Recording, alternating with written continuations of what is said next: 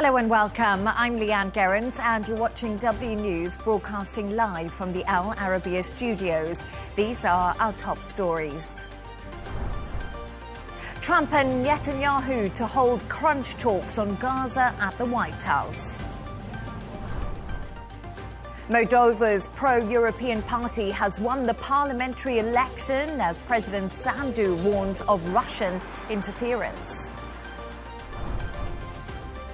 Golfer Rory McIlroy speaks out over fans' abusive behaviour at the Ryder Cup after Europe's historic win.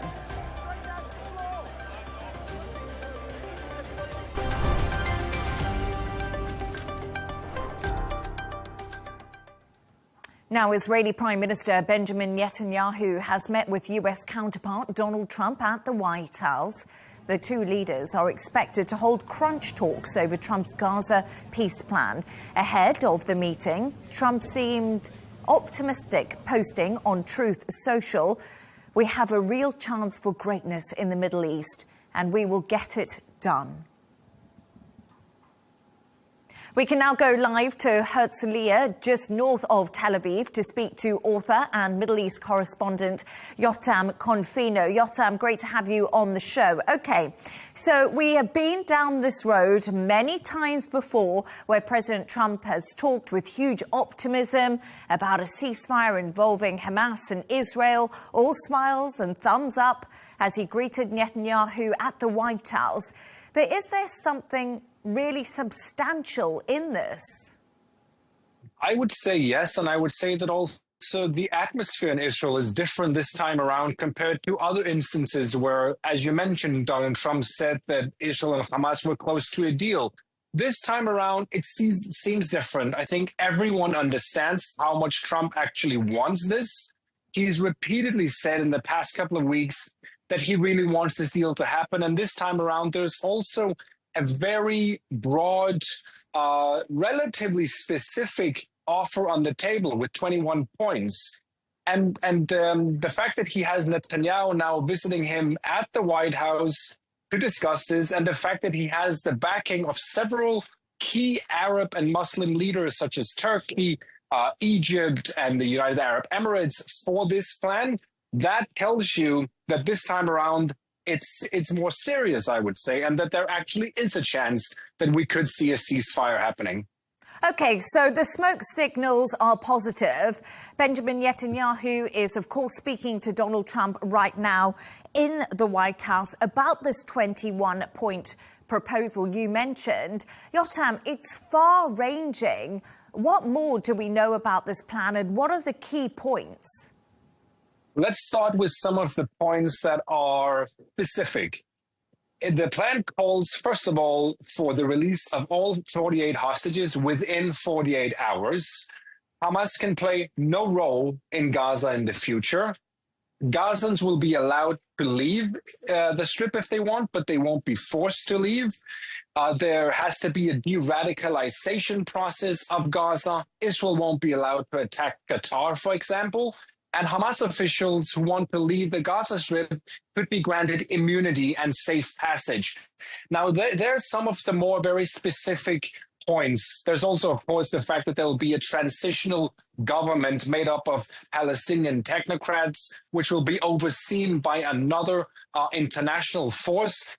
So there are many, many things in this 21-point plan. Some of the more vague points is, of course, what role should the Palestinian Authority play? Because the Palestinian Authority is mentioned in the plan. It's mentioned in relation to a reform that they need to undergo, but it doesn't say anything about whether they will actually govern Gaza. And that's something that, for Israel at least, is very important. Netanyahu, his entire government, and many other in the opposition in Israel have said they don't want the Palestinian Authority to play any role in Gaza.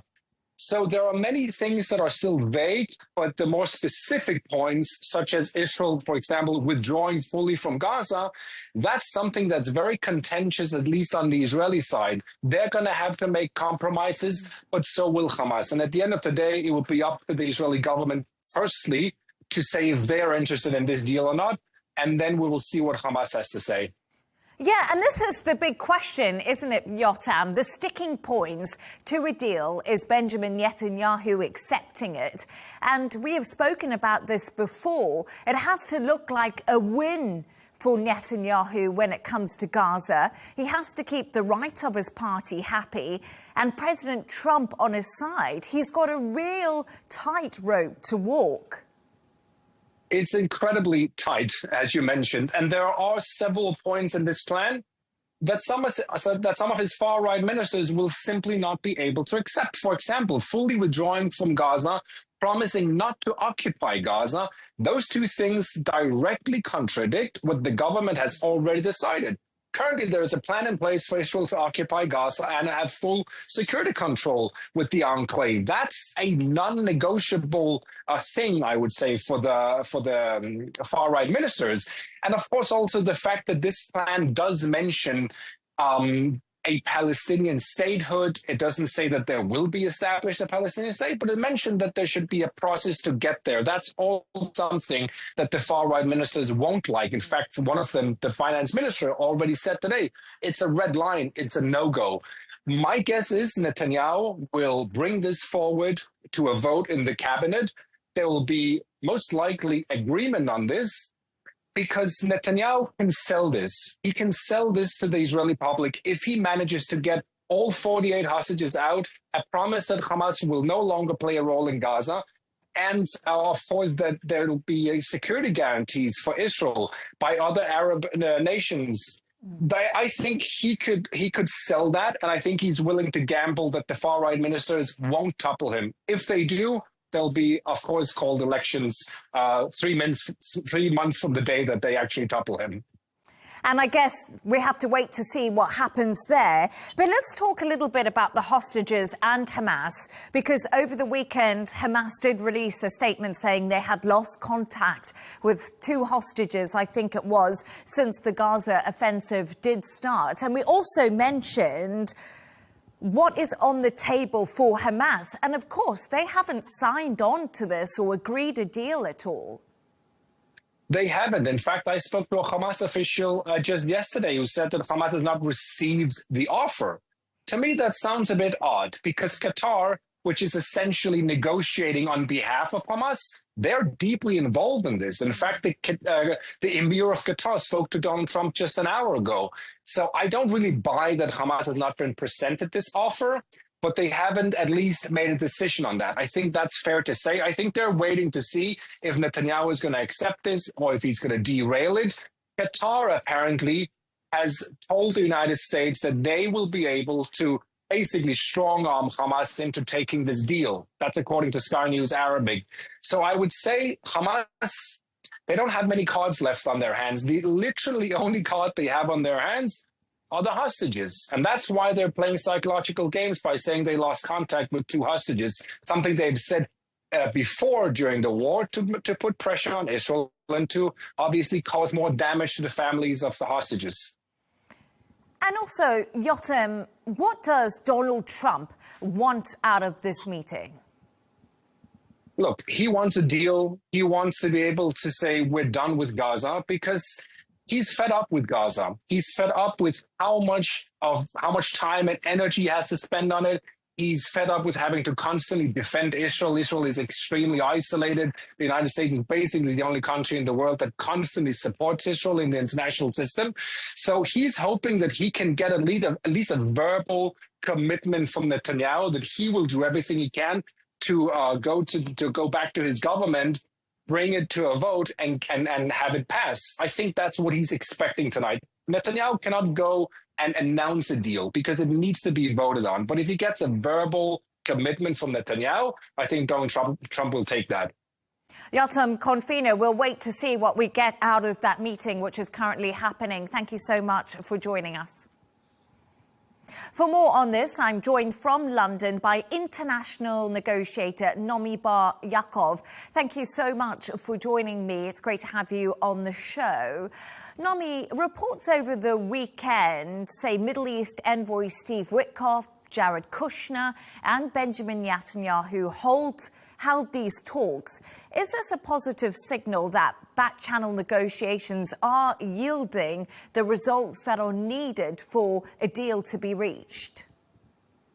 Yes, thank you, Leigh Ann, for having me on your show again. I think it's a good sign in the sense that they were working on the 21-point plan. And I think it's important that Netanyahu had a good look at it and a good discussion with them on it, you know, them being the two chief advisors on this particular, on Gaza, Israel, and the West Bank. So I think the 21-point plan was discussed in great detail. Netanyahu had some amendments of his own to it, and those will be discussed or are being discussed currently as you and I are speaking between President Donald Trump and Prime Minister Netanyahu. So I think, yes, I think it's a good sign that there is definitely active engagement. I also think that they said to Netanyahu that in no uncertain terms, he needs to sign on to whatever the president tells him to do. And Steve Witkoff had done this before. He was dispatched to see Netanyahu in Tel Aviv 2 days before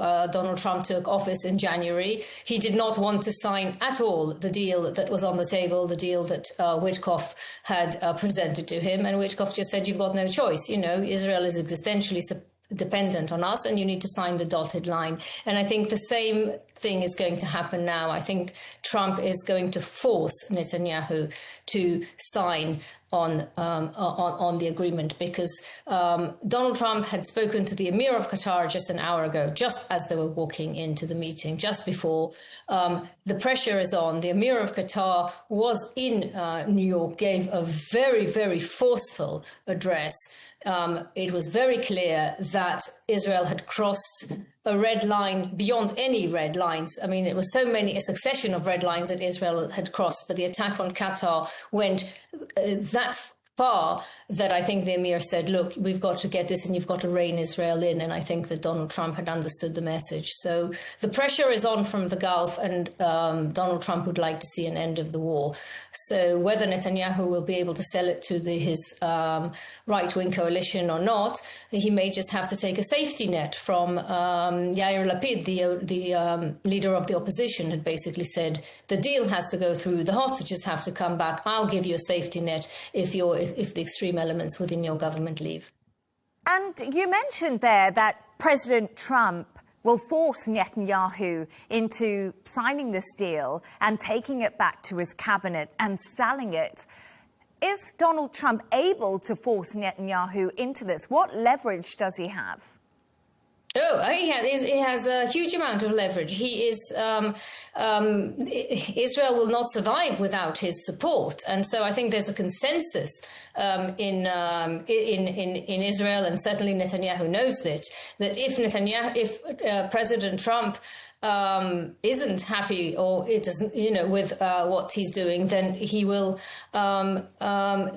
He basically this is the fourth meeting between Netanyahu and Trump. So in the first three meetings, Netanyahu managed to persuade Trump that whatever his narrative was, this is the case. So basically said, we've got to continue to attack Hamas, we've got to destroy them, and Trump bought into this. Now Trump had seen not only the Emir of Qatar, also Erdogan, also the president of Pakistan. I mean, he met with also the King of Jordan. I mean, they had a really serious meeting at the UN last week.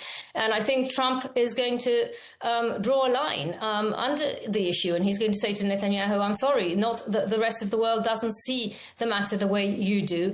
And I would like to see an end of the war. And I think he probably will say to him, it is not possible to destroy Hamas. He did say about 6-7 weeks ago, Donald Trump, that within 2 weeks Hamas will be destroyed and it'll be the end of the war. That's because Netanyahu in the third meeting managed to persuade Trump that that was going to be the case. That is, there's a short, quick entry into Gaza city, and that was going to be it, 1 or 2 weeks. The chief of staff says a minimum of 6 months. Others say a few years once you occupy Gaza. So I don't think Trump wants to see an Israeli occupation of Gaza. It's very clear that the Abraham Accords are at risk, not only with annexation in the West Bank, which also is a very important issue, which is going to come up today.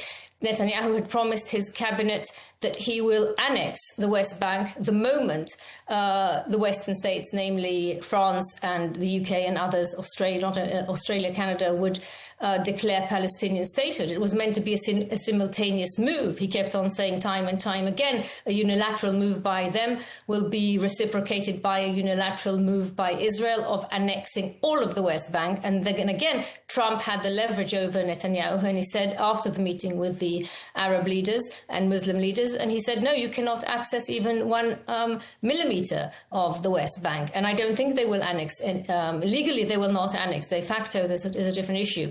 But there was a delegation of settler leaders that flew in yesterday after the Sabbath, so on Sunday, to see Netanyahu with the request that he raises with Trump the annexation issue, and that he comes out and announces an annexation. And Netanyahu refused to give them that commitment because he was told loud and clear I'm sure by Donald Trump himself, but also by Witkoff and Kushner, that he cannot annex. So the leverage that Trump has is 100%. And whatever Trump is going to say to Netanyahu over Gaza, that is what's going to happen. So, Nomi, I just want to talk a little bit about something in this 21-point plan regarding Hamas, because a lot of people are saying, you know, what's in this deal for Hamas? They still hold the hostages, but they're saying that there could be a safe passage out of the enclave for Hamas members who don't commit to non-violence. Which countries would be prepared to take some Hamas militants in after? Well, that's under discussion. Sorry, Leigh Ann, the countries are still under discussion, and I think there'll be a fair amount of countries that support Hamas that will allow them in. The choice, that's just a slight nuance there, the choice that is in the 21-point plan, which I read very carefully, is that they will either they'll be given the option to hand in their weapons, and the weapons will be destroyed. That's a DDR process. It's a disarmament process. And if they will not want to give up their arms and have their arms destroyed, then they will be allowed to have a choice of safe passage. So, you know, in the past we've heard, you know, Turkey, Qatar, Algeria, but I'm sure there are many other countries that will also, certainly Iran, would welcome Hamas. I don't think there'll be a shortage of Muslim countries that will be willing to take them in. And I just want to bring some breaking news to you. Coming out of that conference, reports that the Israeli Prime Minister Benjamin Netanyahu apologized to the Qatari Prime Minister in a phone call from the White House for the attack on Doha. What do you make of that? Well, that's a very, very good example for the leverage that Donald Trump has on Benjamin Netanyahu, because Netanyahu had previously said that he'll never apologize. He took great pride in the fact that he was going to, you know, he was hunting the leaders of Hamas in Qatar, and said that he'll do it again, and said that they will not be immune from attack anywhere. So I'm sure that this is Donald Trump's agreement with the Emir of Qatar, that unless Netanyahu apologizes to him personally, they will not move forward with the ceasefire and, agreement and the 21-point plan. So I'm delighted to hear that this call had taken place. And I think that is a very good sign that Trump is this time setting limits to what Netanyahu can and cannot do, unlike the previous 3 meetings. I think he's taking cue this time from the Gulf and the other leaders that Arab leaders and Muslim leaders that he met with last week at the UN. And I'm sure we'll be getting more out of that meeting throughout the evening. But thank you so much for joining us for your analysis and thoughts. As always, great to have you on the show.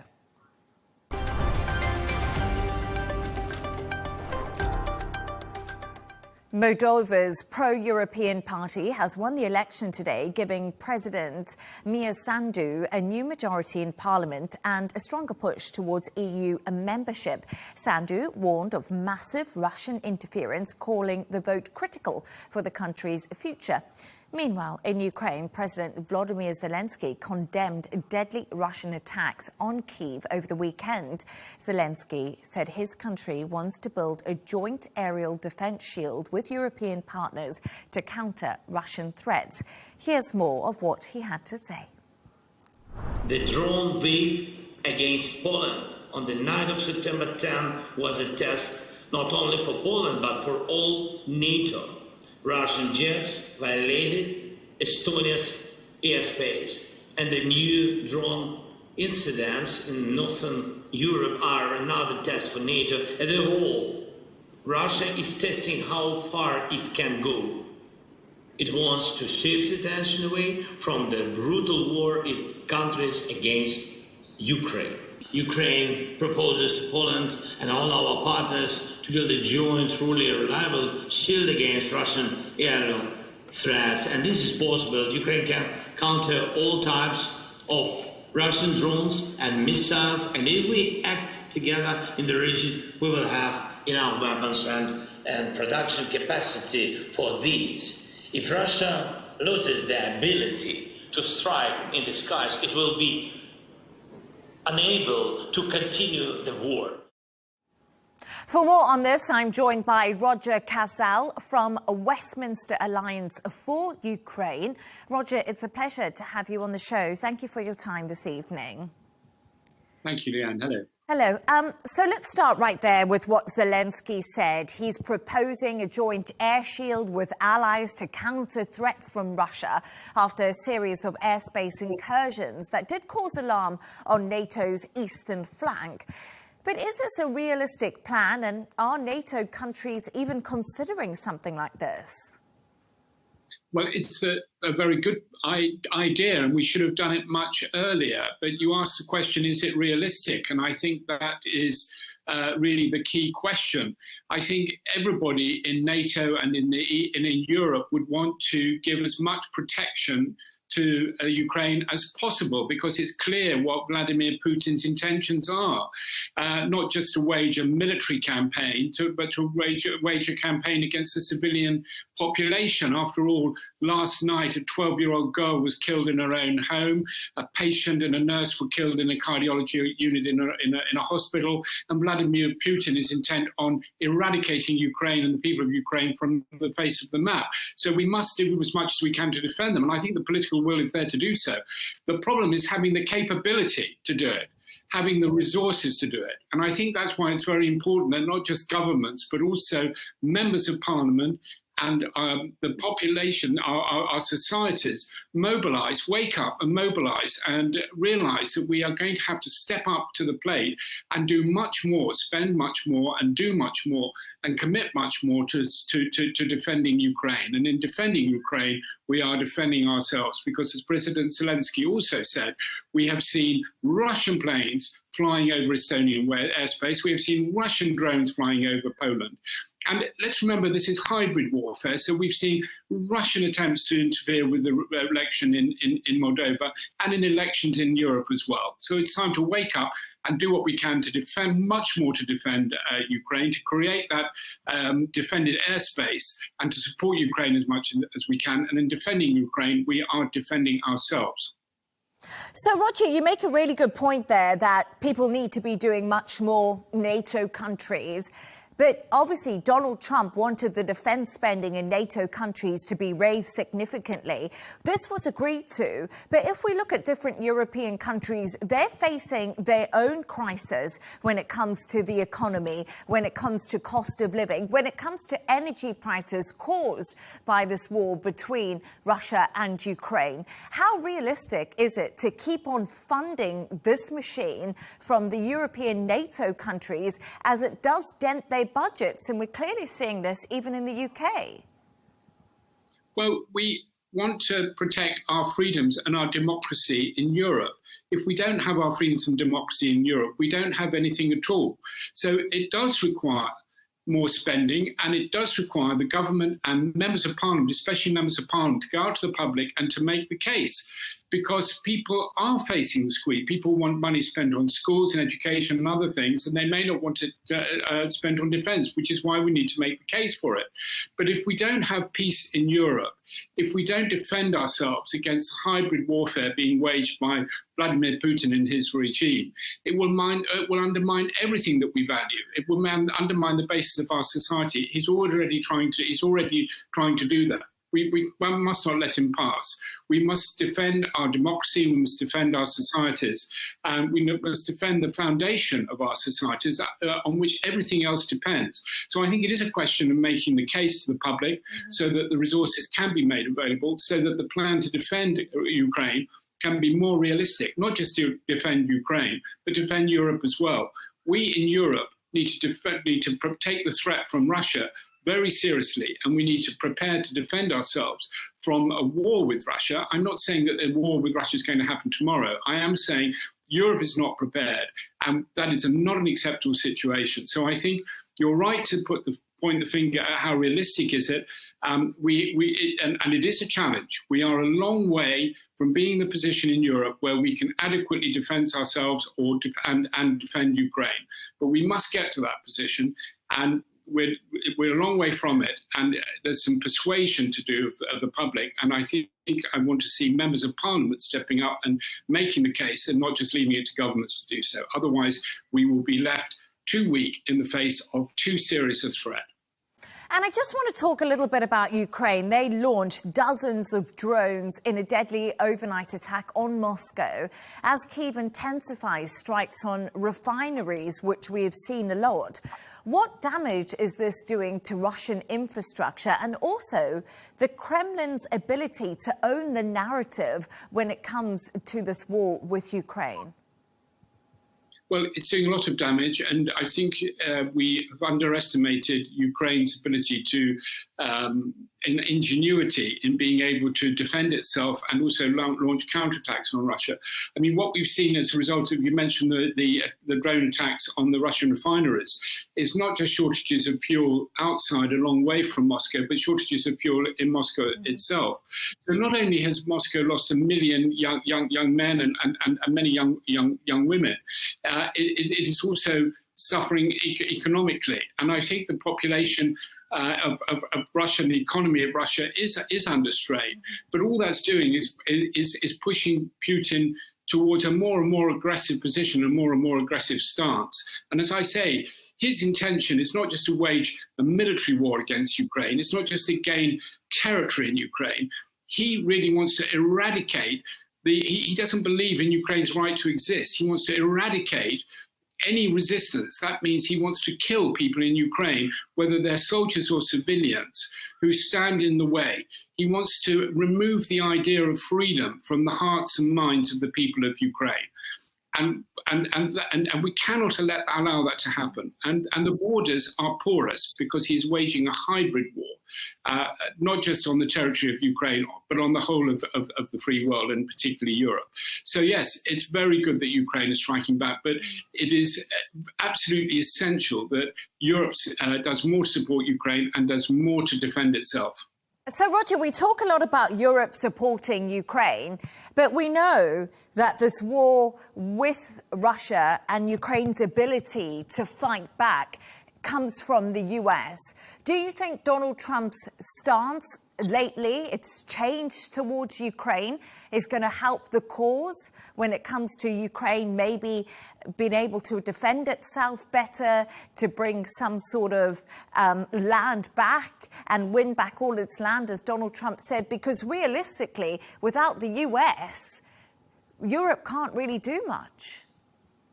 Well, I wish I could answer a question about what Donald Trump is going to say or do tomorrow or the day after tomorrow. But my understanding of the current position is that he does accept that Ukraine needs to be in a position to defend itself, that we cannot allow Ukraine to fall.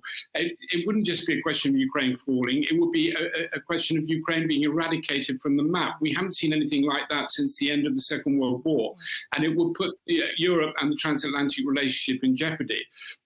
Donald Trump is not the first American president to say that the Europeans need to do more to defend themselves. European leaders themselves say Europe needs to do more to defend itself. But in order for that to happen, European publics need to support that. And it's important, I make the point again, that it's not just leaders who are saying that, it's also parliamentarians and organisations like ours, Westminster Alliance for Ukraine and others, that are making the case for Europe to do more to defend ourselves. This is a hybrid warfare. It's being waged not just against Ukraine, but against Europe. And so let's get the spotlight off Donald Trump and onto Vladimir Putin where it belongs. And let's see the danger for what it is. And let's make sure that we are better prepared than we are at the moment. And of course, if America is prepared to do less, then Europe needs to be prepared to do more. And we are a long way in Europe from being in a position where we can defend ourselves against a Russian threat without American support. We will have some American support, but we cannot rely on having as much American support as we had before. Now is the moment of truth. Now is the moment where we've got to stop talking and start taking action. And European countries are doing more, but we don't have a lot of time. That needs to be accelerated. We need to see the threat for what it is. We are under attack. Russia is at war with us already, as Eliza Manningham, the former head of MI5, have said. It's already attacking our democracies. It's already undermining our infrastructure. We're already seeing cyber attacks. And as I said, and as President Zelensky said reminded us in his statement, we're seeing Russian planes overflying NATO and EU airspace. European publics need to wake up to the threat of Russia and wake up to the fact that Europe is not yet in a position to defend itself. And that situation needs to change. If we want to see peace in Europe, we've had 80 years of peace in Europe since the Second World War. If we want that to continue, we need to prepare for war. The best way to secure peace in Europe is to prepare for war, to prepare to defend ourselves from Russia. And we are not prepared. And that needs to change. And Roger, I just want to shift gears slightly because I know that you were a former Labour MP and of course Labour is holding their party conference in Liverpool and it's been going on over the weekend. Of course, we've heard from all the big names from the party. But a new poll by YouGov was just released earlier and has revealed Andy Burnham would actually beat the Prime Minister Keir Starmer in a leadership contest. Now, my question to you is, has Starmer lost control of his party after a series of blunders, and should he be replaced as Prime Minister before things get even worse? No, I don't think he should be replaced. And Labour doesn't really have the same tradition as the Conservatives do of stabbing its own leaders in the back. I think we're 1 year into this Parliament. I think you've got to give Starmer time to do what he has set out to do and what he's promised to do. He's been dealt a very bad hand by the previous government, and he is a serious, dedicated person doing his best. He is very unpopular, but I think the response must be for the party to unite in the face of the threat from the Reform Party and Nigel Farage, and to focus on delivering better education, better health service, better transport system, more safety for the British people, and not to get distracted by a new leadership race. There are always going to be these kinds of contests. There is dissatisfaction, but I think that the question now is how Keir Starmer reacts to that. And I certainly don't think it's the moment for a Prime Minister 1 year into his term of office with such a big majority to step aside. But you see, Starmer had a big majority of seats, but he didn't have a big majority of votes. He got a bigger majority because the right-wing votes were split at the last election. He knows that his position needs to be consolidated. He knows he needs to do better. But I think he needs to be given time for the decisions he's taking and the policies that he's putting forward to really gain traction and make a difference. I don't think now is the time for a leadership contest. Roger, it's been a pleasure talking to you. Thank you so much for taking the time this evening.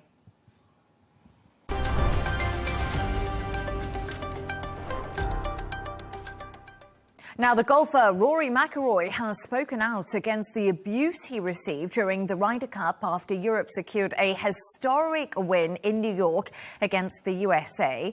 He said he thinks golf should be held to a higher standard after some supporters behaved badly towards European players at the event. For more on this, I'm joined by the sports journalist and editor Mark Lomas. Mark, thank you so much for joining me. So, let's talk about it. A historic win for Europe. That cannot be underestimated. But, you know, Rory McIlroy was pretty honest in his press conference. He said it was a rough week. So much abuse was aimed at him and at the European players. What went so wrong with the US fans?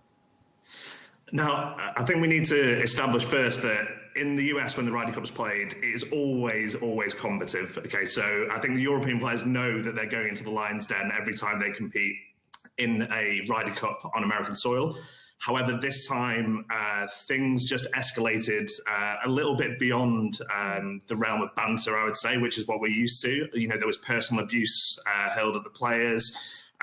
Some quite vulgar things were said, very provocative, so much so that some of the players, you know, responded, which is unusual, very unusual on the golf course to see someone like Rory McIlroy actually, you know, respond to fans because of what they're saying.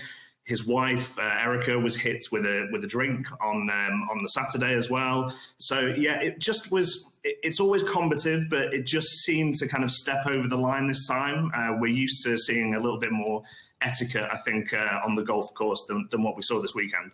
Yeah, absolutely. But let's talk about the game and the ending, because the emotion shown by Shane Lowry when he held that putt to retain the cup gave me goosebumps, and I'm sure you too and everyone watching. But what does this mean to the European players to have won the Ryder Cup and retained it, but in America? Yeah, it definitely gave me goosebumps as well. It was an incredible moment, an absolute nerveless putt from Shane Lowry at the last. But yeah, it's a huge win. You know, it's very rare that Europe win on American soil. This is only the 5th time since 1979. It's the first time since 2012. And I think it says a lot because, you know, Shane Lowry, he's an extremely successful golfer. He's won the Open, you know, he's won a major, he's won a lot of tournaments. And yet, you know, he repeated over and over again that this was the highlight, if you like, of his career. You know, golf is a very individualistic sport. And I think, you know, this time every 2 years where they can come together and they have this camaraderie, and particularly the European team have built an incredible camaraderie over these last 2 Ryder Cups. And that was on full display this weekend. And that was a big part of the reason why Europe took home the trophy. Can I tell you what, if you talk about being united, I thought the celebrations at the end were pretty phenomenal. You know, we saw them singing loads of songs. They even asked Donald Trump, "Are you watching?" like almost taunting him. And Donald Trump did reply, didn't he? Yeah, he did. He said, yes, he was watching, and he offered congratulations, actually. It was a very humble response from Donald Trump. So let's talk about the USA, because they equalled the best performance ever in the singles. But, you know, Mark, they were still not able to win. What went so wrong with the USA team? I mean, we saw them pull back on the last day, but, I mean, the days before that was pretty dismal stuff. Yeah, I mean, some people actually look a little bit further back than that, because in Europe have Luke Donald as their captain, another successful Donald. They have Luke Donald as their captain, and he's been in place since last Ryder Cup. He's a non-playing professional golfer now, so his full focus was on creating this team, creating this camaraderie, creating these amazing pairings for the Ryder Cup. Keegan Bradley is still a playing professional. You know, he's still going out there every week on tour. There's a bit of a kind of suggestion that he hasn't been able to give the role as much time as Luke Donald has. Ultimately, we saw that in the way that the Americans performed in the pairings. You know, they didn't dovetail well. The pairings didn't work together. And as you said, you know, really the Ryder Cup was lost in those first 2 days when you're losing by that kind of margin, 11.5 to 4.5 after 2 days. You can't expect to then go out there on the Sunday and win the Ryder Cup. So the big players just weren't performing. Scottie Scheffler, world #1, you know, only getting 1 point from his 5 matches. Bryson DeChambeau, the talisman, all-action talisman of this American team, 1.5 points from 5 matches. You need those big players to be playing their best in order to win the Ryder Cup, and they just weren't there. Mark, I've got 30 seconds for you. I can see a golf club in the background. Was that just a prop, or are you a keen golfer yourself? And last night was a great win for you. Both things. Yeah, no, I'm a keen golfer myself as well. So I was absolutely glued to the action. It was incredible. And again, you know, repeating and building on that success of last time is a huge thing, and it'll be very interesting to see if Luke Donald remains the European captain and goes for a third time. No one has won it on the European side 3 times in a row as captain, so it could be Luke Donald first. Great. We'll get you back on when that happens. Mark Lomas, thank you so much for joining us.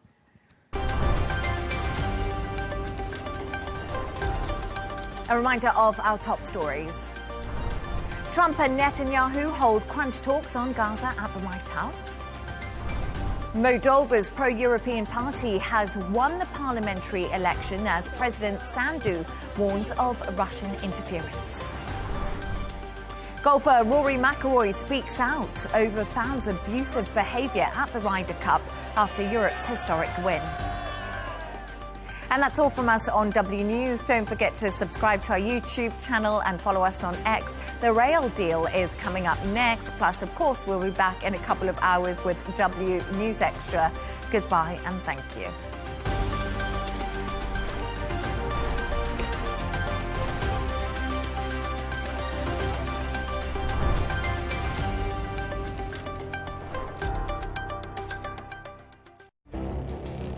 It feels like decades are passing by in a matter of weeks. Seismic shifts in the world order. Never, ever will be part of America. With so much happening and so much noise. Whether it's political upheaval, Canada has been ripping us off for years. Economic shifts or social movements.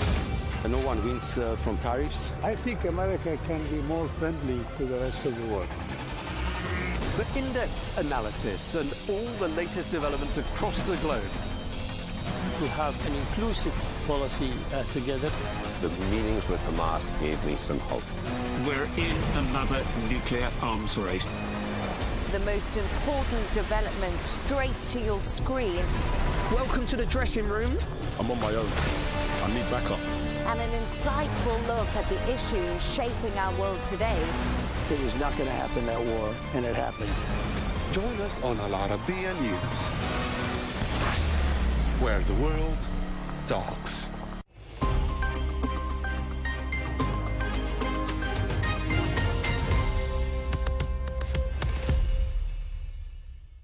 Hello and welcome. I'm Rawiya Alami and this is the Dailies, where we take a look at important news stories, reports, analyses and articles published in newspapers and media outlets across the world. International media focused on the Middle East, with particular focus on President Trump's 21st point plan to end the war in Gaza. The proposal has sparked intense debate and placed pressure on Israeli Prime Minister Benjamin Netanyahu. Alongside this, global outlets closely followed Moldova's parliamentary elections, seen as a key test of the country's democratic direction and its relationship with both the EU and Russia. In the US, coverage was dominated by domestic events, most notably the tragic church shooting in Michigan, which left multiple victims dead and wounded. Other local developments also shaped the national conversation. Most international media focused on President Trump's 21-point plan to end the war in Gaza, with many viewing it as mounting international pressure on Netanyahu. Anna Barsky's analysis in the Jerusalem Post highlights the acute dilemma facing Prime Minister Netanyahu ahead of his meeting with US President Donald Trump. Washington is indeed pressing for a comprehensive ceasefire framework to end the Gaza war, including the return of hostages, Gaza's demilitarization, and most controversially, also a pathway to a Palestinian statehood. Now, while Trump seeks legacy-building peace, Netanyahu faces fierce resistance from far-right coalition partners like Itamar Ben-Gvir and Bezalel Smotrich, who reject any concessions. Also, international pressure, particularly from Europe and the Gulf, adds urgency, with threats of sanctions and boycotts mounting.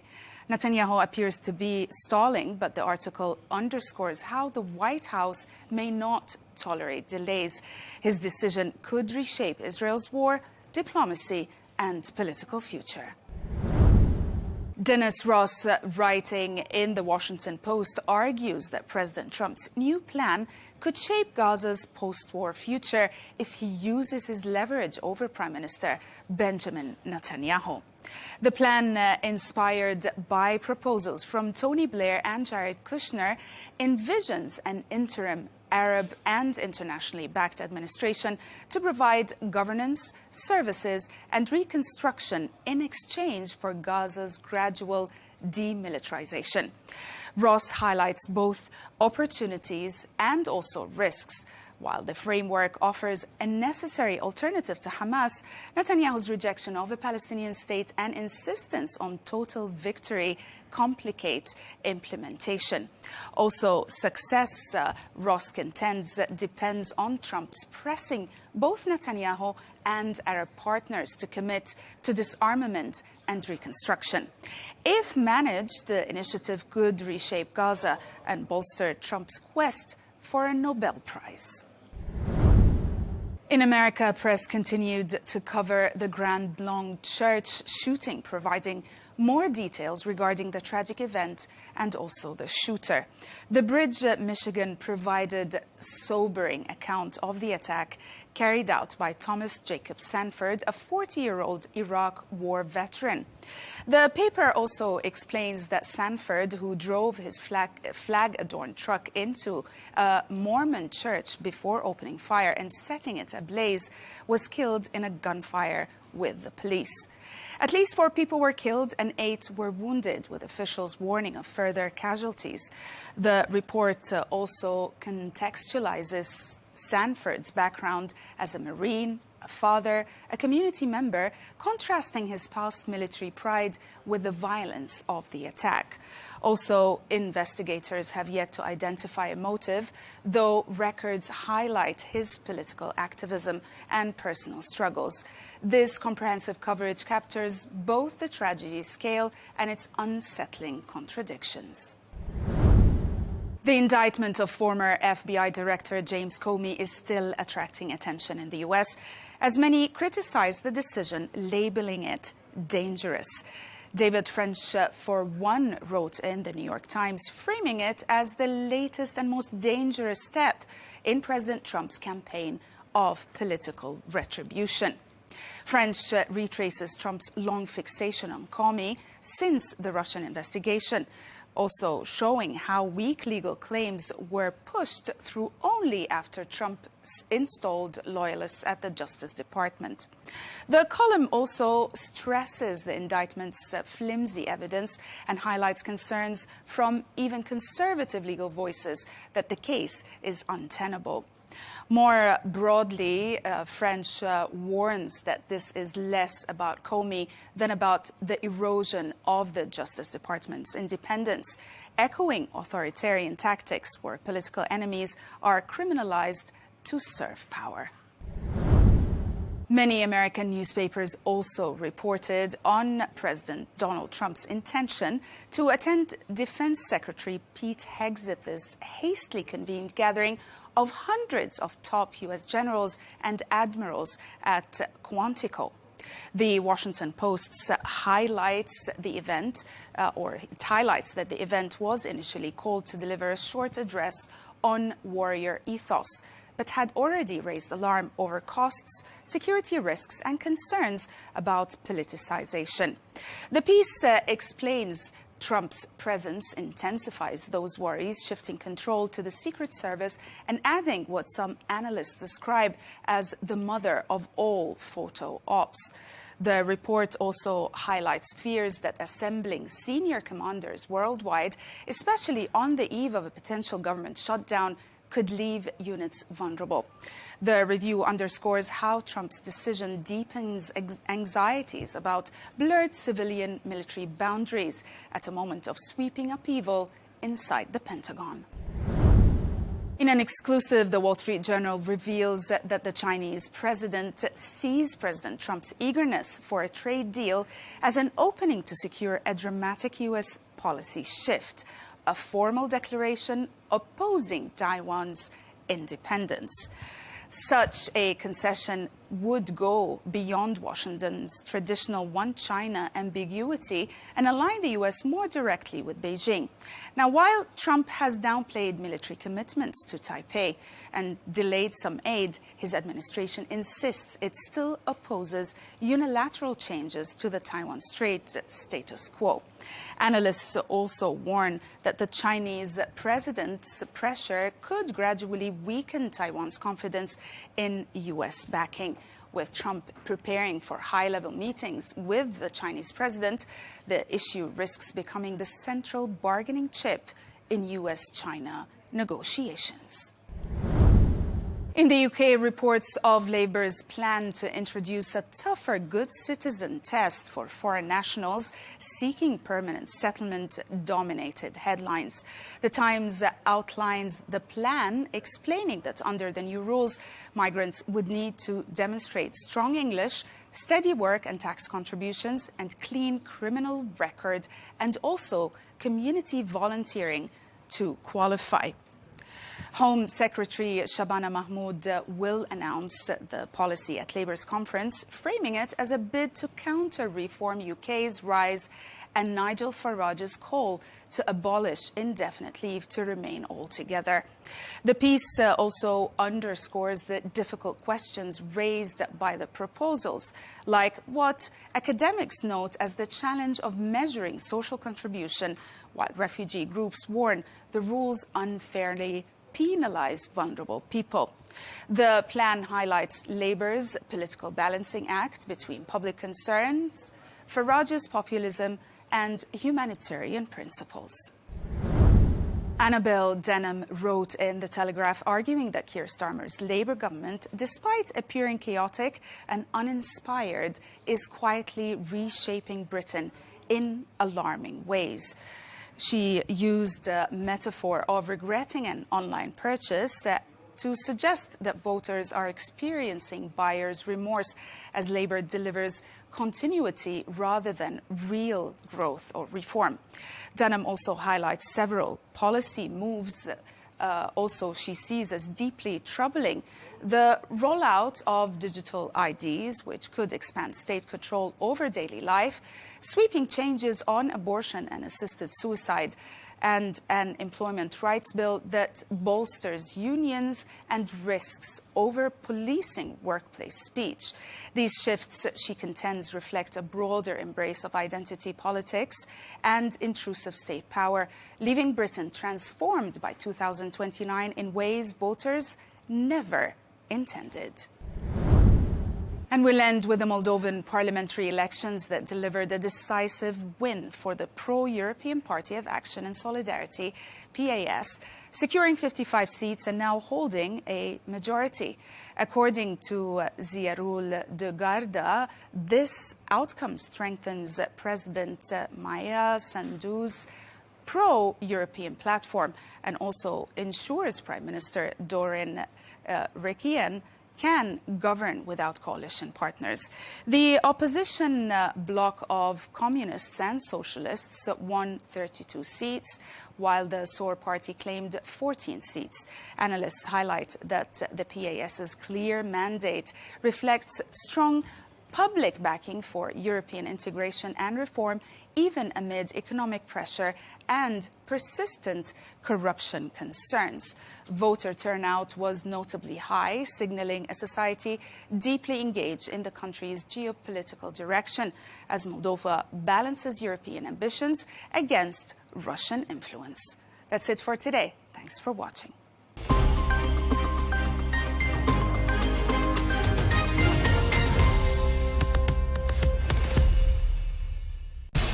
We have to take care of our people, and we're going to take care of our people first. For in-depth analysis and all the latest developments across the globe, make sure you join us every weekday. President Trump is trying to negotiate a ceasefire. With so much happening, so much information, and so much noise, international law will have no part in his administration. It can be hard to keep track. Tariffs will just fuel inflation. We're going to fight these tariffs. But you can count on us to tell you what you need to know. We stand by your side. Join me, Tom Burges Watson, for Global News Today, right here on Al Arabiya News.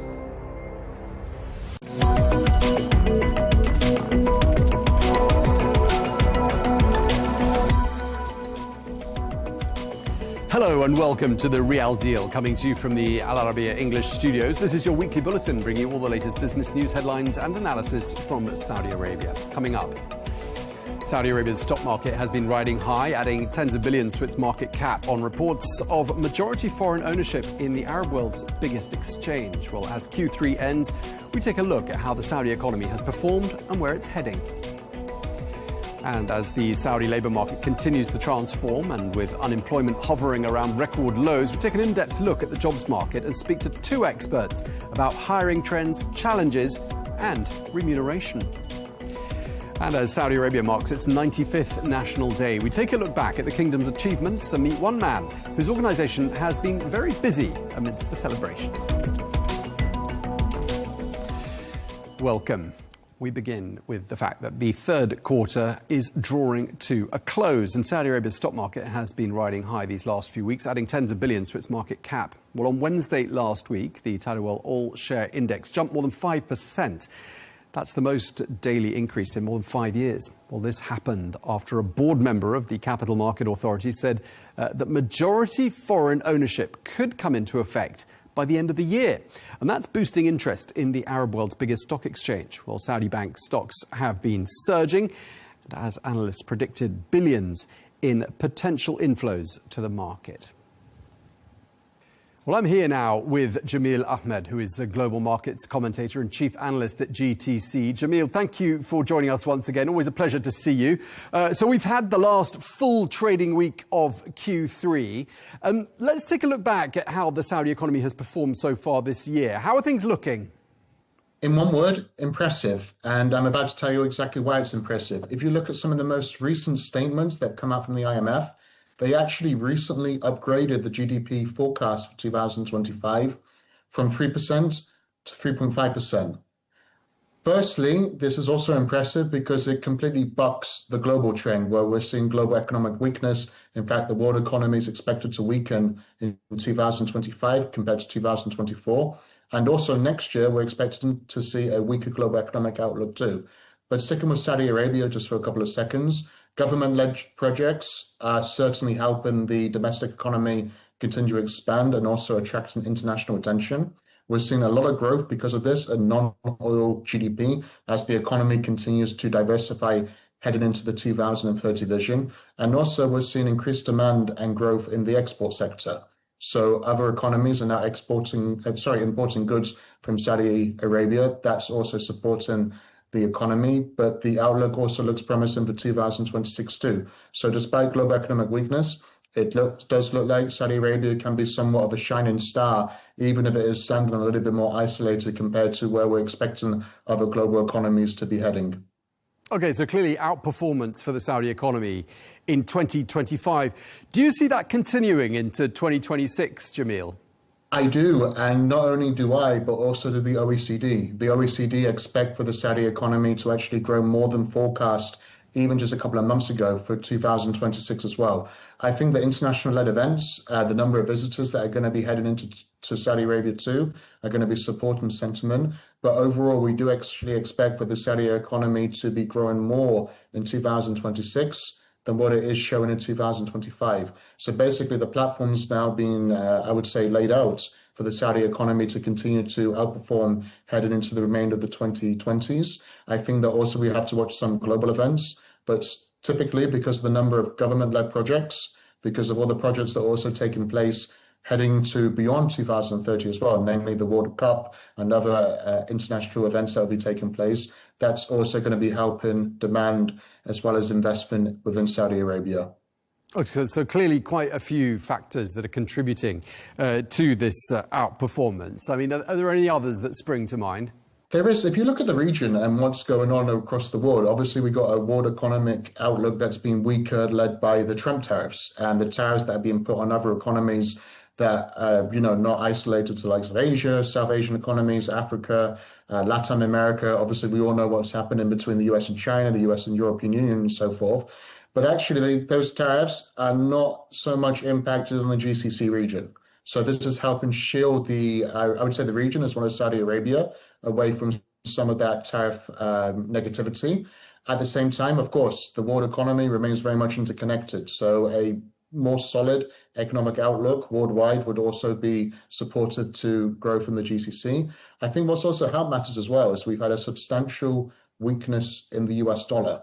When the US dollar is weakened at its fastest level, if we look at the first half of the trading year, more than 50 years, that also supports investment into the region because you've got currencies that are pegged to the US dollar. Therefore, you have somewhat of a discount if you're looking at then investing within the region because it just becomes more attractive. Lower interest rates also in the United States are helping matters, and I think that's something that will also help matters headed into 2026. Lower investments in terms of borrowing from banks and so forth, that also provides an added stimulus, and I think that's something that will help the Saudi Arabian economy, not only as we start to conclude 2025, but also as we start to head into 2026, because all of the consensus and the statements out there seem pretty clear. In the United States, interest rates will continue to go lower, which means they will also continue to go lower within the GCC region. Okay, Jamil, so just to wrap up, in summary, the economy seems to be doing well. The stock market, as I was saying in the introduction, has been doing well, especially the last couple of weeks. Obviously, these two things, there's a correlation between them both. Do you see them both continuing to outperform through to 2026? There definitely is a correlation, but in fact, if you look at other, I would say, global economies, that correlation doesn't always bear fruit. Sometimes you have a stock market that's performing very well, but a domestic economy that's not performing so well. I think what's happened in Saudi Arabia that bugged that trend, because you have the Saudi stock market and the economy, they're mirroring the same progression, is essentially you've got an economy that's opening up.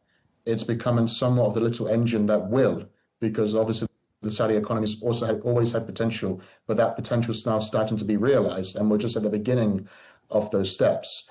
On top of this, the news this week about the potential increase in the allocations that foreign investors are allowed into Saudi markets, that led to the biggest one-day gain in 5 years. Should that move also materialize, you're going to have even further investment into the Saudi stock market. Some of the estimates are billions and billions of inflows that could enter Saudi Arabia. So essentially, as the economy continues to open up, as financial markets continue to open up within Saudi Arabia, and all of the activity continues to take place led by government projects, then yes, that trend of looking at the Saudi Arabian stock market will continue. And it's also helped by increased sentiment towards emerging markets based on US interest rate policy too. OK, well, we're going to have to leave it there. We're out of time. Thank you very much indeed, though, Jamil Ahmed, Global Markets Commentator and Chief Analyst at GTC. Thanks again. Now, in the context of ongoing economic and social reforms and efforts to diversify Saudi Arabia's workforce, demand for talent is significant. Construction, finance, hospitality, energy, logistics and tech. Those are just some of the sectors seeing strong demand for people. Well, the national unemployment rate, including both Saudi and non-Saudi nationals, is just under the 3% mark. And when you look at the jobless rate amongst women, especially Saudi women, we're seeing some of the lowest numbers on record. Well, today we're going to take a closer look at how skills are being aligned with market demand and what some of the trends and challenges are in this thriving jobs market. Well, to discuss this further, I'm joined here in the studio by Justin Maguire, who is the founder of MCG Talent. That's a recruiting agency with roots in Riyadh and Hong Kong, as well as Dubai and Singapore. Thank you very much indeed for coming to see us, Justin. A pleasure to see you. I just want to start by asking you, you're labelled as being a talent consultancy. I just wondered how that makes you different from a sort of classic executive search headhunting firm. OK, so what I would say the difference is we've been in the region for 17 years now. So what we can do is we advise on board alignment, we advise on the types of talent that you need, we advise on skills where there's ready available talent, for example, for Saudiization talent, and also where you need to bring in international talent. So from a consultancy and advisory perspective, we've got the background and experience because we've had footprint in the region for a long time to help clients and customers go through that. Okay, so just tell us a bit about the main sectors that you operate in. Yeah, so it's really in the digital transformation, marketing, communications, creative media world. That's where we've got a well-known name, well-known brand. Not so much in construction and healthcare. However, if you need a media or advertising professional or marketing professional in those spaces, we work with people in that space. So that gives us actually quite a good broad view of what's going on in the market right now. Okay, where are you seeing the most activity at the moment? Interestingly, this year in Saudi, we've seen a bit of a slowdown for international talent. Okay, I think there's a few reasons for that. First of all, Saudiization. I think it's important for us to sort of make your audience aware that that's really, I think, kicked into overdrive for many brands this year. What that's done, therefore, is it's prolonged interview processes. Most businesses now, be those private sector or public sector, are prioritising Saudi talent. And there's, frankly, still at a senior level, there's quite a limited supply. So it just drags out interview processes and take them longer. I think also the days of, a couple of years ago, my business, for example, did phenomenally well from the consultancy space. There's a lot of consultants going out to Saudi. There's a lot of consultants advising government. You've seen a stark slowdown in that space. And that really is to do with recalibration, rescoping of big, large construction projects, and a focus on things like the Expo 2030 and World Cup, and where they've aligned with much more Saudiization hiring. And the senior talent that we're seeing come in, really, they need to go in and understand that they're probably going to be nurturing a role for a Saudi to take over at some point. So what's a sort of a typical role or profile that you'll be seeking to fill in Saudi Arabia in a given week or month? So for me to be involved in my team, we only work on the senior level assignments. So it would be senior or one or two levels under that. So that's where we're seeing, because I can directly comment on that. We wouldn't do the more junior level positions. So you're positioning CEOs, CFOs? Within our niche, yes. Okay. Yes, and that's, consultants as well, so helping partners, helping senior executives move out there. And that really, there's been areas which have slowed down and areas where we've seen things, still moving at a reasonable pace. OK, so let's talk a bit more about Saudiization. Is there the local talent that's needed to fill some of these jobs? I mean, some of them are, presumably very sort of niche roles. And, the Saudi economy is still maturing, isn't it? So, are there the right people locally for some of these senior roles, or do you, by definition, have to go outside Saudi to find the right people? Yeah, when we sit down, this is part of the advisory piece, when we sit down and we're briefed on a position, particularly if it's relatively niche, we have to just be very clear that if you really want a Saudi for this, you're probably going to have to pay above market share because there is really limited supply. And secondly, I would advise getting an international talent just because it needs to broaden it out. Otherwise, you're going to maybe just have one or two people in the interview process, and that's a very risky place to be, quite frankly. So Saudi hiring is still incredibly tough. I think anyone that tells you otherwise is frankly not telling you the truth, because it's a supply and demand, the market where the supply is in short supply at very niche skill sets. And from a senior level, given the way the market's matured, from a junior level, you talk to businesses, they've got a young, enthused, highly enthused generation that are coming into the workforce.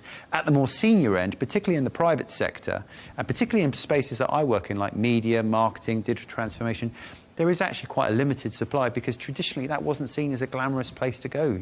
Normally, if it was in the private sector, you'd see Saudis moving into banking, you'd see Saudis moving into more traditional legal space, more traditional spaces, not so much the areas where we get involved in, and where you're seeing a lot of Saudi investment now go. We're going to be talking about Cristiano Ronaldo a bit later in the show. Don't worry, you're not involved in that segment there. But there is this perception, isn't there, that people who go to Saudi Arabia are going to make really big money, like Cristiano Ronaldo. And, he's sort of out there on social media sort of showing the world what a glamorous life he leads there. But when it comes to the remuneration for the sorts of people you're positioning, are you seeing any trends, any changes to the packages? Are they getting smaller? What sort of trends are you noticing? Yeah, Tom, that's a really good question. And to be frank with you, what we're seeing is a knock-on effect of the UAE oversaturation of talent now as well. You've got a lot of people that have moved out to the GCC, initially with a keen interest in moving into the Dubai market, but realising that A, they're not getting the salaries that they wanted, and B, they're just, quite frankly, there aren't the jobs. So they're broadening their search out to the wider GCC. Therefore, Saudi is becoming on their radar, and the more they're learning about Saudi, the more they want to go there. But there's a reality check that a lot of people need to have when they look at Saudi. First of all, Saudi's quite aware that there is a keen interest on, because of what's going on in the rest of the world right now and a slowdown, and a lot of eyes are on the GCC, that Saudi, a lot of businesses in Saudi are woken up to this. So it's a very different, like 3, 4, maybe 5 years ago, we were putting people into Saudi for, let's call them Cristiano and Ronaldo wages almost, right? Now... Telephone numbers out. Now, people are quite real, and actually... and they have to be. There's a few that's not the case in all instances, but we'll call up some executives, and frankly, they're quite happy in the position they're in. For those that are in Dubai in a job that we headhunt to move to Saudi, they want big increases. But for those that are active and looking, you can actually push them through for similar salaries to what they get in Dubai, which was never the case before. What about women in the workplace? Are you seeing more women being positioned in roles in Saudi Arabia? Because that's a very big part of Vision 2030, get women into the workforce. Are you seeing that at all? Yeah, absolutely. In fact, we're actually asked for really balanced sort of shortlists from customers and clients now. But even when you go and visit offices in Saudi, you'll see that there's a very strong female workforce there. I noticed that particularly in media communications companies that I work with, really high population or density populated with women within those workforces. So I'm just seeing more and more demand and interest from international female talent to want to move there in a way that I never saw before. Right, OK, so things are clearly changing. What are some of the biggest myths and misconceptions you think about the jobs market in Saudi Arabia? Are there things that you hear time and time again and you say to people, talking to someone who might be positioning from London, they've got this idea about Saudi Arabia that's totally wrong? What sort of stuff do you hear? Yeah, the stuff you still hear is more that people simply don't know how much it's transformed and changed. I think that's the biggest thing that we encounter. Can I, if I'm a lady, can I walk outside? I heard I can't drive. I heard, there's all these traditional sort of misconceptions that you still need to sort of hold people's hands through. Saudi's done a very good job of publicising itself now. I think, even when I was back in the UK in the summer, you could see Saudi tourism promoting, etc. So that in a way that it's never been before. So people's eyes are being opened, but there's still a strong stereotype that we have to overcome. And because of the footballers' salaries, probably the biggest one that we get is people think they're going to go there and retire in a couple of years. And frankly speaking, that just isn't happening anymore.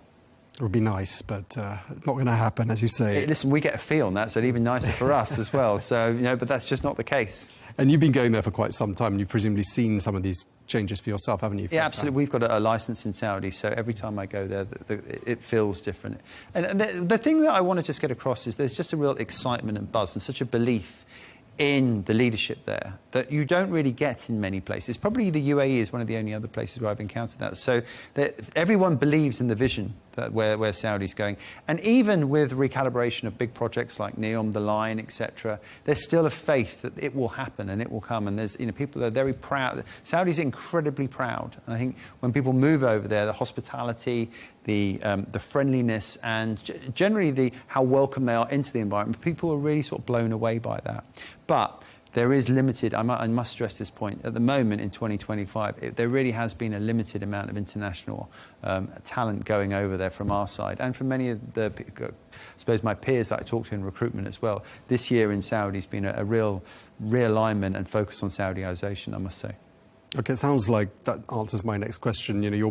My last question, actually, what are the biggest challenges that you're facing at the moment? Is that it? A sort of a little bit of a drying up of the demand for talent? It's not just a drying up. There is international talent that wants to go into Saudi, but there's limited businesses that will take international talent right now.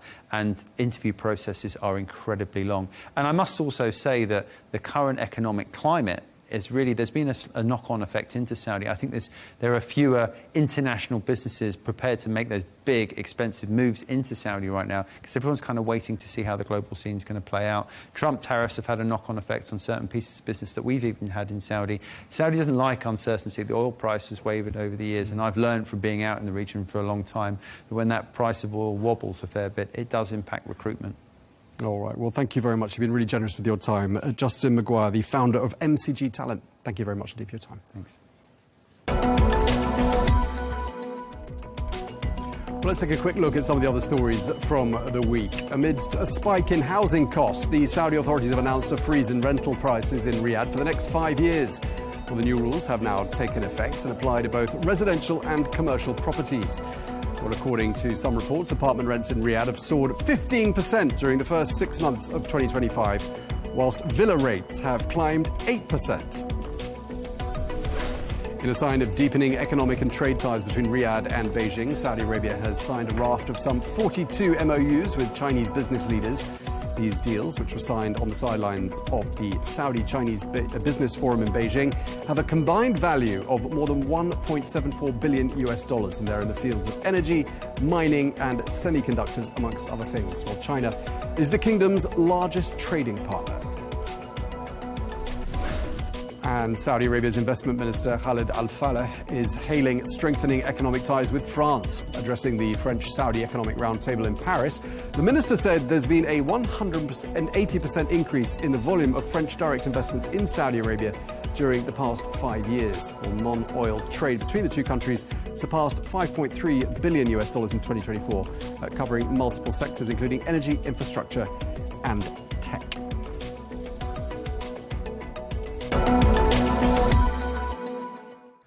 Well, we're going to stick with the same theme of recruitment trends in Saudi Arabia, and we're joined here in the studio now by Dr. Trevor Murphy, who is the founder and CEO of Cooper Fitch, a leading recruitment and HR advisory consulting firm here in the GCC. Now, Trevor, we're also going to be talking about a new report you've just published. It's entitled Redefining Work, AI and the Future of Talent. So we'll come on to that in just a moment. Meanwhile, welcome. Thank you very much.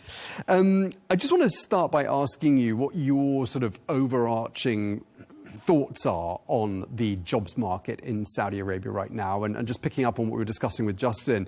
I mean, are you seeing any significant shifts in trends, hiring patterns in the market? Yeah, for sure. I think in the last quarter, we've seen just a little bit more clarity about who's getting investment, who's getting funding, particularly in the public and semi-public sectors. So we've seen a bit more clarity. I think there's a lot more alignment on what projects are going to be funded, which one are going to be sized a little bit differently. So that's very important in terms of providing clarity on recruitment and search work. So we've certainly seen that projects with better return on investment or perceived return on investment. There's a number of strategic projects that will keep getting investment. There's certainly a lot of realignment in some of the bigger projects, some of the real giga projects in Saudi Arabia. And we're certainly seeing that some of the projects with strong timelines, so time-based projects such as the Asian Cup, Asian Games, Expo and World Cup, really seeing where there's going to be a huge amount of growth. Okay, any sectors that are sort of standing out as having a particular dynamic to them when it comes to recruitment? Yeah, for sure. Look, I mean, real estate has moved very much from the design development component of projects to really getting through with the execution now and getting build in place. So that's certainly been one. But we've seen, there's a raft of sectors that are doing well. Energy, particularly in the mining and mineral side, recent announcements for Madden in terms of growth and doubling in size over the next couple of years. So that's quite significant. Finance is growing very strong, particularly in the private sector. Financial services, private sector, but also at government level. Tourism, education, all getting significant funding to allow for good public sector growth and jobs, which is very important, but also encouraging the ecosystem on the private sector side to really grow out businesses to support with that growth.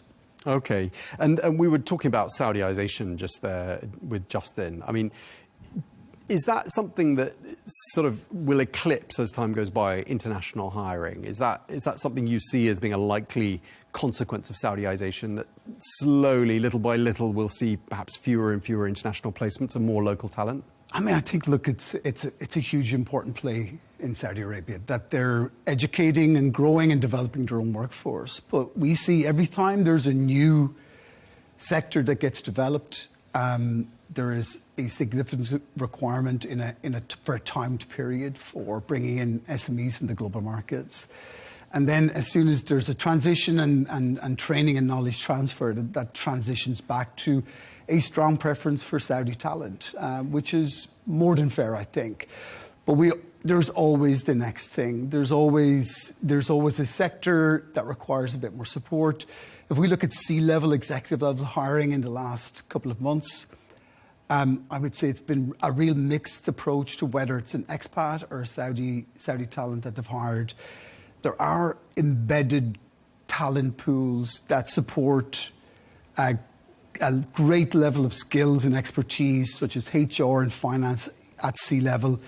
The CEO market is predominantly Saudi nationals as well. And then there are other areas like digital and data, AI, where that talent pool just hasn't the depth to it at the moment. So I think it's going to be a mix of predominantly Saudi talent with always a need for either a very specific knowledge skill set or a particular change or transformation project, as a lot of the government entities are going through big transformation projects now as well. I think last time we spoke, we were talking about how there are these myths and misconceptions about packages in Saudi Arabia, and we were talking with Justin just now about, this idea that, Cristiano Ronaldo has sort of blazed the trail for salaries, and if you go and live in Saudi Arabia and you get recruited to head up a big firm, you might have a salary just like him. Do you think those myths are slightly being done away with? So people starting to realise the reality is not a Cristiano Ronaldo salary? Of course, I would be in Riyadh today if that was the case. I think there's very little differential between what the UAE will pay in salaries and what Saudi will pay in salaries. Maybe marginal, strong single digit, 8-10% max of a differential. A number of years ago, it was different. And I think it's merged into into a country and into cities where they're very livable for expats. They're also competing with Saudi talent. This is not we just want to have nationals working for us. This is CFOs in Saudi are as good as CFOs internationally. And it's taken a decade of really strong learning and education and some knowledge transfer from the expats that maybe spent a lot of time there up until recently. But there are very little difference between salaries in Saudi and UAE. But it's still in the top 75 percentile of global salaries, even before you look at the tax differentials between Saudi and working in other countries. OK, well, let's turn our eye to your report, Redefining Work, AI and the Future of Talent. Now, when you started out on this report with your team, what were you seeking to find out? It's a great question. I think we just wanted to really understand, outside of the hype around AI, how is this going to impact the workplace? People talk about, I've been listening to decades of people saying we'll all be replaced with robots of one kind or another. And we wanted to see what's the reality of the impact of AI for now and into the future. And what we've seen is very, very interesting, which is very little impact in the jobs market. So what we are seeing is that at enterprise level, the success of organizations to use AI at enterprise level, so all the organization using AI and driven from the top down, what kind of efficiencies they're getting and what is that going to mean to jobs and people's careers. And this year, for the next 12 months, we see very little change. There's an MIT report brought out a couple of weeks ago that stated that 96% of AI initiatives that are at enterprise level have failed or are failing to give any real operational efficiency, not even cost reduction or jobs reduction, operational efficiency. So what we wanted to also see is how we compare in the GCC, in Saudi versus what's happening in Europe, what's happening in the States and what's happening in Asia. And we are tracking in some areas on par with what's happening in different sectors. And others we're slightly behind in terms of how we scale up. I think everyone is using AI now.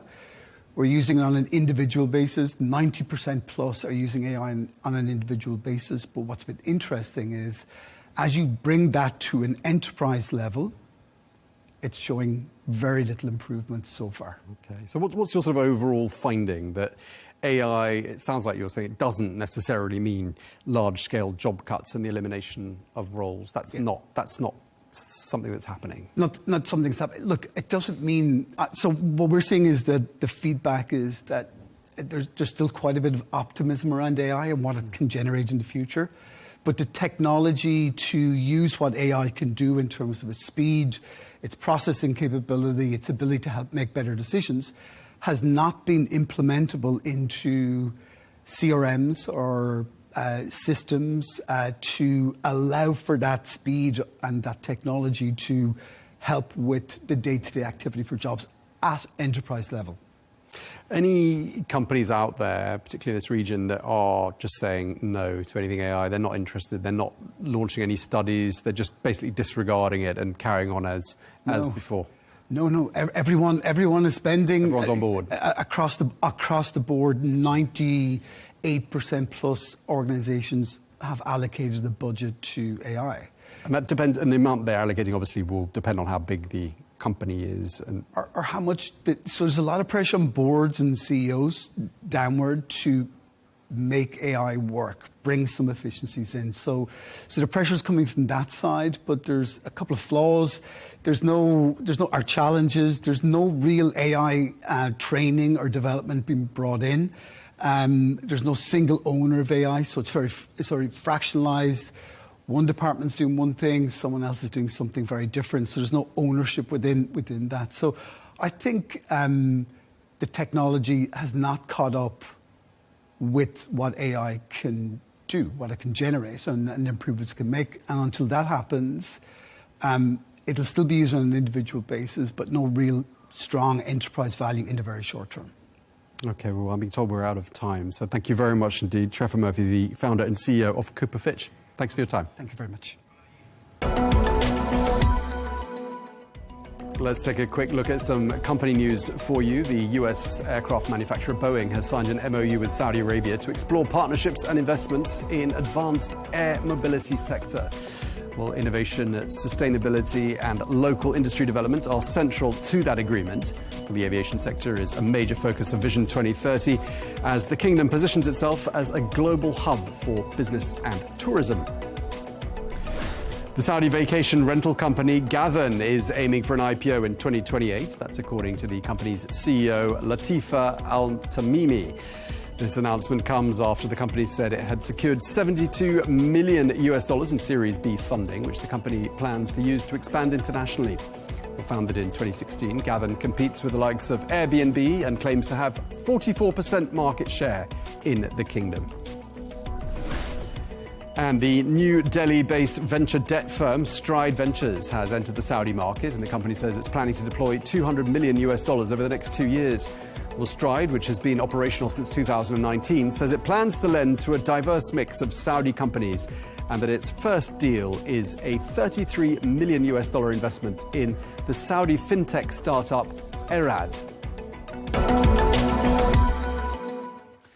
And finally, Saudi Arabia celebrated its 95th National Day last week. Well, amidst the dazzling air shows, military parades and fireworks which lit up the Riyadh skyline in the national colour, green, there was a strong sense of pride. Well, these are pictures from the Pride of the Nation event in the capital, which was organised by the Ministry of the Interior and the General Entertainment Authority. Well, the day commemorates the unification of the kingdom in 1932 by King Abdulaziz Al Saud. And taking part in the celebrations were celebrities, local and foreign alike, amongst them the football star Cristiano Ronaldo. Well, we can listen now to what the Saudi actor Basil Al-Sal had to say. Our feelings are indescribable today as we celebrate the 95th National Day. Thank God, it's an indescribable feeling, and we are grateful for the blessing of this country. We hope, God willing, that this country will always prosper. We always wish for it to be more secure and safe with greater development. Okay, Saudi actor Basil Al-Sal speaking there. Well, I'm joined now by Jimri Depan, who is the founder and the managing volunteer of Filipinos for the Saudi Green Initiative. That is a volunteer organisation that's promoting sustainable and clean living through community-led activities like clean-up drives and planting trees. Jimri, thank you very much indeed for taking the time to speak to us. Tell us a bit about your National Day celebrations. What do they look like? Hi, everyone. Thanks for having me here. It's my 5th year of celebrating Saudi National Day in Saudi Arabia.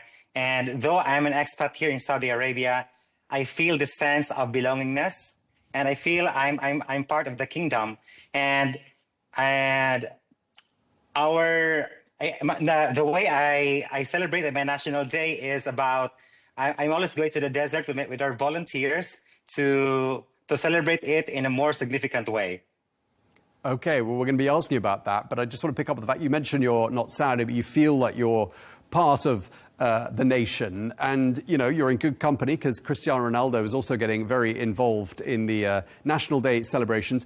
Now tell us about your organization, Filipinos for the Saudi Green Initiative. What do you do? Yeah, the Filipinos for the Saudi Green Initiative is a non-profit and a micro-initiative volunteer team that aim to support the vision of Saudi Green Initiative as a volunteer expat. So we aim to collect 2,030 trash bags, plant 2,030 trees, and recruit 2,030 volunteers. And as you have noticed, it's all aligned to Vision 2030. So as of now, we have collected 6,200 plus trash bags. We have recruited 500 plus volunteers, planted 2,500 trees, and we have already 72 weekends. And most of all, we have recruited 20 plus nationalities. Okay, so 2030 is the magic number, and that seems to have been very central to your initiative there. I mean, this is a business show, and I just want to ask you whether you think there are business opportunities that can be identified through green initiatives. What do you think? Well, for me, I'm as a teacher and I have background in about economy and green sustainability. There are a lot of business that we can deal with this kind of thing. Example, we can do the business on startup projects for recycling facility. Like actually, it is starting now in Riyadh, where in Saudi Arabia in general, where there are diverse vending machines that collect trash. Then in return, it gives a coupon or discount to individuals who are putting the trash in the machine. And I think things like that can have more sustainability project or environmental project here in the kingdom or even outside the kingdom. So that's a huge deal. Yeah, it's a really good example. And, obviously the green economy is huge. I just want to ask you, I mean, I don't know how long you've been living in Saudi Arabia for, but what struck you the most about the direction the country is going in at the moment? Yeah, personally, my personal point of view, I'm an expat here, and I'm so happy that the kingdom is not forgetting the role of expats in nation building. So we are aware of the Saudization, but still, I'm so thankful that there's a percentage that the expat can be employed in a certain country. And I'm so proud to be here, and I'm planning to live here forever as long as the kingdom needs me, and as long as I have the knowledge and skills that I can share to the kingdom. Okay, and Jimmy, just lastly, does it feel like Saudi Arabia is indeed the land of opportunities? 100%. It's the land and the home of hospitality, and it's the land of humanity, should I say. I myself, I am a overseas Filipino worker in the kingdom for 5 years, and for 5 years, it changed a lot of my life. I have a very good life here, and it reflects back home to my family. I was able to send a decent salary and able to build my home. I travel around the world, and really it built my dreams, and I'm still continue dreaming to build more dreams and help others. Oh, that's great. I can hear that. That's how I can see that the kingdom is really the kingdom of humanity. All right, well, I can hear the sense of pride in your voice, and we really appreciate you sharing your perspectives on Saudi National Day. Thank you very much indeed, Jimri Depan, founder and managing volunteer of Filipinos for the Saudi Green Initiative. Thank you for your time. Well, that's all we have time for. Thank you for watching The Real Deal here on Arabiya English. Look forward to seeing you again next week. Until then, stay tuned.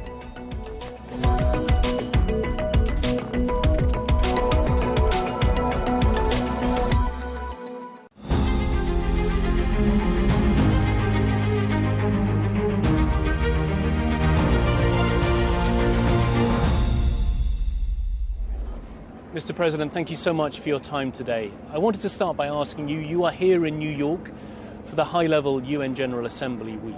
What role do you think the United Nations has to play in the world at this time when there are so many complex issues at play? Key role. I think it should be the institution of peace. The only problem is that it's been undermined by the 193 members that compose it. I think any time the UN is engaged in peace mediation or any international activity, we usually find a solution. But right now the world is unfortunately rather transactional. This week is important because we're looking at a lot of key conflicts, like Russia's war of aggression in Ukraine, situation in the Middle East, conflicts in Africa. So the UN should be engaged centrally in all of them. But many of those things, as you admitted, are difficult to overcome. There are questions from critics about the UN's credibility in being able to handle some of those global conflicts. Do you have any suggestions for how the UN perhaps can move things forward, especially in the realm of peace? Well, I mean, many suggestions. I remember when I was foreign minister, I think somewhere around 2011, we set up a group together with the then Turkish foreign minister, Ahmet Davutoglu, which was called the Friends of Peace Mediation. So I think we should find some new thinking in peace mediation, because right now what's happening is that a lot of peace mediation is transactional. So you just have a person nominated by whoever to negotiate the peace. But if you would have someone nominated by the United Nations, then that peace would stick. Other things, I think a lot of countries want to have more agency in the United Nations. Last year, I proposed that the membership of the permanent Security Council should be doubled, because, you know, we have 5 countries there now. We have 0 from Latin America, 0 from Africa, and only 1 from Asia. And I think we need more. So it's all about basically giving especially bigger member states more ownership in the system. That could be a way of reforming the organization. Focusing on Ukraine, in recent months we've seen you taking a very central role amongst the European leaders. Why do you feel it's important to be so central in trying to push back against Russia? Well, I don't want to inflate my role or Finland's role, because we're very much in the back office. We try to help to interpret a situation. And then you ask the question why? Well, probably because we have a 1,340-kilometer border with Russia, and probably because we've had our skirmishes with Russia over the years, and we've also gotten along with Russia over the years. So what we try to do is to interpret a situation, and then if other European leaders are interested in our analysis, if Ukraine feels that we are useful, and if the United States feels that we're useful, then we are potentially having some influence. But again, it's a big boys game, and we just try to help. Finland became part of NATO a couple of years ago in 2023. How have you seen things change since joining? Well, obviously, I don't think we would have joined had not Russia attacked Ukraine. That then switched over public opinion in Finland pretty much overnight. And ever since, you know, we've always been well prepared. We have one of the largest militaries in Europe, together with Turkey, Ukraine, and Poland. And in that sense, I think a lot of our allies see us as security providers rather than security consumers. We didn't join NATO against anyone. We joined NATO to protect ourselves and to protect our allies who share values with us. So Finland's role has changed in the sense that I think the geopolitical realities of Europe have moved up to northeastern Europe, and you know, together with Poland and the Baltic states and others, we take care of our flank of things. The head of the Finnish Armed Forces Strategic Department has said in the past they believe that Russia could attack within 3 to 5 years after the end of the war in Ukraine. Do you hold to that assessment? Well, obviously, as the Commander-in-Chief of the Armed Forces, I sit on all the relevant information, operational, strategic, and otherwise. And we, of course, look at all kinds of different scenarios. But sometimes we have to understand that we live in an age of unpeace, in an age of disorder, where there will be a lot of unknown things coming at us, and we just have to learn how to live with that. The best way to prevent war is to prepare for it, and that's what I think Finland has always done. You said recently that you thought it was a good thing that Donald Trump, the US president, was making Europe more self-reliant. Are there any coordinated European efforts underway, I guess, to move that forward?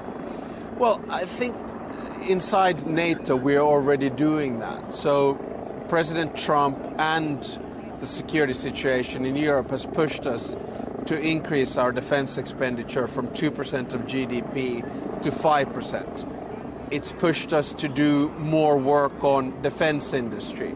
It's pushed us to work more inside the alliance. So, for instance, in NATO, we now have a Baltic sentry activity in the Baltic Sea because Russia cutting undersea cables.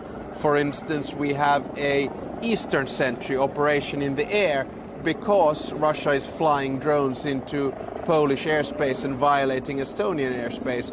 So we're doing a lot of things together because of circumstance. Having said all of that, as an avid transatlanticist, I feel that it's very important that the United States stays engaged in Europe. And staying with the theme of the United States, you've spent time with the US president recently. You've played golf together, private meetings, lots of conversations. Did you have an opportunity to change his mind or calculations on anything during those meetings and conversations? I don't think that's necessarily the aim. I think diplomacy is based on two pillars. One is state-to-state relations, where it's about values, interest, geographic location, history and culture.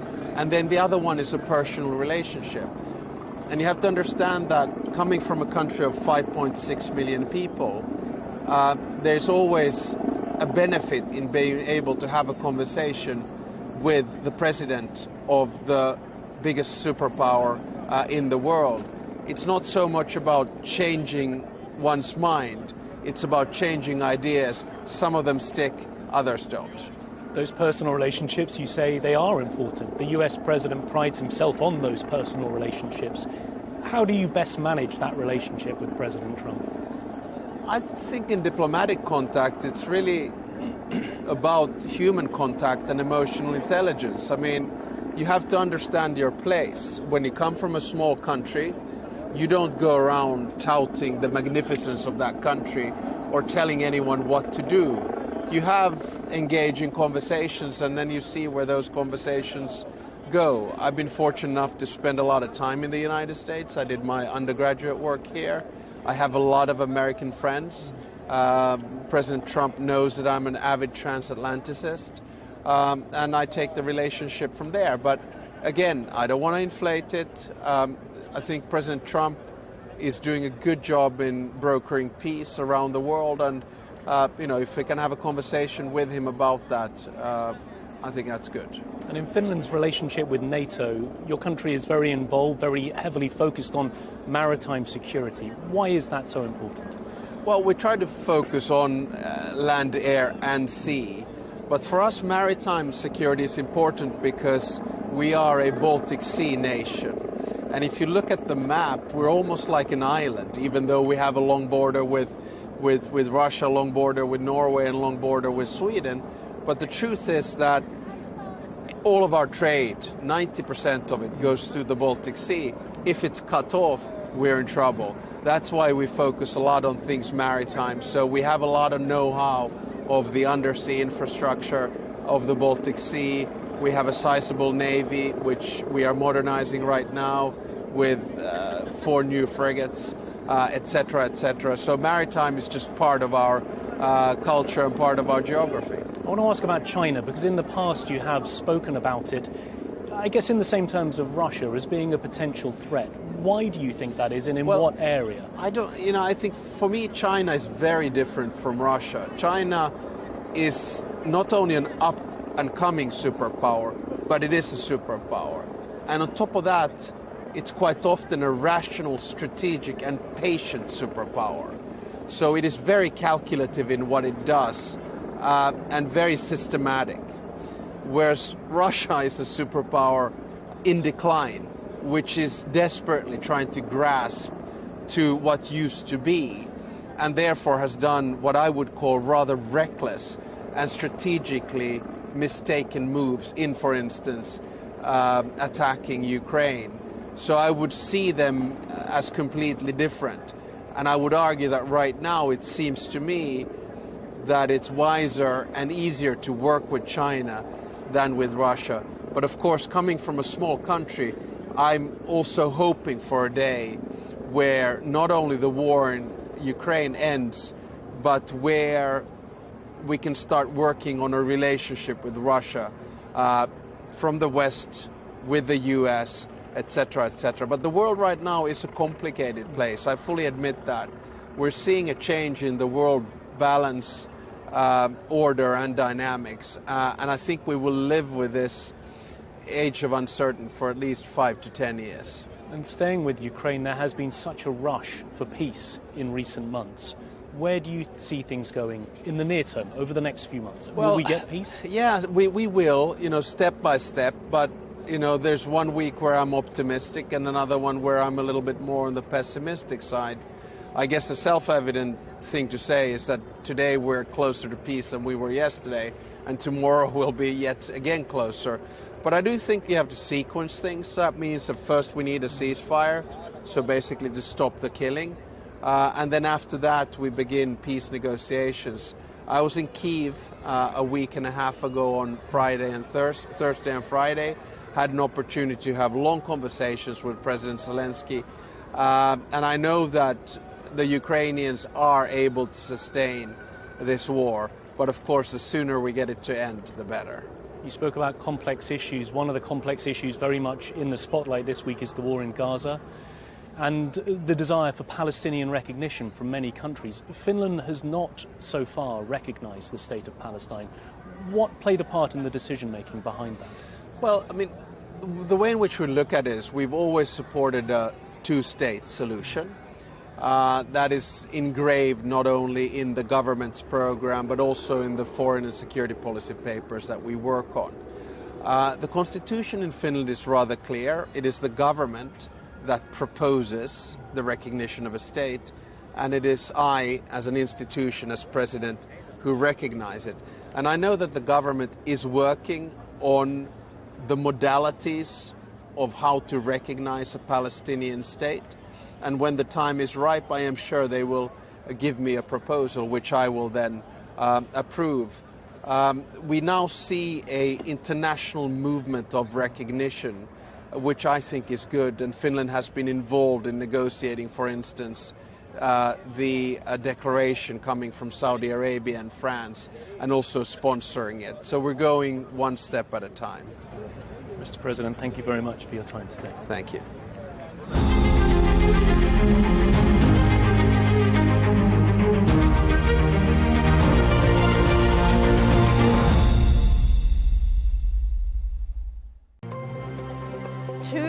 Of war, threats of regional spillover and attacks on a US ally. Gulf nations are grappling with an increasingly unstable and unpredictable Middle East. A new security pact between Saudi Arabia and Pakistan suggests traditional US partners are seeking alternatives. That, according to regional analysts. Is this the start of a regional defence shake-up? I'm Melinda Nucifora, and you're watching Counterpoints.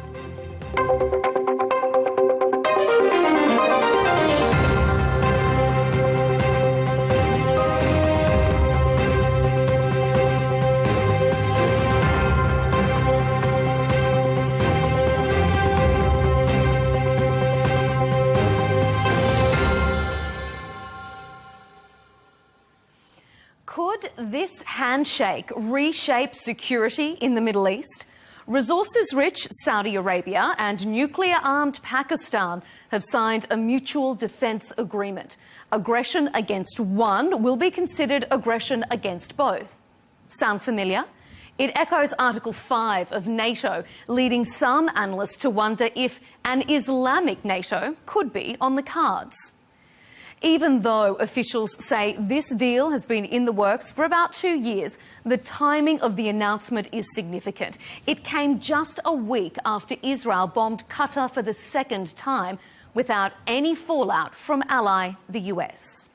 On this show, we'll debate if the Saudi-Pakistan defence deal will reshape security in the Middle East. whether Israel's actions and US inaction has damaged the credibility of existing security partners, and if this bilateral mutual defence deal is just the beginning.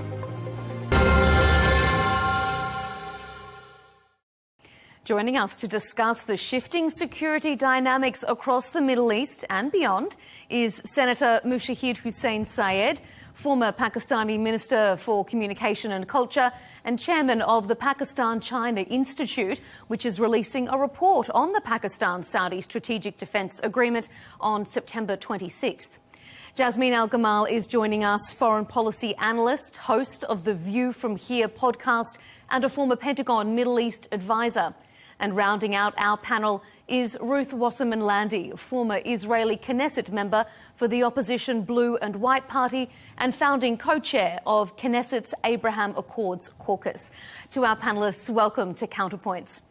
5 years ago, those accords between Israel and several Arab countries opened a new chapter for geopolitics in the Middle East, with the US its key architect. Now, a wariness of US reliability and increased Israeli aggression has it on the brink of unravelling.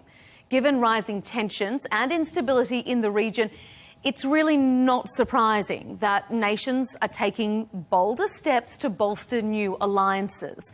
So let's begin with you, Ruth. Do you think that the Saudi-Pakistan defence deal is going to reshape the security architecture in the Middle East? So first of all, good evening and thank you for having me on this platform. It's an honor. It is a very important thing to take into account in the geostrategy of the region. I think that Pakistan, being a very, very important and powerful country in its own subcontinent, together with the Saudi power and impact on the Islamic Sunni world, is quite something to take into account. And yet, I don't believe that this needs to necessarily be seen as a threat. Why?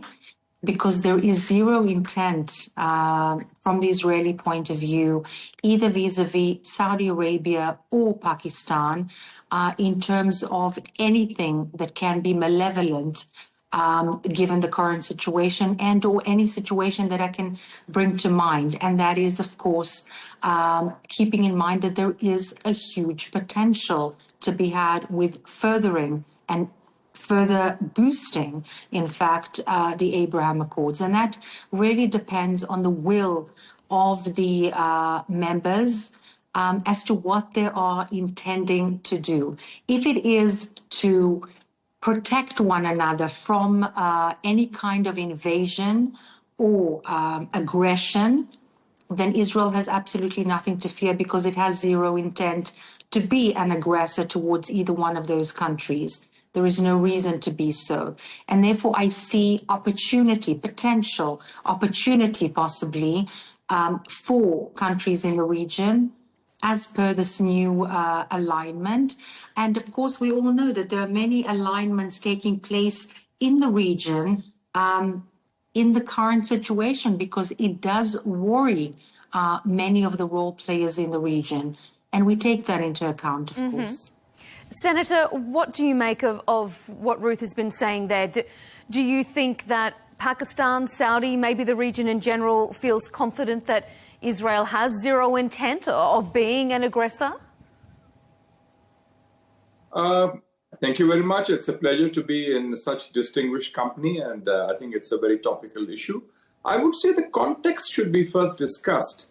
The context is the volatile, turbulent, transformative Middle East, where conflicts are raging, wars are being launched, and I think the Israeli aggression against Qatar was the turning point for Saudi Arabia. And of course, Pakistan and Saudi Arabia have a long track record of a very strong and solid relationship, which extends to the domains of diplomacy and defense as well. And as the lady rightly pointed out, Pakistan's military prowess and Saudi economic strength have a unique combination. And in that context, it's a purely defensive initiative from the two Muslim brothers, Muslim brotherly countries, and they feel that in case, should there be any possibility of threat of aggression, then perhaps they can combine their strengths. I would agree that as of now, we do not see that, certainly not in the case of Pakistan, because our main security threat is confined to our own region in South Asia vis-a-vis India, although we understand fully that India is a very close military ally of Israel. And during the recent Indian war against Pakistan, where the Indians got a bloody nose from Pakistan, by the way, they did use Israel's Harop drones. And some of the reports suggest that they were being also manned by the Israelis because they're quite sophisticated. But having said that, so far, I think we both, Pakistan and Saudi Arabia, have a very good relationship with the person who matters and who has the key to peace and stability in the region. And that is President Donald Trump in Washington, D.C., because he has that kind of ingress in Israel. He has a very close rapport with Saudi Arabia, and he has also a very good relationship currently with Pakistan. So I do not foresee eruption of hostilities as of now. But of course, after Qatar, what happened to Qatar, and the fact that the US was unable to protect Qatar, despite their long-standing defense relationship, despite the Al Udeid base, despite American equipment. So I think the feeling was in Saudi Arabia, perhaps, that they should look at strategic options elsewhere. And Pakistan, of course, is a very feasible alternative, given our relationship with Saudi Arabia. Jasmine, what do you make of that? How do you view the agreement there? Given the recent events, is this a shake-up of security in the Middle East? And do you think that Washington, the West, Israel, should be worried? First of all, thank you so much, Melinda. It's good to be back with you on the show and to be in such good company. I think really the two things that we are looking at here when we're talking about this situation are trust and accountability. Those are really the two principles that are driving a lot of what you see happening post-strike on Doha. I understand what Ruth is saying. I understand that on the surface of it, one would think that Saudi Arabia would have nothing to fear because Israel has no reason to attack Saudi Arabia. But the genuine feeling and the prevalent feeling in the region now is, well, but neither did Qatar. This was such an unprecedented thing that happened, and particularly since reportedly the Mossad had provided assurances to the leadership in Doha that they wouldn't be attacked for having Hamas members on their ground. Particularly because those Hamas members had been invited to Doha at the request of the US and Israel. And they were there trying to negotiate an end to the war. And even that didn't stop Prime Minister Netanyahu from ordering that strike on Qatar. So that really shook the region. It really meant that you can trust nothing now. Yes, there's no reason for Israel to attack Saudi Arabia, but what if? That is the question on people's minds. What if? And so they've had to now look outwards and look at other opportunities to bolster their own security. Now, that's about the trust issue. The accountability issue is just as important. The accountability factor here matters because the fact that Israel did not face any accountability for striking a major non-NATO U.S. ally that hosts a major U.S. base on its territory also has people thinking about U.S. security guarantees and what they actually mean. So if you take both of those things together, I hope that provides, this is, from everyone that I've been talking to in the region, whether my Saudi contacts, Qatari, Emirati, this is what they're saying. They're saying we can't trust anyone. We can't trust the U.S. It doesn't mean that we're going to jeopardize our relationship with the U.S. That's not it. But we are going to take steps to ensure that we are secure, even if we can't trust and depend on the U.S. Ruth, your reaction to that? Is there a distinct lack of trust? Thank you. Yes, I would like to answer that. You speak of Israel as the aggressor. And yet I don't see it in that way. And if there is anybody that understands the Qatari double game anyone in the region, more than anyone in the region, it's Saudi Arabia. Saudi Arabia ousted Qatar several years ago from the GCC together with other allies because of its double game, because it was playing, creating instability, in fact, feeding instability, and then crying about it and pretending to try and be the mediator about it. And really, the GCC countries perhaps know and understand that all too well. Al Jazeera is a tool that was used and is still used against every single one of them. Things are quite different now, though. And they are working together, a lot of these GCC countries, and they're standing together quite firmly. So at the moment, they are standing together very similarly to the way that they stood together with Assad after they ousted him. But as we all know, and especially the Arab Muslim country all know, that apart from declarative aspect, there is the de facto aspect, and there is zero trust amidst those role players towards Qatar. And that is the truth and not what is being declared and said. Now, I understand that attacking the Hamas leadership in Qatar is a very significant move. I would not say unprecedented, because very recently the Islamic Republic of Iran did exactly the same. Afterwards, sitting and crying together with Qatar, hand in hand, over their terrible misfortune, which everybody understands is completely hypocritical.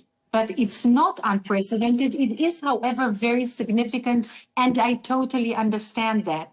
However, Saudi Arabia does not harbor Muslim Brotherhood senior leadership or Hamas leadership that plans to eliminate rhetorically and in terms of attempts de facto on the ground, rape, murder, and massacre Israeli civilians. They don't do that. In fact, they outlawed the Muslim Brotherhood because they well understand the dangers of the Muslim Brotherhood, like the UAE, like Bahrain, like Egypt, like Jordan.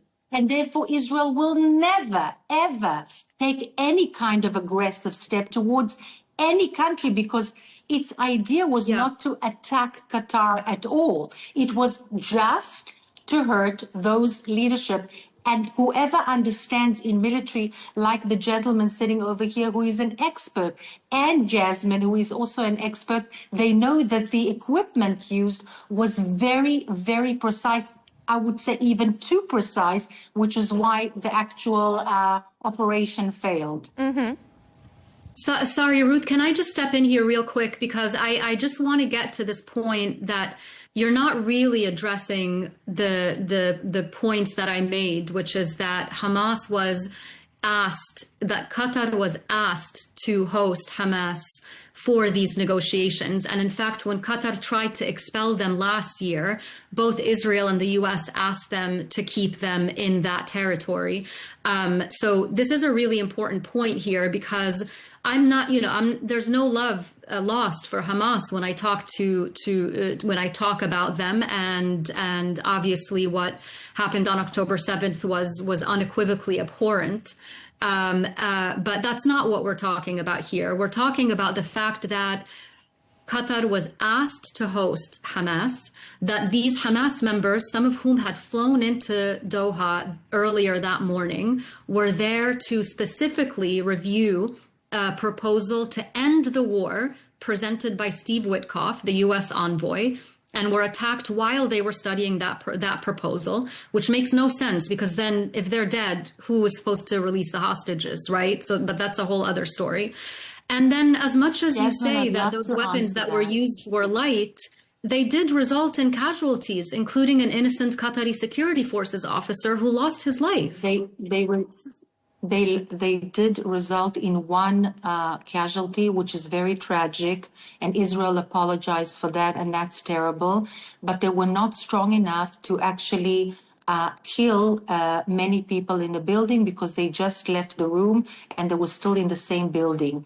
But that doesn't mean that the death was not tragic. What I do want to say is that the fact that the Hamas leadership, if they had been eliminated in that specific act, the war would have been over immediately, because they are the ones that are maintaining a stronghold, including Qatar, that is playing a double role, a hypocritical double role, vis-a-vis the leadership on the ground in Gaza, actually using the civilians of Gaza in order to have them killed on and on, instead of them being sitting in a 5-star hotel in Doha and making the conditions again and again more difficult to make the negotiation. This is something that would have been completely eradicated had they been eliminated, and the war would have been over. Because if we have our hostages back and we don't have the Hamas armed and saying very clearly that they would like to eliminate us and they will eliminate us and do everything in their power, there is no war with Gaza. We were not in war with Gaza since 2006. Nothing, not at all. On the contrary. Therefore, I believe that the leadership in Doha, sitting with the hospitality of Doha, in Doha, in the 5-star hotels, while their people are actually on the ground. Okay. This is what prevented any kind of movement with a negotiation. Okay, I just want to pivot us back to... That's not true. I know we need to get to the senator, but Ruth, we can't sit here and pretend that Prime Minister Netanyahu is not the reason that there hasn't been a ceasefire. Your own press has reported repeatedly that Netanyahu is the one who has not been willing to sign for the negotiations because he knows he would lose his coalition and then be subject to the full extent of the law inside of Israel. So let's please be honest about the role of Prime Minister Netanyahu in the negotiations. I'm very honest. Jasmine, I'm very honest. And as I was introduced, I'm in the opposition to Netanyahu. I don't belong to Netanyahu. I don't represent Netanyahu. And actually, I disagree with him on a lot of aspects. But he is not the reason why the negotiations are not moving forward. In fact, he brought many of the hostages back. I'm not a spokesperson for him. Again, I don't belong to his party. But if you want to tell me that the Hamas is a pure, and the Qataris are a pure mediator in this negotiation, then honesty is something that we should rediscuss and redefine from the beginning of this conversation. Okay, we're not going to get too bogged down in the Israel-Gaza negotiations as such. I want to pivot us back to this security arrangement in the region a bit more broadly and bring in the Senator here for your views on what we've been hearing there, Senator. Also, you say that this is a deterrence arrangement, but you know, even that sort of heated discussion as we're talking about how tense this region is there any concern from Pakistan that it could find itself dragged into this regional conflict through this mutual security agreement? Before I answer your question, let me just interject the discussion that was taking place earlier. Because you see, when Israel launched 2 wars of aggression, I would say, both were done first through deception and then aggression. For example, the attack on Iran was on 13th of June, while Iran was preparing for negotiations with the United States on 15th of June.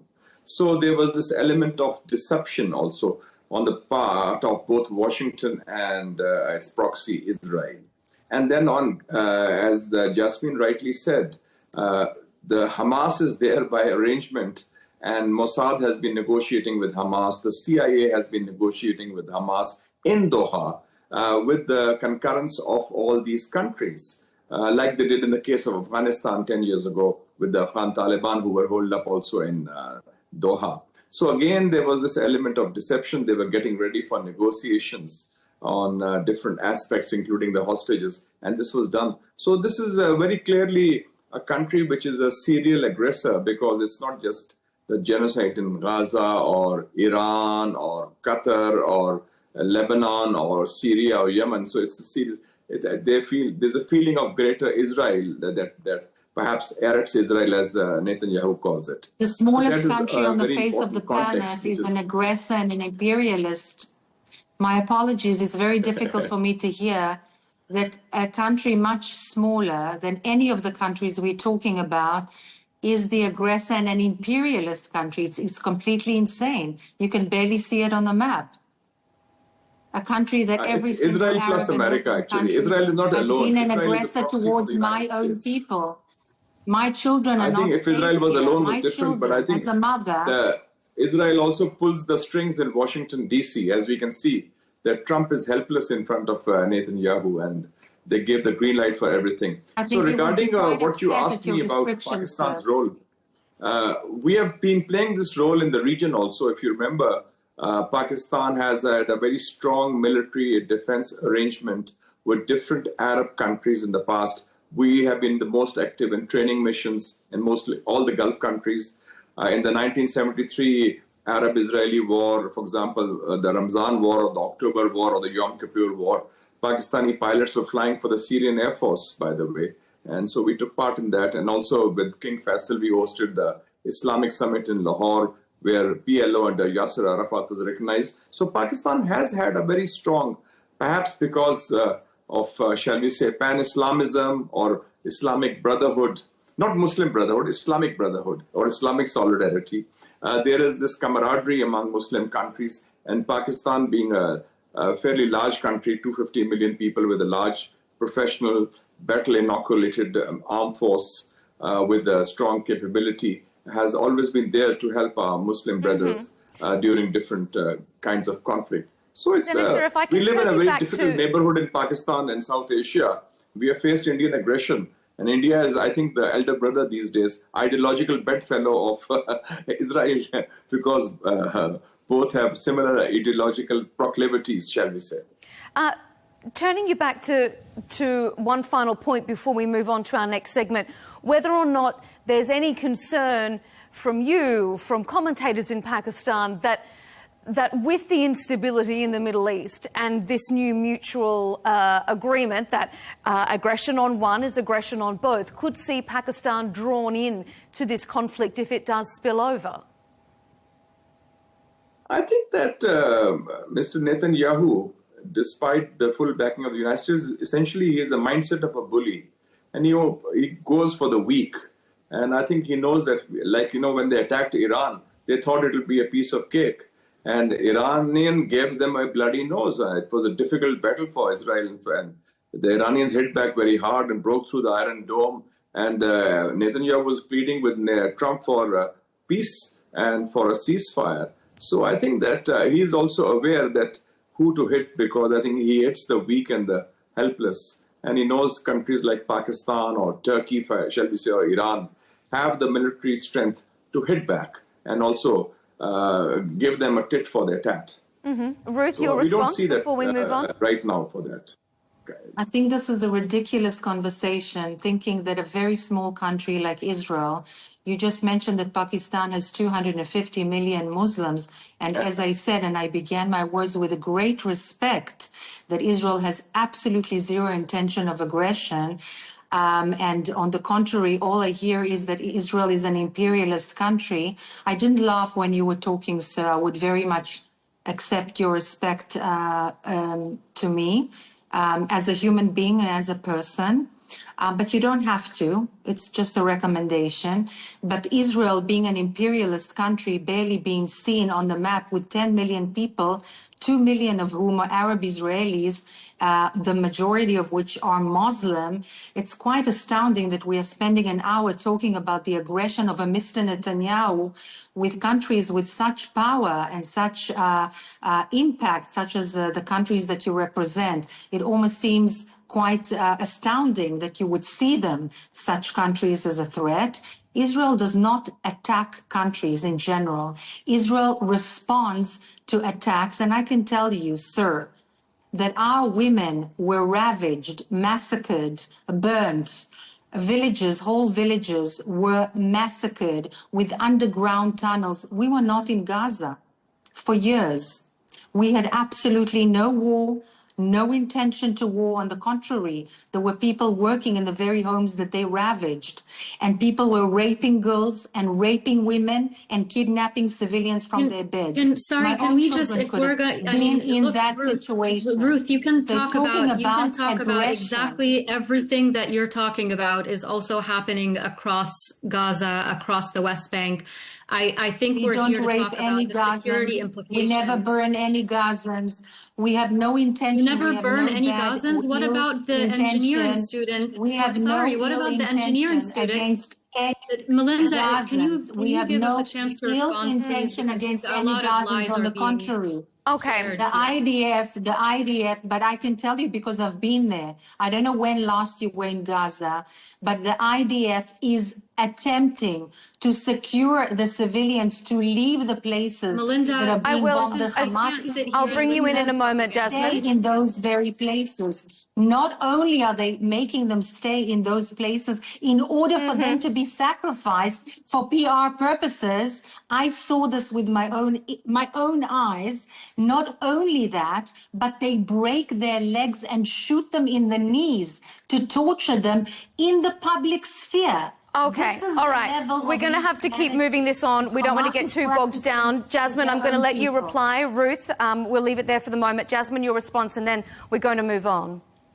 Yeah, I am going to respond. Listen, I empathize and sympathize with what Ruth said about being a mother and fearing for her children. I sympathize with every single mother who has to live in the Middle East and wonder if her child is going to be bombed or burned or struck at a moment's notice. So I want to acknowledge the humanity and the fear of everybody living in that region. It's certainly not unique to Israel, Ruth, but I do understand you and I empathize.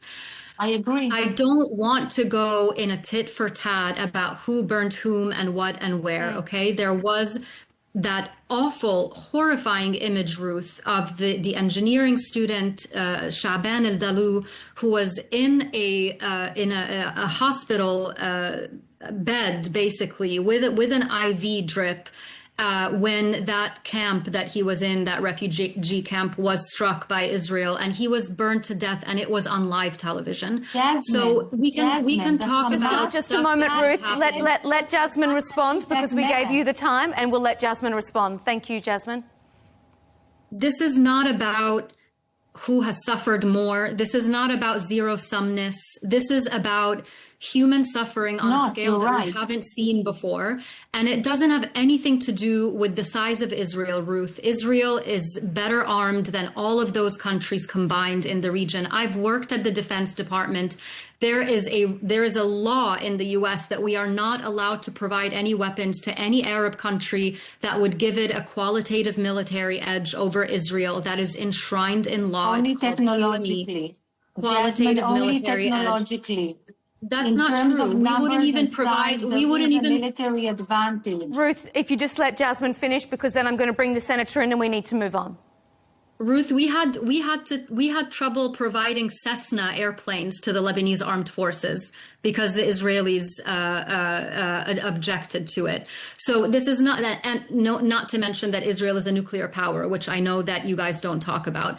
But this isn't here. This isn't about ganging up on Ruth. This isn't about talking about anything personal. This is about the fact that there is a strategy on the part of the Netanyahu government to militarily neutralize, red lines be damned, international law be damned, rules and promises be damned, everything that they deem as a threat. You're saying that Israel doesn't strike unless it's struck? What about in Syria? They've been striking in Syria ever since Ahmad al-Shara came to power for no reason. He even says over and over again, we are not interested in a conflict with Israel. We want to talk to Israel about a peaceful arrangement, and they keep getting bombed. But in the meantime, Jasmine, they massacre, rape, and burn Druze Alawites, Kurds.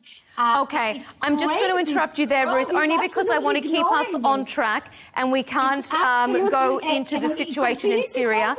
So I'm going to just put a pin in that one. Burning, massacring, kidnapping, and raping women. It's crazy. That's not true, and that doesn't give Israel the right to and we're not going to devolve into Syria. We'll have that discussion another day. I'm going to move us on. It's not true. It's not true that the Sharia's men are burning Christian villages. Okay, Ruth. I don't think Syria is the topic of this debate, but I'm happy to talk to you about it another time. Yeah, correct. Ruth, we are going to leave that topic there because that is a fact that's contested by the Syrian government, and we're not going to debate Syria today. We're going to keep our focus on that was Al Qaeda, you mean? Okay, Ruth, let's just move on, please. Yeah, we're going to focus back on the security arrangements, particularly with this new deal. 7,000 Yazidis were kidnapped by those same. There's too many issues for us to get bogged down in everything. So I'm going to keep us focused on the topic at hand. Now, even though we have been talking about, let's obsessively be focused on Netanyahu. Okay, Israel's Doha strikes though were widely perceived as a strategic failure. You said so yourself there, Ruth, that it wasn't a huge success. It failed to take out the Hamas leaders in Doha, but it also raised questions about US willingness to prevent attacks on its Gulf allies. And now, with Saudi Arabia's mutual defence pact with Pakistan, that timing seems significant. So, Senator, let's bring ourselves back to the topic at hand, this mutual defence pact and what it means for the region. Do you think that Israel's strikes on Doha were a turning point for the region? And do you think that the announcement, even though this pact has been in the work for years, that the announcement and the actual signing of this deal is significant?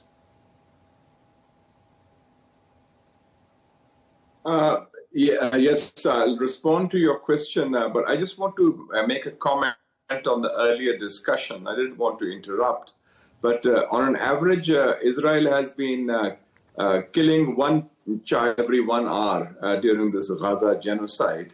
And as far as the Palestinians are concerned in the occupied territories, whether it's the West Bank or Gaza, Israel is an imperialist and a neo-colonialist power, because they are subjugating the weak and oppressing the Palestinians and depriving them of their inalienable right of self-determination.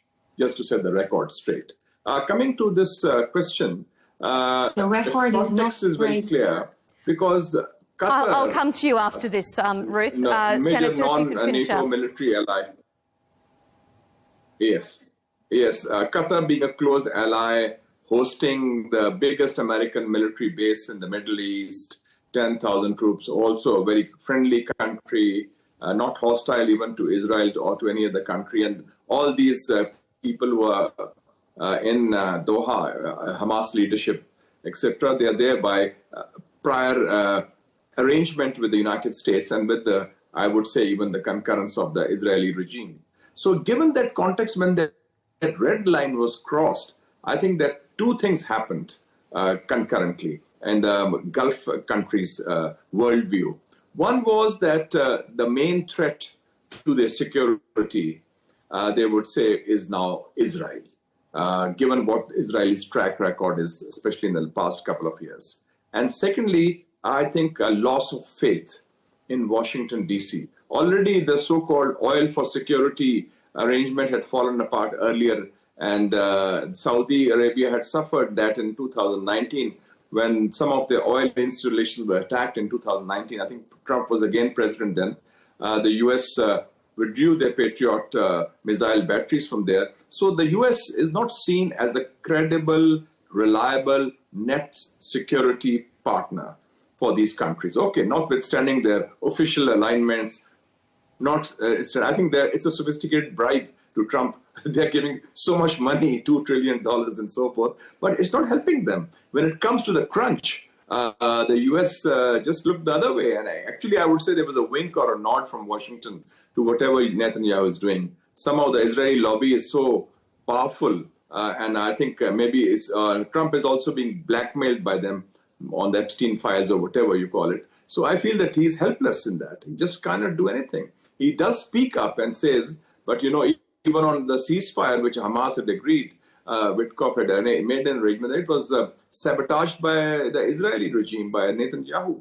So given that context, I think they've reached a conclusion that, okay, notwithstanding their posturing that the US is still a friend and ally, I think that there's a lack of trust now in the United States, as Jasmine rightly pointed out, and they don't see the US as a reliable, credible partner they can rely in a crisis. So they're looking at other options, and of course, Pakistan has had, as I mentioned, a very strong old relationship, and as we demonstrated when India attacked Pakistan, we gave them a bloody nose. They're 5 times our size, and but we have a very professional force, highly motivated armed forces, and we sorted them out well and proper in May. And then when Israel did the same with Iran, the Iranians were shaken up in the first few days because their military high command and nuclear scientists were decimated, which also I would say would be an act of terrorism. If Iran did the same with the Israeli scientists in Tel Aviv, they would say it's an act of state terrorism, but nobody said a word. And even Chancellor Merz of Germany said, Israel is doing a dirty work for us, you know. It is quite shameful how the Europeans have behaved on this issue. But having said that, so I think that of course overall it's there's shameful, an but inflection Saudi point in the Arabia Middle would not East, think the same and I think like you're you. seeing realignments, Saudi Arabia and will especially vis-a-vis Israel, vis-a-vis the United States, and looking at other strategic options. Ruth, And your Pakistan reaction, is seen but as I a also credible option and Ruth, a credible partner. Your reaction to that, but I also want to ask you, Ruth, if you think that the attacks on Doha have forced countries to come together against Israel. Is it almost as if Israel's forced their hand to take maybe a more proactive posture in the region? I think that we are talking in 2 levels. One level is the real level, and the other level is the completely hypocritical level. We all know, we all sit here and we all know very well that Qatar is not only an aggressor towards Israel, not in the military sense, but in the economic sense. It is a very serious aggressor towards the entire Western world, not to mention countries that are in the region. For example, Egypt, Jordan, and others, because it instigates, incites, and encourages Muslim Brotherhood, Hamas-oriented, and other extremist Islamist groups that are infiltrated into institutions, political echelon, football clubs, and other cultural institutions throughout the West and in the region. In fact, whether or Qatar not Israel was justified in its attack, I'm just curious as to whether you think the attack itself has maybe caused this coming together, more of a proactive sort of military stance against Israel. No, I don't think so. I don't think that the Arab League countries have a lot in common with one another. Declaratively, they state a lot of brotherhood. I spent 3 whole years in Cairo. Not that I was allowed to set foot in the Arab League, God forbid, because I'm an Israeli, despite the peace agreement of several decades. But there was absolutely no agreement amidst the members of the Arab League. There is a lot of hatred. There is a lot of killing and massacring and a lot of pretense and talk of solidarity. And one example is what had happened with Assad on the one hand, who was very much a proxy of the Islamic Republic of Iran that did exactly the same thing in Qatar and yet sat and cried together with the Qatari leadership. And you are talking about attacking a weak partner. There was nothing weak about the Islamic Republic of Iran with so many of its proxies like the Houthis, that didn't only hurt Israelis and Jews. It's not about Israel and the Jews. It's a pretext. Netanyahu is a pretext to deter attention away from the real threat, and that is the rising Islamist extremism, which is also threatening Egypt and Jordan and Saudi Arabia and the UAE and the West. It's not about Israel. Israel is at the forefront of this terrible, tragic fight. We don't like sending our boys to the front line. We don't like to hurt Palestinian mothers. We have no happiness in this issue. And I hate the fact that a person with an IV attached to him got hurt in a hospital, but the fact that the Hamas was underneath that hospital, planning, throwing, encouraging, enticing, massacring, murdering, burning, and raping our people from underneath that hospital is something that needs to be addressed, and not Mr. Netanyahu. It's very nice to pretend that he's the issue, but he's not. Okay. Jasmine, what do you say to that? And also, let me ask you another question. We're going to move on to our final segment in just a moment. Do you think that this is happening at this particular point in time, this new strategic rearrangement in the Middle East, because the US has let down its Gulf partners? Let me answer your second question first, because it's an easy answer, and the answer is yes. Ruth is talking about a lot of internal dynamics in the Arab world, and it's quite true that not all the Arab countries are always on the same page on everything. That certainly doesn't mean that they're not on the same page about the threat that the Netanyahu government and Israel under the Netanyahu government poses to regional security. That's certainly one thing that they all agree on. The second thing I'd like to say is that, honestly, Ruth, it was very difficult for me to stay quiet and not interrupt you during your last intervention, but I did so out of respect. But I do have to say that I find it absolutely malicious and disingenuous to trot out the Islamic boogeyman every time someone attacks Israel. This whole idea that we are fighting this for the West, that Israel is sending our boys in Gaza to die for you in Paris, I completely reject that. That is a propaganda talking point, respectfully, and it is absolutely not true. We send it because they want to murder our people. I let you speak, even though it was very difficult for me to stay quiet while you were speaking. So I'd appreciate the same respect from you. Go ahead, Jasmine. Okay, you had your opportunity, and you can have your opportunity again, but I will respond to what you were saying. What is happening in Gaza is beyond anything that I've seen in my lifetime. That doesn't make October 7th any less awful and abhorrent and horrific. But what is happening in Gaza today is worse than anything we've ever seen. And it is being live streamed, and we have evidence of it. And it is a shame and a stain on humanity. And it's not just because Hamas is hiding under tunnels. Okay? Multiple doctors have the children that are being sniped in the head multiple times, the boys that are being shot in the testicles when they go into the hospital, and 20 of them show up with the same marks in the same places. That's not because of Hamas.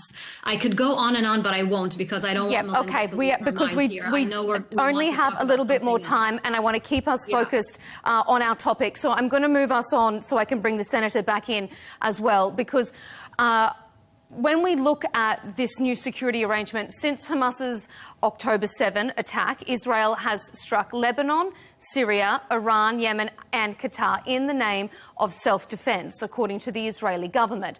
And that has, in turn, dialed up the temperature across the region. So in response, we are seeing a lot of diplomatic movement to strengthen positions. For example, Egypt and Turkey are coming together, mending relations and holding joint war games. Senator, I want to know from you, is this bilateral mutual defence deal just the beginning? Are we seeing the groundwork for what some analysts and commentators are calling an Islamic NATO? Well, I don't like the word NATO, because NATO is a relic of the Cold War, and NATO's role has been very negative, even after the end of the Soviet Union. But yes, there is a feeling that the time has come for Muslim countries or countries which face threats to come together and also beef up their military strength. For starters, of course, Pakistan and Saudi Arabia have taken this initiative, which has been, by the way, welcomed from countries like Egypt and Iran also, incidentally.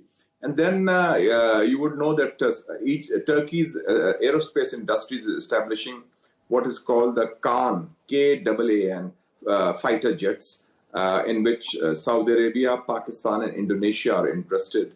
And at the same time, Pakistan and Turkey have a very strong bilateral arrangement on defense issues, on defense joint production issues. And then now Egypt and Turkey are doing the same. So I think this pattern is going to increase bilaterally and also perhaps multilaterally because of Israeli aggression and American inability to leash Netanyahu. And so that knows that America is no longer a country they can rely on. In the past, it was they were seen as American allies and they were banking on Washington. But I think that's no longer the case. In any case, there's a retrenchment of American power. We also in Pakistan feel that the global balance of economic and political power is shifting from the west to the east. It's an Asian century. And also the so-called rules-based international order is unraveling before our own eyes in any case, because of this hypocrisy and double standards of the West. So yes, we're moving in that direction. Ruth, how do you think Israel would view an expanded alliance, an expanded military pact that if Saudi and Pakistan are just the start? We see the Turkish-Egyptian alliance as potentially very difficult and threatening. I think this is how it should be seen. They are traditional non-allies. In fact, there was a lot of tension traditionally between Sisi and Erdogan. But there was a very, I would call it disturbing war game, as you had said recently, the first one in 13 years. And yes, this is something that is very concerning, particularly since Egypt has not permitted the supervision recently of the peace agreement that we had signed in 1979. And this is something that we find worrying, especially since we value the agreement between us and Egypt as something which is very important and strategically something to maintain. And this is the way that it has been for years. I do want to say that everything that I say is very genuine. I have zero disingenuity in me, and I don't read any talking points. I represent no one but myself. We send our boys to the front line because if we don't, they will kill us, the civilians. And when I say our boys, it's all of us. It's our sons, it's our cousins, it's our nephews, all of us. We have no choice because of our numbers, despite the technological edge. But yes, the West will fight the same war very, very soon because extremist Islamist forces are very much a force in Europe and in Canada and in Australia and in the US. And I'm sure that you know this because you've been inside the institutions. Okay, we're almost out of time, so I'm going to give a final word to you as well, Jasmine, to round out our panel. Do you think we are going to see a broader and expanded version of this mutual defence pact across the region? I do. I think you're going to start seeing alliances being formed, maybe out of necessity, but formed nevertheless, because I just want to come back to those two things that I said in the beginning, trust and accountability. And with both of those things having been eroded after the Qatar strike, I think people are starting to think differently. One point that I think hasn't been made, maybe I'll just close on that, Melinda, which I think has huge ramifications. Because there is a consensus within Israel and the Israeli military and security and political elite that they can continue towards normalization without having to make any huge concessions when it comes to a Palestinian state and so on. And I think that is going to be somewhat they're going to have to rethink those assessments, because when the Arab countries and the Gulf states, especially now, are saying we are not going to normalize unless you make progress on the Palestinian issue, they mean it. And when a country like Saudi Arabia signs a defense agreement with Pakistan with that nuclear clause and that nuclear umbrella, it allows them to withstand any potential American pressure on Saudi Arabia to enter into a normalization deal that they don't want to, using a U.S.-Saudi defense pact as a carrot. So if the U.S. now goes to Saudi Arabia and says, normalize with Israel, we know we don't want to, but we'll give you a defense pact if you normalize with Israel. Now the Saudis can come and say, we're not in a hurry. We have the defense agreement with Pakistan. We have that nuclear clause. We are going to bide our time, and we are going to normalize when we want to normalize and when we see what we want to see. So I think that's just a point that hasn't been made yet, which I think is quite significant. Mm-hmm. I could see you wanting to say something there, Ruth. Do you want to make one last final comment before we wrap? No, I think that what was said by Jasmine is correct. Well, it has been an impassioned debate, so perhaps it's a good idea that we end on that small glimmer of consensus. These are difficult topics, they're sensitive topics, and so I do appreciate all of you for taking the time to make such insightful responses. It is why we love this show, Counterpoints, because these are very conflicting viewpoints, and we're glad to be able to convey all of them to our audience. So thank you to our panellists. Joining us on this episode, Senator Mushahid Hussain, former Pakistani Minister of Information and Culture, Jasmine Al-Gamal, host of the View From Here podcast and a former Pentagon Middle East advisor, and Ruth Wasserman-Landy, a former Israeli Knesset member for the opposition Blue and White Party. Thank you to all of you for being on Counterpoints. And thank you to you for tuning in to this episode of Counterpoints. Keep up to date with all of our latest debates and special interviews by subscribing to Al Arabiya English on YouTube. And don't forget to follow us on X and TikTok. We'll see you next time.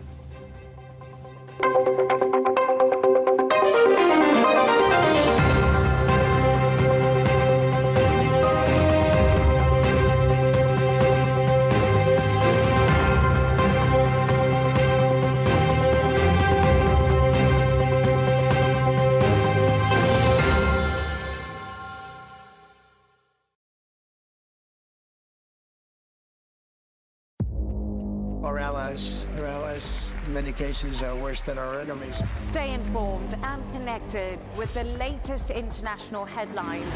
There obviously is a risk. From breaking news to in-depth analysis, it would appear that this war is coming to an end. Who buys this stuff? Investors, pension funds.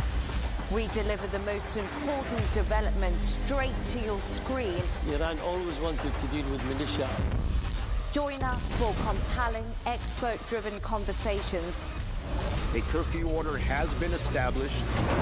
And an insightful look at the issues shaping our world today. There are a lot of proposals about European architecture for security. I'm Leigh Ann Gerrans, and this is W News. We dealt with this when I was Chief of Staff in the first term. Where you don't just hear the headlines, you get the full story. We have to take care of our people, and we're going to take care of our people first. For in-depth analysis and all the latest developments across the globe, make sure you join us every weekday. President Trump is trying to negotiate a ceasefire. With so much happening, so much information, and so much noise, international law will have no part in his administration. It can be hard to keep track. Tariffs will just fuel inflation. We're going to fight these tariffs. But you can count on us to tell you what you need to know. We stand by your side. Join me, Tom Burges Watson, for Global News Today, right here on Al Arabiya News. Saudi Arabia and Syria have announced a new chapter in regional healthcare cooperation by launching the Virtual Health Bridge. The initiative connects Syria's health system directly to Saudi Arabia's Saha Virtual Hospital. That's the largest of its kind in the world. And it already delivers more than 51 million consultations every year using AI and telemedicine. To mark the launch, ministers from both countries gathered at the Saudi Ministry of Health, where the very first Syrian patient received remote treatment live through the Saha Virtual Hospital system. And speaking to Al Arabiya English, Saudi Health Minister Fahd Abdulrahman Al-Jalajal explained that this link gives Syrian patients access to rare specialties and cutting-edge digital services, improving care in ways that weren't possible before. We're glad today to really announce the start of the virtual hospital between Dimashq and Riyadh. We were glad today to see between Dimashq and Riyadh multiple consultants really consulting around one case, and we're happy that the virtual hospital will extend the cooperation in multiple disciplines. I was really happy to see His Excellency and the Minister of ICT in Syria both joining forces in establishing a better services and really linking the digital link between the two hospitals. This link will open multiple consultation between workforce in Syria and workforce in Saudi around different cases. All the subspecialty in Saudi is in the hands of our health minister in Syria. Any subspecialty requested from King Faisal, King Fahad, King Abdulaziz will be available through that link. So we'll be adding more disciplines into this care, and we're extending from a single hospital currently in Dimashq to multiple hospitals, inshallah. The two sides also signed a memorandum of understanding to strengthen Syria's healthcare system. The agreement focuses on digital health, AI-driven treatment, and crisis management, aiming to make services more resilient and sustainable. Looking ahead, the minister said this partnership is only the beginning as Saudi Arabia plans to expand digital health cooperation, build technical capacity, and share expertise, with Syria now seen as a key partner in this vision for regional healthcare resilience. For now, this digital link is seen as the foundation of a long-term collaboration. Joanne Saria, Al Arabiya English. It feels like decades are passing by in a matter of weeks. Seismic shifts in the world order. Never, ever will be part of America. With so much happening and so much noise. Whether it's political upheaval, Canada has been ripping us off for years. economic shifts or social movements, And no one wins from tariffs. I think America can be more friendly to the rest of the world. The in-depth analysis and all the latest developments across the globe. To have an inclusive policy together. The meetings with Hamas gave me some hope. We're in another nuclear arms race. the most important development straight to your screen. Welcome to the dressing room. I'm on my own. I need backup. And an insightful look at the issues shaping our world today. It was not going to happen, that war, and it happened. Join us on Al Arabiya News, where the world talks.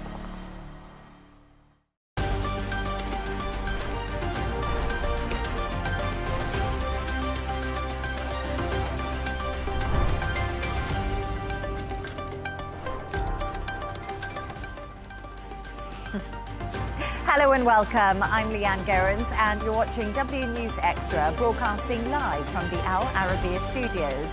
These are our top stories. Trump announces a new peace deal for the Middle East as he holds crunch talks with Netanyahu at the White House. Moldova's pro-European party has won the parliamentary election as President Sandu warns of Russian interference. Golfer Rory McIlroy speaks out over fans' abusive behaviour at the Ryder Cup after Europe's historic win.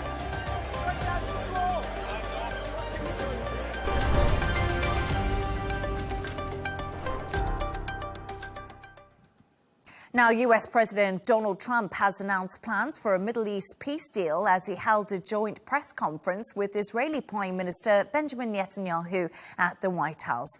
Trump called it the greatest day as he thanked world leaders and announced his principles for peace. Take a listen. President Trump, are you confident? So today is a historic day for peace, and Prime Minister Netanyahu and I have just concluded an important meeting on many vital issues, including Iran, trade, the expansion of the Abraham Accords, and most importantly, we discussed how to end the war in Gaza, but it's just a part of the bigger picture, which is peace in the Middle East. the level of support that I've had from the nations in the Middle East and surrounding Israel and neighbors of Israel has been incredible, incredible. To discuss this and all of today's stories, I'm joined by Al Arabiya's senior presenter, Rawia Alami, and Dubai 92 presenter, Jono Hayes. Thank you so much for being here with me. I must admit, this is a pretty fast-moving situation, Rawia and Jono. Rawia, we were just listening to that press conference before we came on air to do the show. And the greatest day in civilization, Donald Trump said. He said, Bibi and I worked well together. And he's saying a peace in the Middle East, and we know this conference is still going on. What more did we find out? Well, we know that the deal, as President Trump described, everybody agrees to it, apart from Hamas. He said that, you know, they are the last people still to agree to this deal, yet he called it historic. He focused more on the point that this is a conclusive peace deal. He talked about peace in the Middle East, not just for Gaza. The details are starting to come out, and they are, I mean, aligned with the 21-point points plan for that Donald Trump has put forward for the peace in the Middle East and end of war in Gaza. He said that Arab and Muslim countries have committed to demilitarize Gaza and Hamas. And he says, I hear Hamas want that too. He said that there will be a new transitional authority in Gaza. He will be heading himself, President Donald Trump, he will be heading the international body that will be, he called it the Board of Peace, overseeing this deal, along with former British Prime Minister Tony Blair. More details, we're expecting more details to come out, you know, as the press conference goes on. And also, we need to bear in mind that all the devil is usually in the details. So this is really great that such a deal has been reached, of course, pending the agreement of Hamas that it signs on the deal. But yes, the devil is in the details. So we are yet to see how is that going to play out, how is it going to be implemented. President Trump talked about 72 hours to release all hostages. Practically, we're yet to see if that's doable or not. And I think these are the big questions and the grey areas when it comes to this proposal that the US has put forward to Netanyahu. As you said, Rawia, rightly, Hamas has not agreed to this yet. We wait for their agreement. And also, we are seeming to get this real big feeling that so many people have been involved in it. And we also saw Benjamin Netanyahu. He actually called Qatar's leader and apologized for that strike on Doha. And it seems to be like this has been a coordinated effort. So the smoke signals are good. I think what it was, and we heard certainly a name check for so many world leaders that we'd lost count, to the point where I'd started off with mentions of Qatar, Saudi Arabia and UAE, and then it just got so convoluted. Europe, again, Indonesia. Europe, Indonesia, we were right down to countries that we haven't really heard as part of this negotiation before. I think also that the language that was used by President Trump saying we need to get back our hostages now, it almost was this united front. We saw an Israel-USA united front from the Trump administration when he was giving the speech. And you're going to have to go through the bits and details of what was in there, because all of the facts were there, but they were surrounded with flowery language, which is what a lot of the time when we see a Donald Trump speech, that's what we expect. But the things that we know, and as Rawia said, we know that there'll be the demilitarization of Gaza, the immediate end to the war. We heard things like a police force to be trained up for Palestine as well, and the withdrawal of forces meaning no more fighting. If Hamas don't stick to this, that the USA will give full support to the annihilation of Hamas and the threat that they pose as well. And then we had the mention of the Board of Peace, which Donald Trump says now everyone wants to be on, that he is in charge of. Like Rawia said, Tony Blair, more names to mention as well, but he went with the heavy hitters first. There is no role for Hamas in the governance of Gaza. We know that's the case. Apparently, we're just hearing from Benjamin Netanyahu now, and he's saying the Palestinian Authority can't have a role unless it goes through transformation. That's a good point. And that was up until what we've heard of the press conference just before we came on on the air, that point actually caught my attention, that there's no mention of the Palestinian Authority taking any role, any future role in Gaza. And so now Netanyahu is actually confirming this. He is confirming it. He's saying they can't have a role without transformation. So that's something that he is confirming. But he has also said, Netanyahu, I support your plan. He tells Donald Trump, OK, Israel are on side right now. And Netanyahu warns it can be done the easy way or the hard way. Well, because what he means by that is, and this is what we've heard the reiteration from Trump as well, saying Hamas need to agree to this. 72 hours, like you said, Rawiya, is a difficult time frame to turn around return of the hostages, considering that even today, 2 hostages were unaccounted for. We may not know where all the Hamas themselves may not know where all the hostages are. Most probably they don't, yes. They're at such a all the weakened, bombing and destruction and they're such a weakened force right now. Yes, I think they'll have to take this deal as well. It ticks a lot of the boxes in terms of what Hamas wanted, the complete removal of all the forces from Gaza.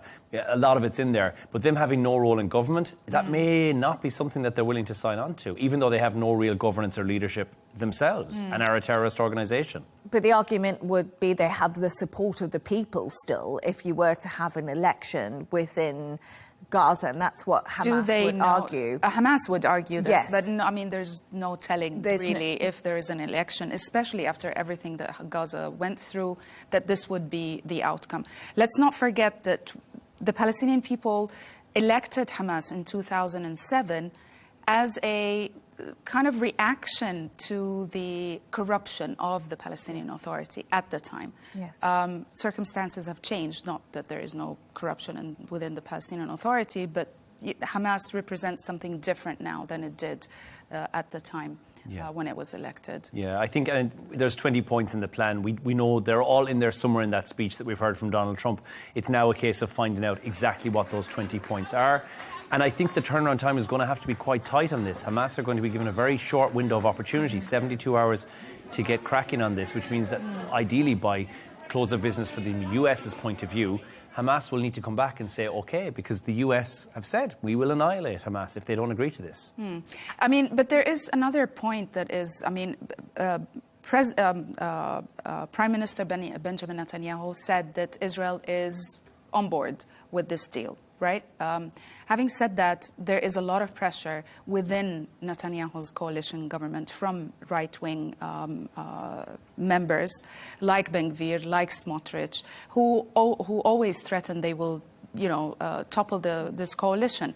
How is that gonna? I mean, is there an internal discussion? Was this plan discussed within the Israeli cabinet, possibly within Knesset, within the Knesset as well, so that he can announce that we agree to it or not? So this is a question I asked Yotam Confino a little bit in my first show, who is a journalist from Israel. And he said to me, this is the thing. This is where the big question happens, because yes, Netanyahu can agree to this peace plan like we've seen today, but it still has to go back to the Knesset for a vote. And it still has to be done democratically. And the feeling is that the Knesset would get the majority to implement this plan, but then will the extreme right, Smotrich and Ben Gvir, veto it and the coalition fall apart. And then we literally go to elections in Israel as soon as that happens. So I think Netanyahu has to go home and he has to sell this as a win. Yeah. And I think it is a win. If you look at it, certainly what we're looking at now, there's a lot of wins in there for Israel, and this is a very pro-Israeli truce more than anything else. And I think you have to look at that and think the war, I think from his point of view, from Netanyahu's point of view, the war has been so deeply divisive among Israelis. We've seen the protests on the streets. We've seen the families of the hostages just say they want the bodies, dead or alive, back with them. And I think that he needs to make a move on this. If he does anything but say, yes, I'm behind this deal 100%, he will be at real risk of There's falling. a lot of internal pressure pressuring Netanyahu from both sides, whether it be the right or the Israeli public, exactly. And also from the international world. Let's not forget we just had the UN General Assembly over in New York, and so many countries recognized a Palestinian state who are traditional allies with Israel. And we saw all those people, Jono, just walk out of the UN General Assembly. Really powerful. And that was so isolating. The imagery, I think, from that as well, and like you said, 140 out of 193 states who were at the UN General Assembly, and then for all of them to walk out, it really paints the picture where he may have stood there and gone, actually, maybe the game is up here. The traditional support that Israel would have had from many former bosom buddies of the country have fallen at the seams and said, no, we're recognising a Palestinian state. We're doing it officially. And I think at that point he thought, this is where I need to go. I need to get back to Donald Trump and I need to speak to him about this. And I think what Rawi said may be correct. There may have been discussions that have gone on behind the scenes saying, here's where you can go to. Here's the limitations of what we're allowing you to do. Come back to us once you've agreed this, this and this. And if that then, satisfies us, we will agree to this when you bring it back to the table once again. But I think he's gone in there knowledgeable, knowing that he would be able to walk away with the deal and where the limitations of that deal would have been with his parties. Well, at the end of the day, also, it achieves the war's goals. Return of all hostages, dead or alive, demilitarization of Gaza, specifically Hamas, and Hamas will not have any part in the future of Gaza. So these are three very important Israeli goals out of this war, and they would be achieved if, from what we've heard about this plan. Yeah, absolutely. And I think a good thing to also think about a little bit is right now we're still seeing the occupation of Gaza City. We're seeing bombing of high-rise buildings. Life is becoming untenable for many people in that region. And what we didn't really hear about was aid, getting aid to people, getting medical services back inside the country. The hospitals have been destroyed. The aid points, all the NGOs who are there.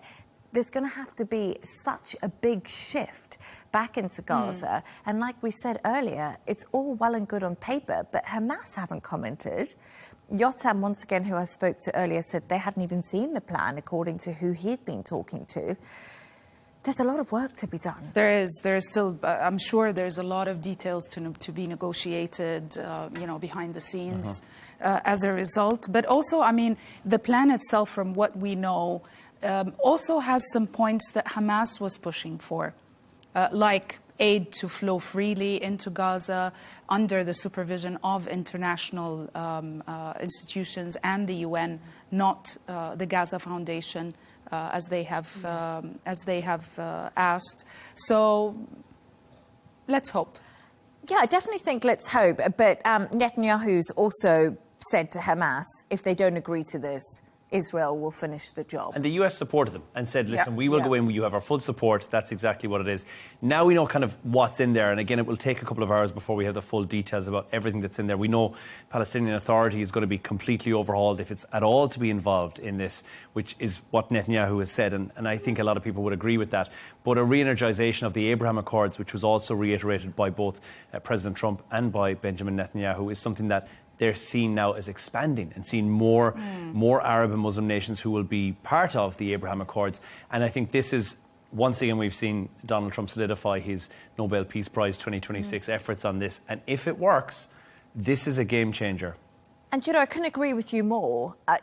Donald Trump, for all that we have to say about him, has brought all these different parties to the table. The Arab Muslim leaders, he's brought Israel to the table. He said European leaders to the table. So many people have been negotiating. And do you know what? If he can pull this off, and there can be peace in the Middle East, in the world stage now, if anybody can pull it off, it is President Trump. If the political will is there to get this done, it will be done.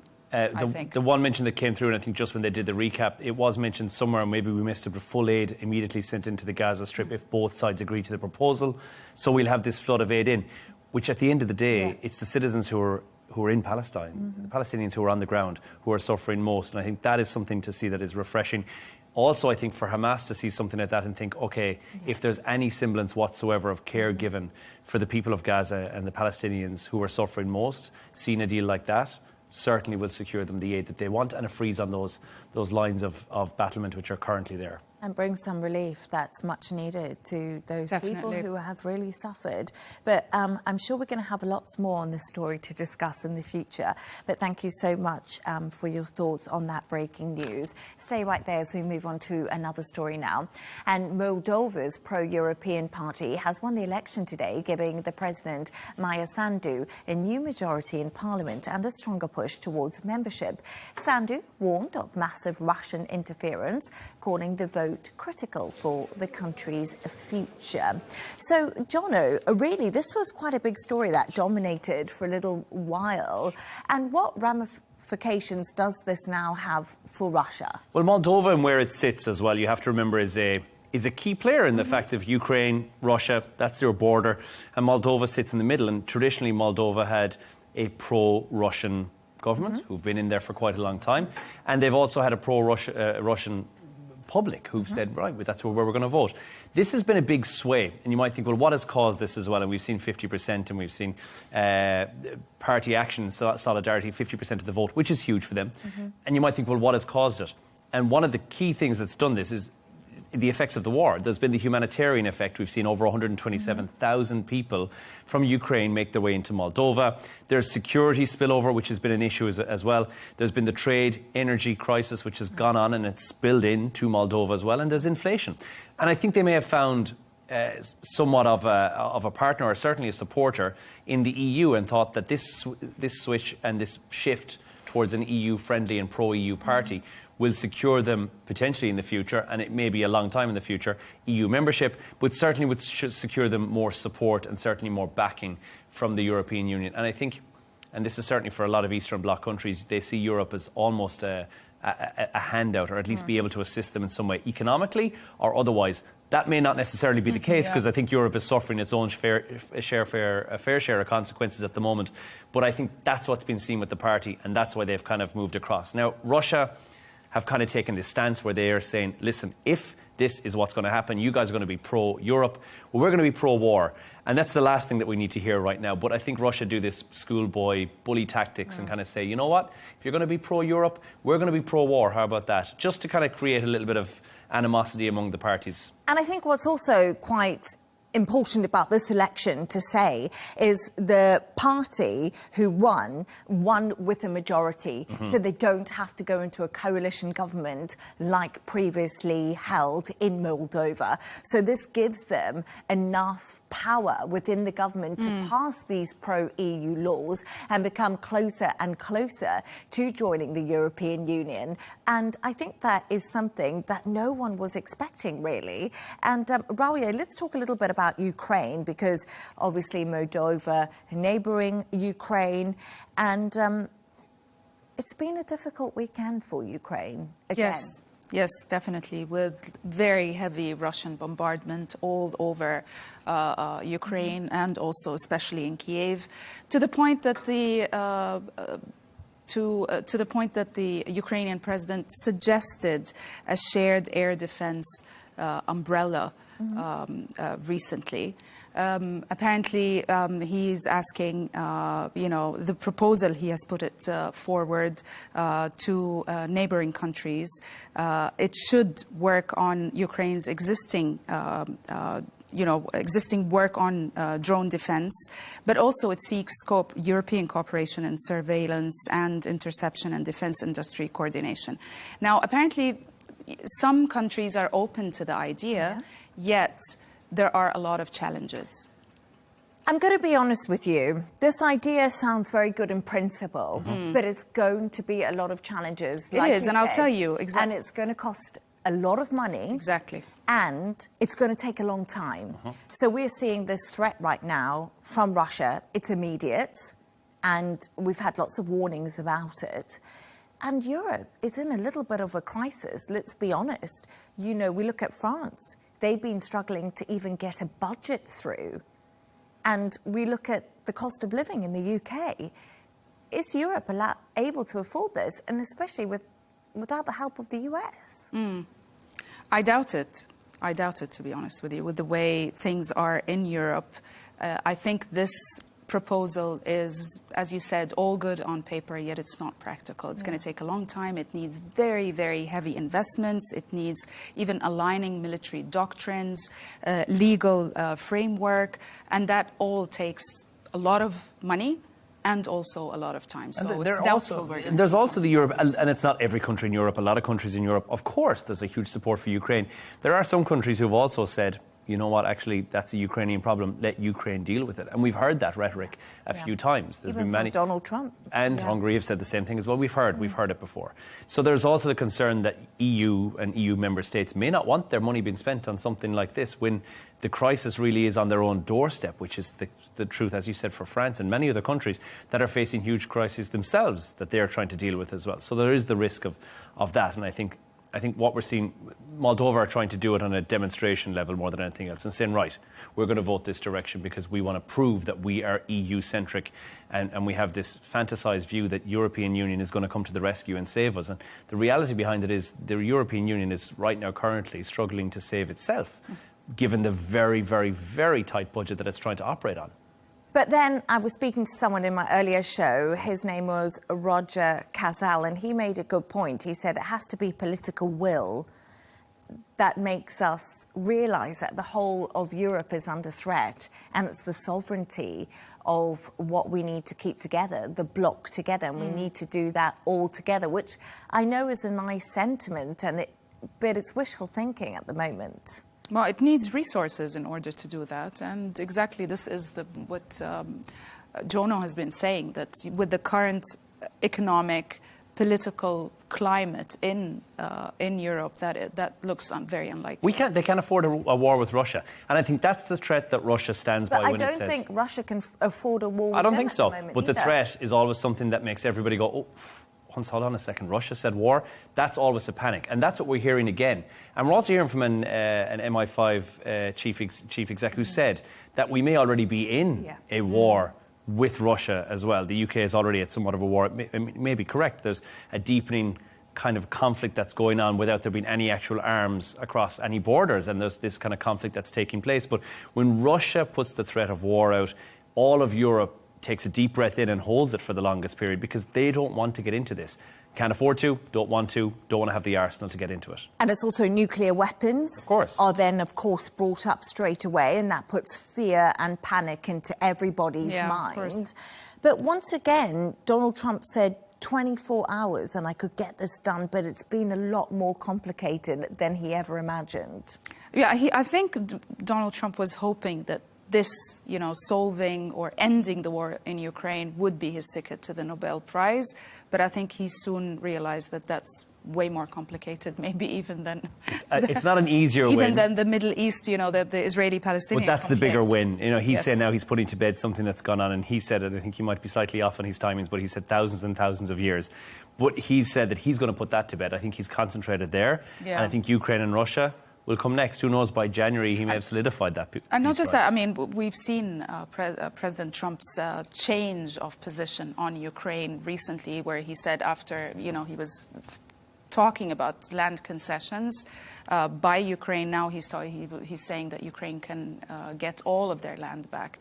And I think there's a lot of frustration on behalf of President Trump from Putin and lack of any intention for negotiations or reaching a peace deal.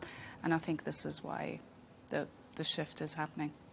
It's been a lot more tough, but maybe we could see the Nobel Peace Prize if he managed to pull off this. Both of them. Oh, this would be a very lucky strike. But let's hope, because as Donald Trump always says, he wants to stop the killing. He's a man who wants peace. So maybe if he is able to succeed, there is some hope for the Ukrainians. Thanks for your thoughts on that. Now let's go on to another story.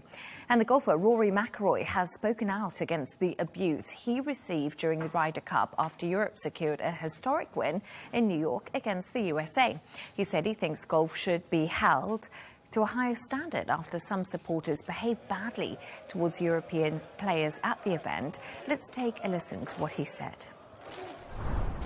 Look, it was a rough week for all of us, but at the same time, we shut them up by our performance and how we played, and we tried to you know, I chirped back a few times because it got to me a few times, but we tried to handle everything that came our way with class and poise, and for the most part, I felt like we did that.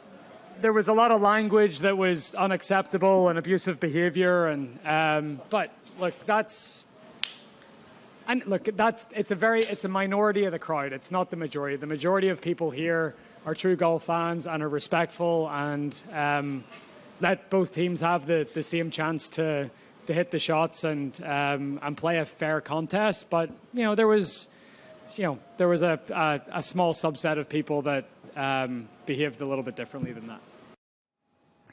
So there we are. Europeans won the Ryder Cup. It was pretty phenomenal last day. Mm-hmm. But wow, watching those scenes, that was a tough week, as Rory did say. A lot of abuse aimed towards him and also towards the other Europeans. And at some point, we actually saw them lose their cool, which is not normal on a golf course. It's not, but I think there was the Europeans lose their cool. We saw McIlroy use some colourful language. There was, but I think he was egged on. I think he was spurred on. He got to the point where he was at breaking point. We saw something where I've never seen this happen before, but we saw bottles being thrown. His wife was unfortunately, and this is, again, there's no footage of this, but I fully believe that this is what's happened. And it turned into almost a ruffians, football hooligan-esque type of a vibe at the Ryder Cup. And I saw a quick piece to camera where they asked people if they thought that this was acceptable. The American fans who were there said, this is just a bit of, sport banter. But I thought, this is not the game for it. You always see football hooliganism taking place at football games. Rugby games tend to be a bit more refined when the fans, they never really get into this bit of a back and forth. And golf has always been the smattering of applause from the side of the green, whereby it never is something whereby you shout out. Exactly. You vocalise your thoughts. Very strange, very unusual. The Ryder Cup can be quite rowdy, and especially in the US, but I agree with you, Jono. I just think it went well beyond the point of actually being It's very surprising. I mean, it is an elitist sport, usually played by elites. It's very expensive to actually play this sport. Yeah. And usually the interest in it is also kind of elitist. But it's quite surprising to find this type of hooliganism in this specific sport. And especially because, I mean, it's not like football where the fans or the audience is sitting, up in the stadium. Up in the stadium at a distance from the players. They're very close. So they're touching distance. They're extremely distracting. And then you have also, there is abuse, not just verbal abuse, even physical abuse with McIlroy's wife. It just seems to be there's an etiquette, there's a respect that's always between golfers. And that just didn't happen at the Ryder Cup. And the next one's in 2027, the next one's on home turf. For me, it's in the city where I'm from, in Limerick, in Ireland. Of course it's going to be different because you'll have respectful fans. And I'm not saying that that's what Europeans are, but there is not that element of, and I've never seen it happen before. And I've been to the DP World Tour and JGE, and you can see the players on it just doesn't happen. What's gone on with the sport? And I feel like what's going on in the world? The world's gone mad. But I feel like when you watch golf, and I've been I've watched it live, you almost hold your breath when you hit the ball. So when they're about to, you're so respectful of it. But once again, it just shows how rowdy crowds can just change the whole atmosphere. But I actually think McIlroy played extremely well under that pressure because, there's always that criticism that McIlroy chokes, and this is what the crowd kept on saying to him. But for some reason, the more they said it to him, the better he played. Yeah, and Shane Lowry, same thing. I think they did exceptionally well given the circumstances. I just question how this was allowed to happen. We maybe need to make it a non-spectator sport. And I don't think golf loses anything by not having spectators there, and that might be a controversial thing to say. But I feel, and this takes me back to COVID times, when we watch football games without spectators in the crowd, that was weird. It's jarring to not have that roar of the crowd. But it's okay for golf. I feel it's fine for golf. Terrible. And I watched the tennis with two other people in the entire stadium for the tennis for the finals of that, and it felt fine. Tennis and golf don't need spectators. I completely disagree with you on every single level. What's been added to that? What's been added to it by the spectators? You need spectators. They follow you around. There's fans there. You've got your caddies. You've got people normally cheering you on. You hit a good shot. They like, good shot, Rory. And to towards the end, we saw the European fans really come to life. Lowry, McIlroy, they got such big cheers. And when they won, like, the celebrations were epic. And I think there's nothing worse than playing a game where... in silence. Oh, my gosh, it's terrible. Maybe the problem is not the presence of spectators. Maybe it's the lack of presence of security and police. Yes. And Maybe also, this is the problem. Yep. Another thing, no spectators. How are you going to fund the sport? Well, I'm not saying we don't have them at all. I think on the 19th hole, you keep all your spectators there. When everyone gets back in afterwards, then you say, well done, Rory, you've done exceptionally well. Congratulations. You know, Tommy Fleetwood, haven't you done fantastically? Jono, I'm You horrified. congratulate them all. But I'm just wondering, and I don't play, so I don't know, but I know a lot of friends of mine who do say that when they're on the golf course, the key to being on the golf course is that silence is golden. They love the get away from it all vibe of... But they're professionals. They train to be in front of these people. Not when they're throwing bottles at his No, wife, I'm saying that was shocking. Absolutely. But that was shocking. But that's spectacular. I honestly think we'll see a different Ryder Cup in 2027. I would like to think that we'll see more respectful fans, and I'd like to see see another win for Europe. Well, hopefully. It's good that Jono doesn't sit on any of the boards of these federations that govern, any of these bodies that govern golf. Otherwise, no spectators. And no funding. And no Maybe funding money. for you as well. Just playing it to a tennis court and hearing the echo of To be honest, I mean, I'm not really a big fan of golf. I don't really follow it, so it doesn't matter. For me, at least. Well... Whether there are spectators or not, I might agree with Raya's not going. I'm not going to Great go. hospitality, and always at the Either way, golf. if there's spectators or no spectators. I'm not going to watch it on TV. Amazing hospitality, and that's what I would recommend 100%. The hospitality is away from the course. I must admit something. I love watching golf, and I would spend all weekend watching the Ryder Cup. I come from a very keen golfing family, and I do feel like the whole point of golf is how close you can get and how personal it can be.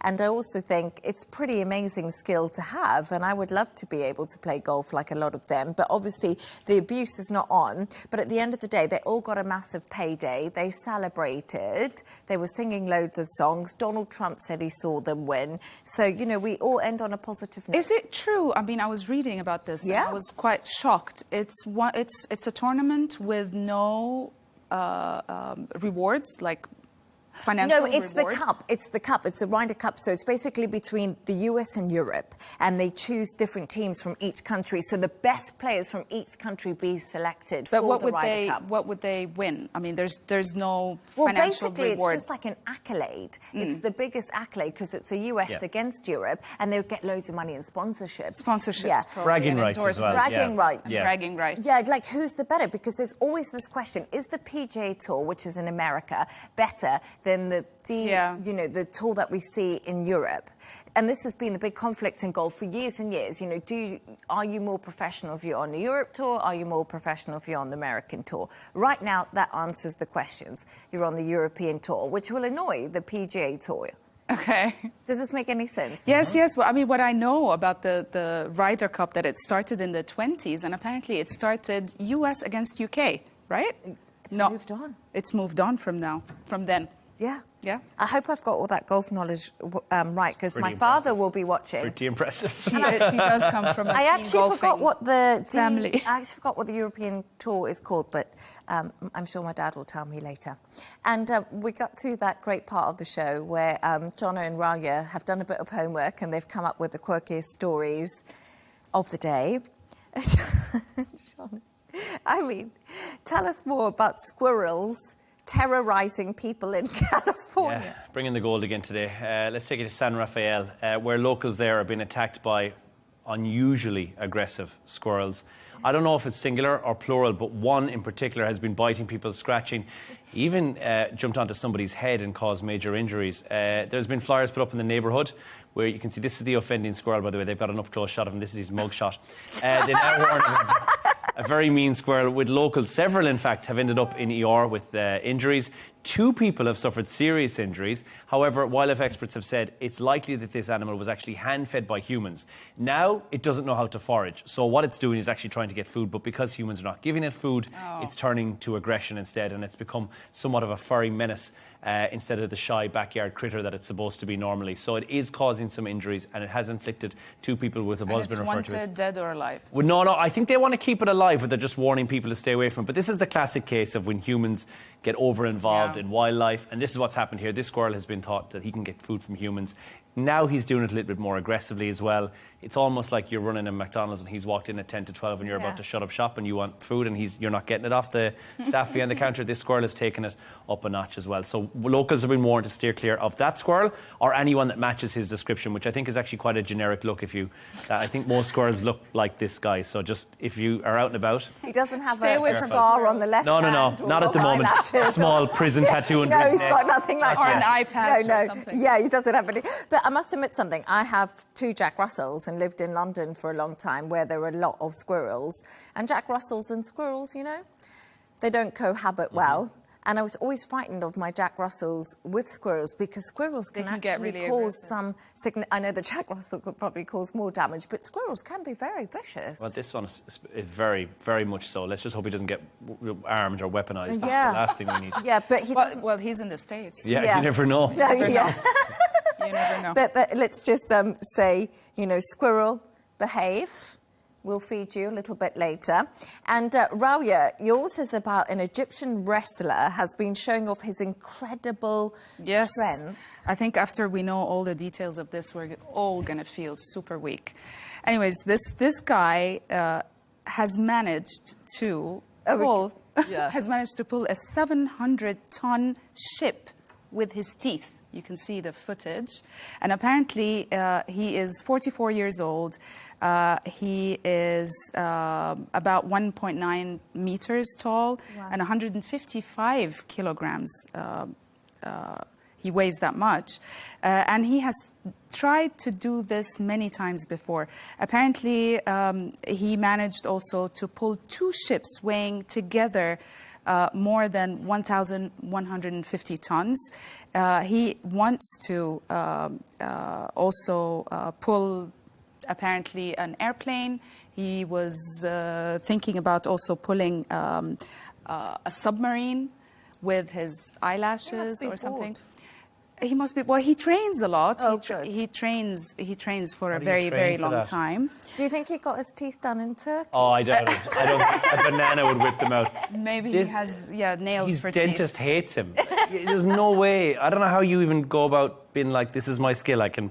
How do you figure that out? I'm sure the leverage doesn't come from the teeth. It comes from the jaw. The jaws. Must do, right. The jaw muscles are one of the. But how do you think you figure out that you're good at that? How do you think you figure out, I'm good at pulling things with my teeth? But I do know that when I was growing up, it was always said, don't use your teeth to do anything. Don't open like cans with them or anything like this. This guy's parents have done a really bad job on telling him, not, you don't go around pulling a boat or a submarine with your teeth. Well, he still has his teeth, so maybe it's not. Yeah, it wouldn't be a great trick if you were doing it with your gums, I guess. So that's. He calls himself the strongest man in the world. He apparently trains for 6 hours daily, and he eats protein, protein-rich diet, an iron-rich diet, at least a dozen eggs, 2 whole chickens, and about 5 kilograms of fish daily. Wow. So if you eat that much, you train that much, maybe you'll have such strength. That's incredible. That is amazing, isn't it? I think that we should all walk home tonight, eat some protein, get our strength up. Walk home, we're going to burn off some protein. Burn off protein. I think it's a sponsorship deal, because on something like that, you'd hope that he's getting paid money, because otherwise it costs a fortune to feed this guy every single day. Oh, yeah. Colgate. He's available. Thanks to our guests, Al Arabiya senior presenter Rauya Alami and Dubai 92 presenter John O'Hayes. And that's all from us on W News Extra. Don't forget to subscribe to our YouTube channel and, of course, follow us on X, GNT with Tom Burges Watson. Who's coming up next. Goodbye and thank you.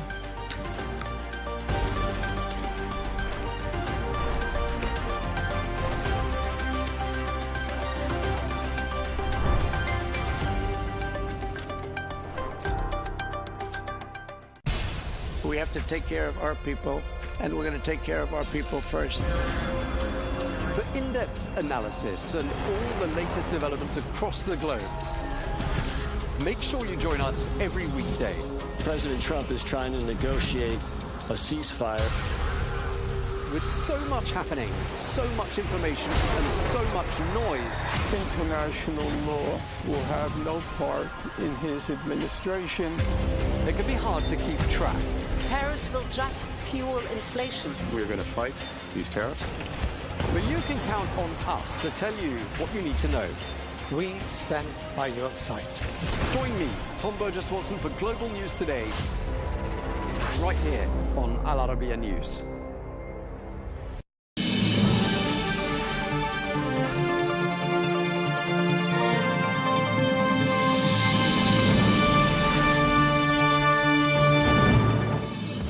Hello and welcome to Global News Today, bringing you exclusive interviews with leading experts every weekday here on Al Arabiya English. I'm Tom Burges Watson. Coming up on today's programme, as Israeli tanks push deeper into the heart of Gaza City, the Israeli Prime Minister Benjamin Netanyahu is today holding talks at the White House with the US President Donald Trump, who has hinted that there could be a diplomatic breakthrough to end the war. We ask, what is President Trump's 21-point plan all about, and how likely is it that Israel will accept it?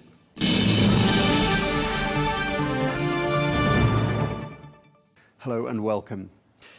As Israel faces growing isolation over the Gaza war, the Israeli Prime Minister Benjamin Netanyahu is once again turning to his closest ally, the United States. Well, today he's holding talks with President Donald Trump, who is hoping that Prime Minister Netanyahu will agree to a Gaza peace proposal aimed at ending the war once and for all. Well, this comes after a major diplomatic shift at the UN, where more than 150 countries, including the UK, France, Canada and Australia, now officially recognise a Palestinian state.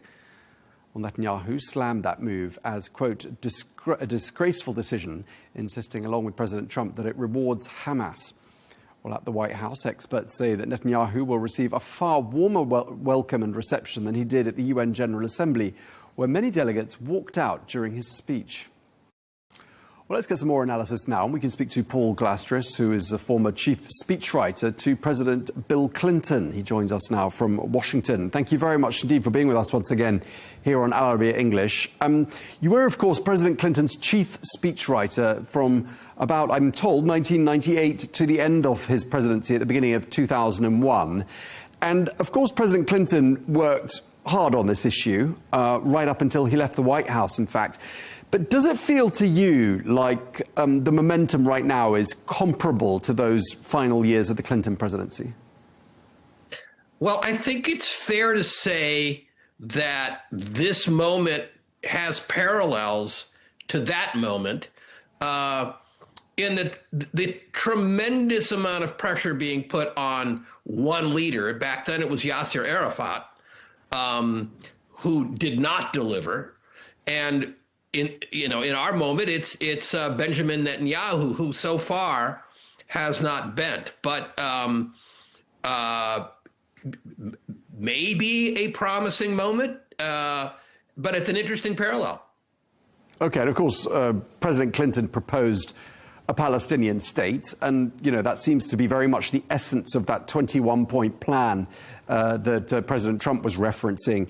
And saying that everyone was more or less on board. I mean, do you see any significant differences or similarities with regards to this latest proposal and what President Clinton was proposing 20 plus years ago? Ehud Barak, about a year and a half ago, predicted in the midst of the early months of the Gaza conflict that a settlement would look very much like what it was he and Bill Clinton presented to Yasser Arafat. I have not seen the map. I have not seen the details. So I can't speak to how close they overlap. But if it's true what you say, then, Ehud Barak was right. Do you think the situation in Gaza troubles President Trump? I mean, from a human point of view, and do you think that's been something that's been perhaps weighing on his mind ever since he took office? We have no evidence that such things weigh on his mind, alas. The things he said over and over and over and over again suggest that the pain of others is not what drives him. I do think he's driven by a desire for success, a desire for acclaim, a desire for a legacy, a desire to be seen as the person who could pull off what others haven't. So whatever the motive, if it's compassion, okay, I get no sense of that. But if it gets to the same end result, that's fine. Well, if he does deliver that result, he'll have done something that's eluded, multiple US presidents. I mean, that really will cement his place in not just US history, but world history, won't it? I think so. But, having lived through the Clinton attempts, you can get very, very close, and the fears and flaws of one leader can lead the whole thing to crumble. So if you go back and you look at July of this year, the same discussion, the same language was being used. Trump was saying, we're this close to a ceasefire. We're about to get it. I do think that the conditions are better now than they were in July, with the fact that countries like France and the UK are calling for a Palestinian state, and that the Israelis failed in their attempt to assassinate Hamas leaders in Qatar a little while ago. But the same political dynamics that have kept Netanyahu from cutting a deal all these many months and years are still at play, if not more so. So who can say? We will see. Something you might be able to tell us, though, is obviously being close to President Clinton. I'm just wondering how frustrated he was and how he felt personally about getting so close to sealing a deal and yet not managing to crack this nut. Immense frustration. Just immense. He threw everything he had into it. He thought he had delivered the best possible deal the Palestinian Authority and Yasser Arafat were ever likely to get, and then some. Yes, it was a great feeling of missed opportunity and frustration to the president. And to what would you attribute the failure to strike a deal? Was there one single event or one event that stands out more than all the others? I was not there. I was not involved in those negotiations. You hear different things from people who were. What I remember and what has always struck me is that Yasser Arafat failed to prepare his constituents for the deal that was being negotiated. And in the end, he felt he couldn't sell it because in some ways he didn't try. And I think people have said he feared for his own life if he would have signed on the bottom line. And I think that sounds right to me, but I'm far from an expert. Well, one other name from those sort of times, from 25 years ago, is Tony Blair, and he's very much sort of on the spot and very much one of the men of the moment with regards to this 21-point plan. Do you think that's feasible, that Tony Blair could somehow emerge as being this transitional leader for the Palestinians? I know he's active. I know he's a very, very able and shrewd negotiator. If the Trump administration and Netanyahu and others find it useful to have him involved, I suppose. Donald Trump doesn't like to be upstaged. And he's something that, Blair could bring something to the table that he couldn't get on his own. That would be my guess. Okay, so we might see him perhaps emerge as being a key figure. We'll have to wait and see on that one. I mean, obviously something else that President Trump's going to have to be, is going to be very much on his mind at the moment is the Abraham Accords, a major part of his first term's legacy. And, were Israel to go ahead with something it threatened to do last week, which was to annex the West Bank, we could really see those Abraham Accords unravel, couldn't we? And I'm just wondering how much of an important issue you think this is for President Trump going into those talks with Netanyahu today? Well, you've put your finger on it. The upside of it is immense. Because remember, this is the first time, really, that Benjamin Netanyahu is engaging in talks, at least publicly, about a post-war in Gaza future for Gaza. The big complaint within Israel is his refusal to engage in, what comes next. Now he's being forced by the situation to do that. On the other hand, if he refuses, you're absolutely right. The Abraham Accords then are really put at risk. So this could be catastrophically bad or quite, dramatically good. They're really at a knife's edge. And I'm not sure this one meeting will determine it one way or another, but it is certainly very pivotal. I mean, who do you think feels more pressure going into these talks, Netanyahu or Trump, bearing in mind that back home in Israel, Netanyahu's got some people in his cabinet who have got quite strong opinions and very much to the right of the political spectrum. I'm thinking about people like Itamar Ben-Gvir and Bezalel Smotrich. I mean, they're not going to...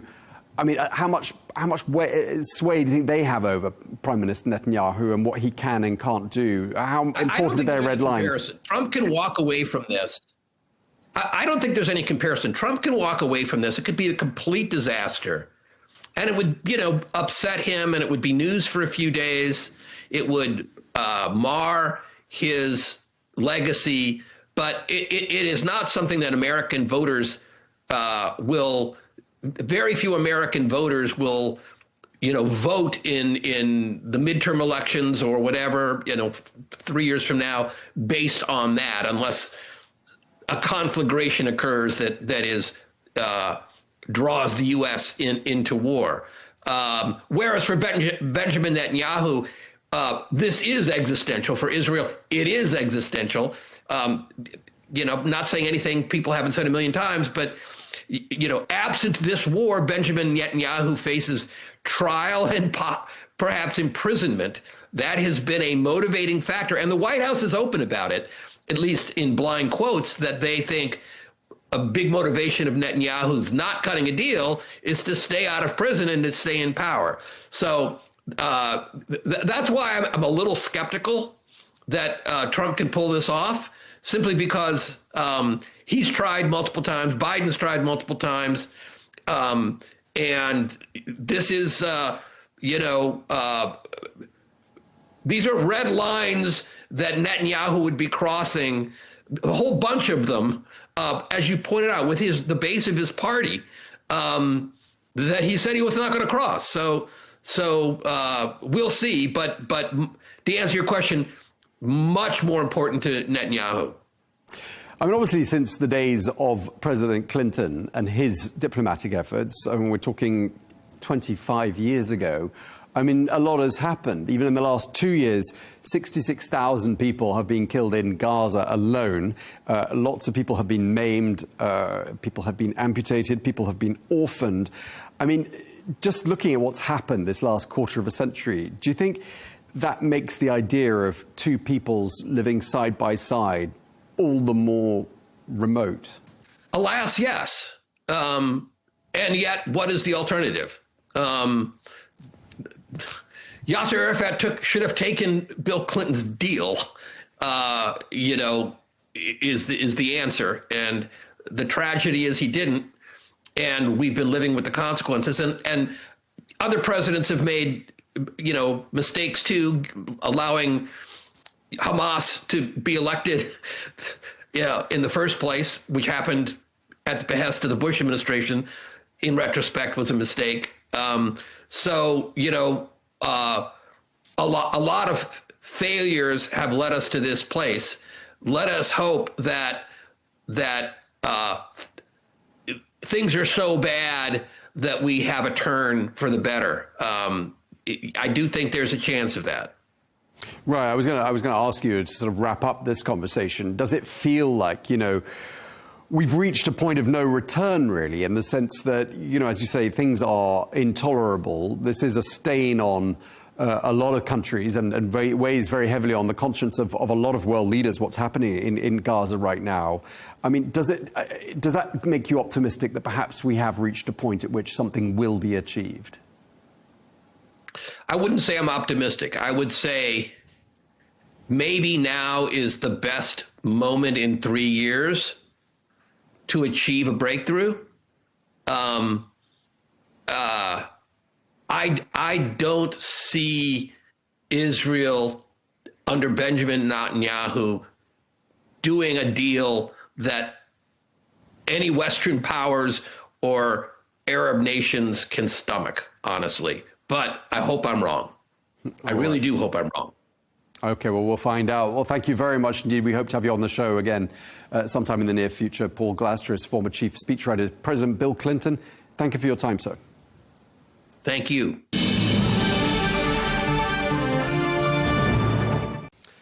Well, let's get more now. We can speak to Dr. Todd Belt, who is a professor and director of the political management program at George Washington University. Dr. Belt, thank you very much for joining us once again here on Al Arabiya English. We're about 2 years now, aren't we, into this war, very nearly. And I'm just wondering whether this looks to you like the closest point we've got to some sort of a comprehensive deal to end it. Well, thanks for having me on again. It's great to be with you. This is the most comprehensive deal we have. However, it hasn't been negotiated with the two warring parties, which is really one of the problems. Of course, it's been presented to a number of Arab leaders. Benjamin Netanyahu is getting presented with it right now, right down the street from my office here, and we will see how he responds to it. Apparently, they've been talking preliminarily with the Trump administration for 4 days to get what they want into it. And of course, it has not been presented to Hamas yet. So I believe that is the next step, although there are some aspects of the deal that say that this can proceed without Hamas agreeing to it in certain areas where Hamas is not active. Yeah, I mean, this is, of course, Prime Minister Netanyahu's fourth visit to Washington this year.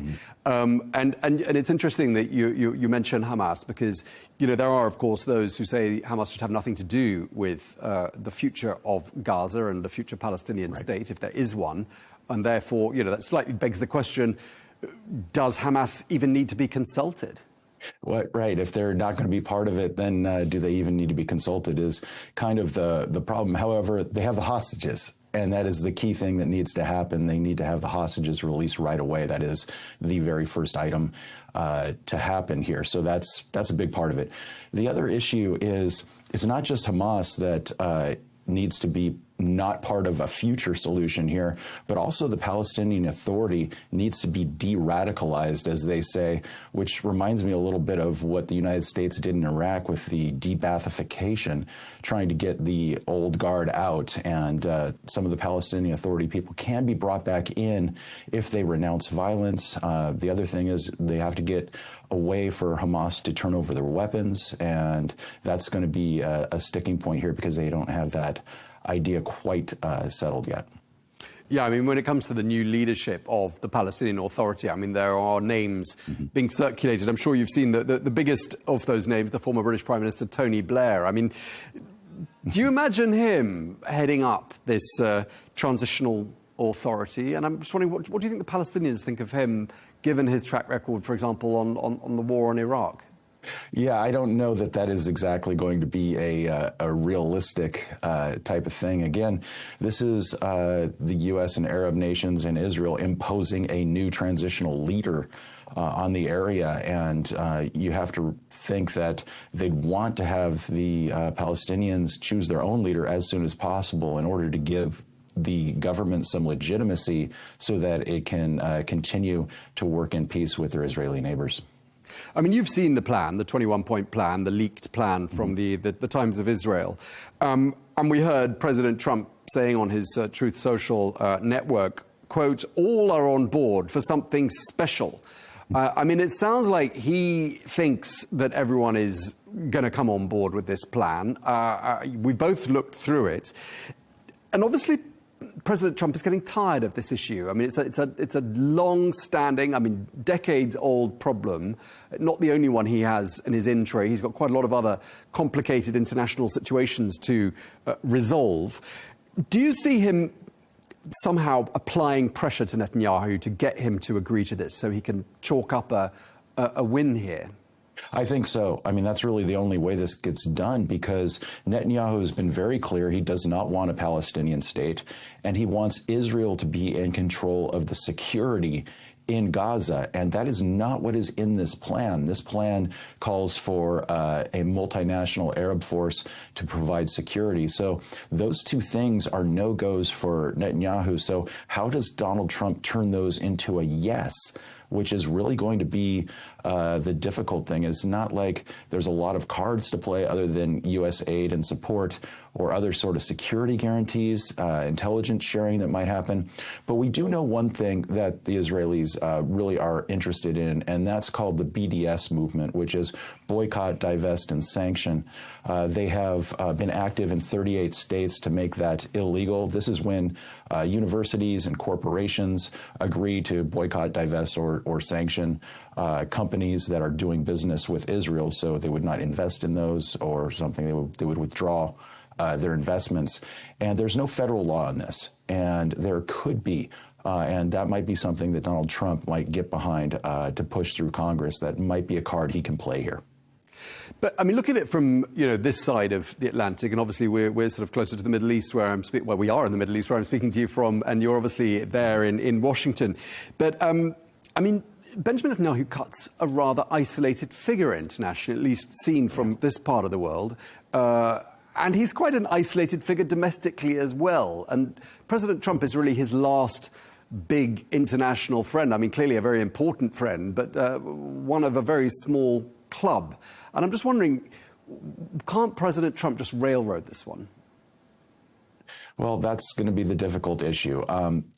You see Benjamin Netanyahu about a week or so ago called Israel Super Sparta, right? Thinking back to the Peloponnesian Wars and the Battle of Thermopylae and the whole ideal of standing alone against all these enemies around the world. And he sort of relishes in that.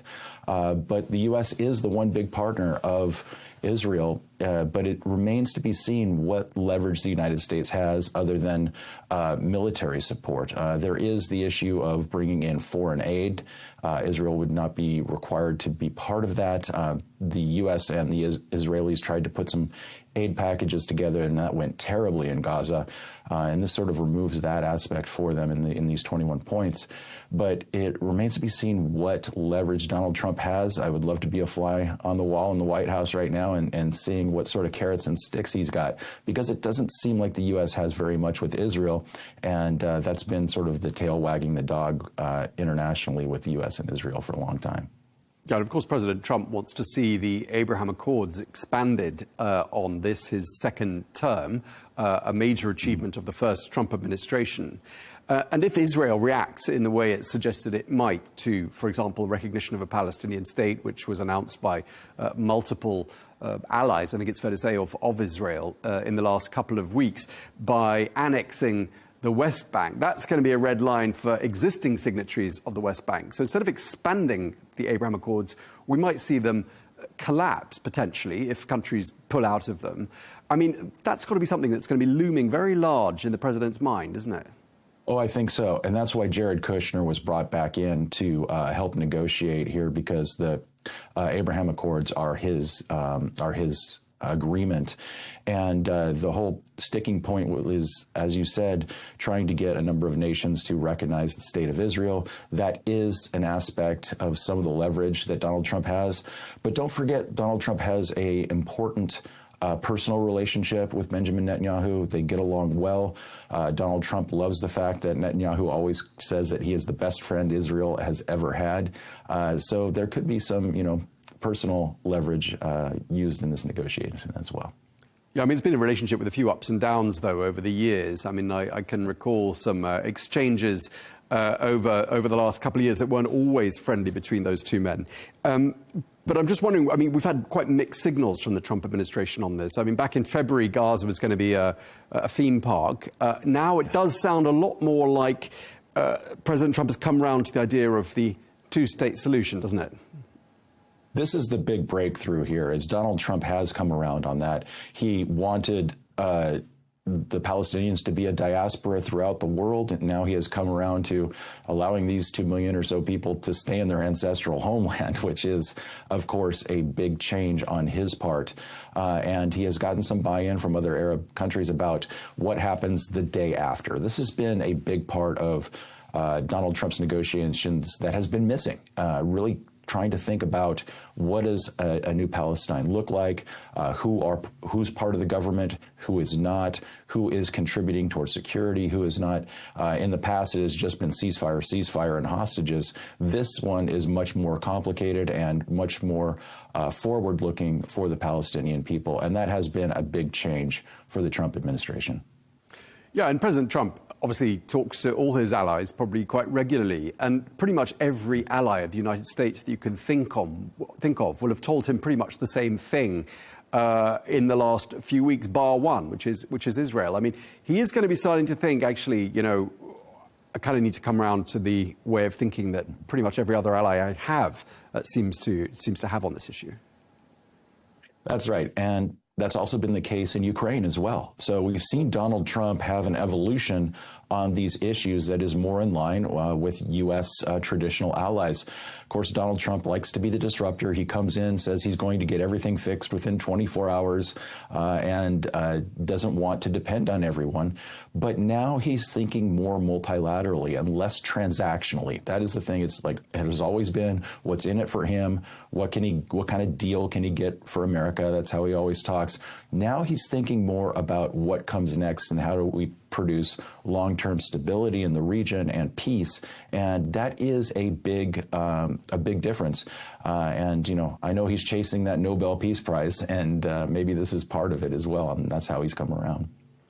Yeah, and I mean, I think it's fair to say as well, reading between the lines, that he's rattled on a personal level by the reports coming out of Gaza. 66,000 people, we understand, have been killed.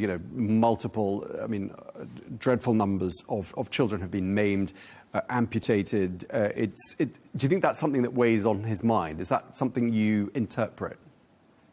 I absolutely think so. Donald Trump does not like war, and he does not like images of war. Remember when Ivanka showed pictures of the chemical attacks in Turkey to him, and that really changed his mind on that. And remember during Donald Trump's first term, he had planes in the air launching an attack on Iran, and he turned them around when he found out that there was going to be a lot of casualties, a lot of injured and people killed by the attacks. So he turned them around and had them land back on their aircraft carrier. And so he is worried about war. We also know that he has a strong aversion to nuclear war. As somebody who grew up during the Cold War, that is something that resonates with him. And so there is a humanitarian aspect to Donald Trump's approach to this that can be used as leverage against him or with him. Dr. Bell, as this conversation draws to a close, I mean, let's look at some time frames here, because this 21-point plan talks about hostages being returned and released, and within 48 hours of Israel accepting this plan, that's something that could happen. I mean, if we are extremely optimistic, could we see this week becoming perhaps one of the most pivotal weeks in the history of this war? It certainly could be, but the question is, what changes is Netanyahu going to want to make to this 21-point plan, and will it be sent to Hamas, and will they get the hostages released? Right, that is the big card that Hamas has always had is the hostages, and if they give up the hostages, They have really no other cards to play other than giving up their weapons. And that is going to be the big sticking point. But again, we don't have the two major actors signed on yet. There is this plan. There is a lot of uniformity around it in terms of people agreeing to it, but the two major actors, the warring parties, have not yet. So there is a potential here. This is as close as we've ever come, but we really got to push this over the finish line, or Donald Trump has to push this over the finish line with both parties. Okay, so just how optimistic are you personally, Dr. Belt? Well, this is difficult. I am frankly cautiously optimistic, I think is the way I would say, because we know that Netanyahu has drawn some real red lines, as I mentioned earlier, on a security force led by Israel or of Israel, and that's not what this plan has. Recognition of Palestine as a state has been a no-go for him, and that is certainly probably going to happen here. And it makes Israel more reliant on other nations for its security, and that is something Netanyahu has never liked. So that's why I'm a little bit cautiously optimistic. I think that Donald Trump may have some cards to play that we don't know of yet to push this over, but we know he is very strongly dedicated to it.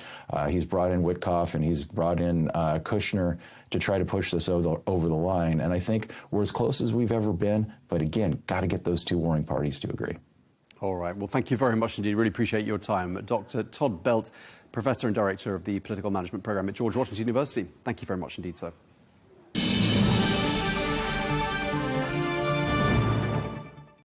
Well, let's just get a quick reminder to our audience. The US President Donald Trump has proposed a 21-point peace plan to the Israeli Prime Minister Benjamin Netanyahu with the aim of ending the war in Gaza. Well, all of this comes, of course, in the context of Prime Minister Netanyahu facing increasing isolation, with UN member states recognizing the state of Palestine. Well, let's get some more analysis now. We can speak to Greg Swenson, Chair of Republicans Overseas, a friend of the show who joins us now from Italy. Thank you very much indeed for speaking to us, Greg.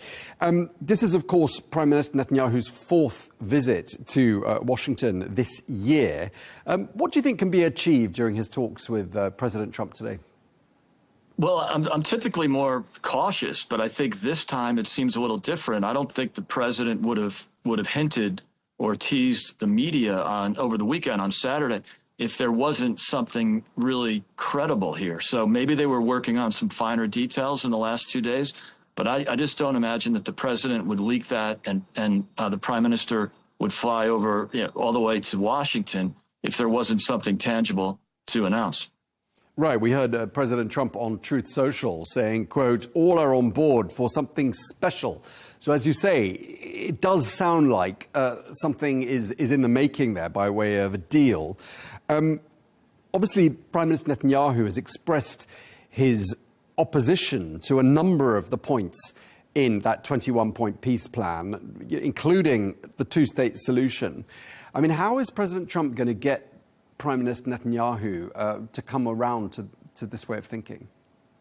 Yeah, there's a lot of challenges, and I don't know that the prime minister would agree, obviously wouldn't agree to anything that includes Hamas in leadership positions. But I do think some of these countries, like the United Kingdom, were premature, and I think did in announcing that they were recognizing Palestinian state. I think that was something that everybody would like to see. But it might have been premature. I think it was a mistake. It isolated Netanyahu even more, and in many ways rewarded Hamas. And the Palestinian, the PLO is not exactly clean here. And so I don't imagine that he's going to want to see a government run by the PLO. But then again, maybe he doesn't have a choice. We'll see. I mean, there's a lot of options that could come out of this. 21 points are a lot. I think the major ones are Hamas has to surrender or at least put down their arms. And, of course, the hostages have to be released.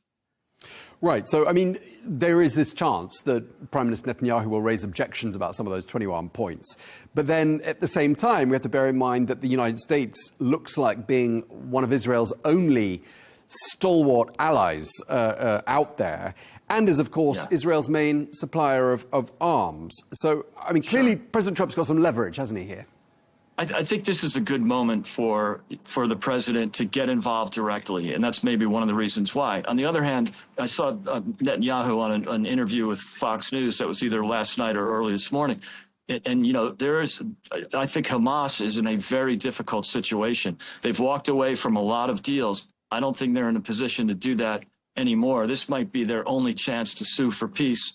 And I think the alternative, again, is unconditional surrender, which nobody really wants to wait that long, right? I mean, I think that would be the best outcome. But on the other hand, they've dragged it on for so long, and that unconditional surrender has been difficult for the Israelis to achieve. And so if we can get to a peace settlement and stop the killing, absolutely, this is win-win. I think you have both the Hamas as well as Netanyahu in a position at the negotiating table, perhaps for the first time. And I think that's more Hamas for the first time, whereas Netanyahu has been there many times and has been willing to cooperate. I mean, Prime Minister Netanyahu and President Trump have got a long-standing relationship, and it hasn't always been good. I think it's fair to say there have been some ups and downs in that relationship, as there are in most relationships. But I'm just wondering where it is right now, and where you think perhaps is there a chance that President Trump might start to lose patience if all he hears in response to those 21 points is a long list of objections? Something tells me most of this has been negotiated already. And the fact that the president's stepping in, that's a really good sign. And you have a bilateral relationship now, or bilateral conversation between the president and the prime minister of Israel. That's a great sign. I know they've had conversations before, but this is different, again, because Hamas is in a much different situation now than they were even 3 or 6 months ago. So I think this is a great opportunity. Again, I don't think the president would have telegraphed it if there wasn't some good news. I'm not sure that Benjamin Netanyahu is there to negotiate right now. I think he's there to support the president and be received by the president, which is great. You're right. They have a great relationship. And the U.S., I think the president is unwavering in his support for Israel. I mean, last week, Prime Minister Netanyahu and others in his cabinet were threatening to annex the West Bank. That would be a red line for existing signatories of the Abraham Accords and probably torpedo the chances of those accords being widened and enlarged to include other countries. How much do you think that's going to be present in the president's sort of calculations? I think that might have been a negotiating tactic. Maybe just throw a little surprise in there. I don't think there's a lot of support for that, even though there are issues and there are problems on the West Bank. So I think that was maybe a pre-negotiation sort of arrangement by some of the people in his cabinet. I'm not taking it too seriously right now. I think that will be buried completely after this announcement this afternoon in Washington. You spent a lot of your time in the United Kingdom. I don't know if you were there under the leadership of Prime Minister Tony Blair, but his name is quite sort of, it's doing the rounds at the moment because some are suggesting he could be part of the sort of leadership of the transitional governance of a future Palestinian state. How likely do you think that is? You never know. I mean, remember, Rishi Sunak appointed David Cameron as foreign secretary. That was a surprise to everybody. I think Keir Starmer has made a few surprise announcements. I think the relationship between Great Britain and Israel has been really damaged in the last few weeks by Keir Starmer.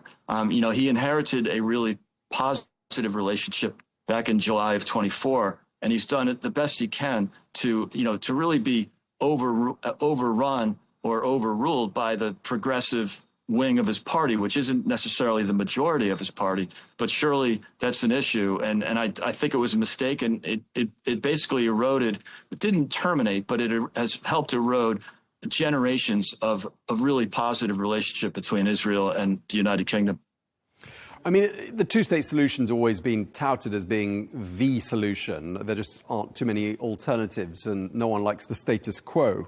And yet we heard Prime Minister Netanyahu saying, last week at the UN, he said, giving the Palestinians a state near Jerusalem is like giving Al-Qaeda a state near New York after 9/11. I mean, that's incendiary. And I'm just wondering how you think that would have gone down with President Trump. Yeah, I think, look, this is a difficult time, and he knows that, Hamas has been controlling Gaza now for years, and yet they committed this atrocity on October 7th of 23. They have to worry about a neighbor that's run by terrorists. And I don't think any two-state solution should include a state on the border of Israel that's run by terrorists. So, I mean, he's got a point. And I think, it might be it might be a bit, confrontational or provocative, but he does have a point. So, look, I hope they get to all of this today and they can ultimately be on a path to a two-state solution. But I think that it's not going to happen overnight. Basically, the PLO and other parties have rejected two-state solutions over time, going all the way back to Arafat. So this is not new. And you could argue that they never wanted a two-state solution. They want to wipe Israel off the map. And that's obviously got to be something that's considered in these negotiations. Do you think President Trump is on board with the idea of a two-state solution, obviously not with Hamas as a part of it? Yeah, ultimately, yes. I mean, he even said that over the last 2 years. He wants to rebuild Gaza. He wants to, involve the neighboring countries in the rebuilding of Gaza. He has great hopes for Gaza and the people there, but that can't be accomplished as long as they're being governed by terrorists and their people are used as human shields. So I think the president is quite optimistic. I think there's, a really good argument for a Marshall Plan for Gaza at some point, not just by the Americans, but by the neighboring countries as well. So, there's a lot of upside, but obviously nothing can start, whether it's a two-state solution or the rebuilding of Gaza, until there's peace in the region. You know the president well, and you know how he thinks and what his priorities are. And, the pictures out of Gaza are horrific. 66,000 or more people, we're told, have been killed. Thousands more have been injured. There are more child amputees in Gaza than anywhere else in the world. 2 million people currently displaced. How much do you think all of that weighs on the president's mind? Do you think it's sort of, do you think it's something that he rolls over in his mind and something that keeps him awake at night? I would think so. I'm not sure, I'm not sure to what degree, but this is a very anti-war president. He is a very, very much a peace president. And that's unusual for, after generations of Republicans being known as sort of the hawkish party and the Democrats being the dovish party. That's sort of flipped. If the president wants to end this war, he's not afraid to use military force. You saw that with Iran. You saw it with taking out Soleimani. You've seen it. You saw it in his first term many times. It's always brief. It's always direct and focused. But I'm sure it pains him to see the killing that's going on. And again, I think he knows who the good guys and the bad guys are. There's always going to be unfortunate atrocities in war. I think he's made sure that the Israelis have done their best, and I think they have, with doing their best to try to save civilians, with the knock-knock bombs and giving them a heads up and giving people, providing text messages and they've completely lost the element of surprise. And so, this is something that I'm sure bothers the president, but he knows that Israel needs the support of the U.S., and I think they will definitely get it. That doesn't mean he doesn't want peace. A lot of names are circulating. We've already talked about Tony Blair. Jared Kushner is now back, very much involved, we're told. I don't know if you can give us any insights on that. With this, the King of Jordan, other Arab leaders, all involved. So whose plan is this really, do you think, at the end of the day? Well, I think it would be better, Tom. It's a great question. I think it would be better if there was collaboration in the region. I don't think the president envisions ever doing a forever war or, regime change like we saw with the invasions of Iraq and Afghanistan. You'll never see that again. It's really important for him to have collaboration, in the region. And I think you'll get that. I think, I think the first thing that needs to change is, to date, none of the neighboring countries want to accept refugees from Gaza. I think obviously that has to change, and maybe it will when there's peace, when the weapons are put down. So yeah, there's a lot of challenges ahead. I think having a Jared Kushner, a Tony Blair, who's had some experience with diplomacy, obviously, and going back to the Northern Ireland Accords way back when he was first prime minister. There's no reason not to have involvement from Jordan. Obviously, they're a neighboring country. And so there's a lot of good that can come from this if we can just get to a ceasefire and a peace agreement that the neighboring countries can live with, as well as Israel and Gaza.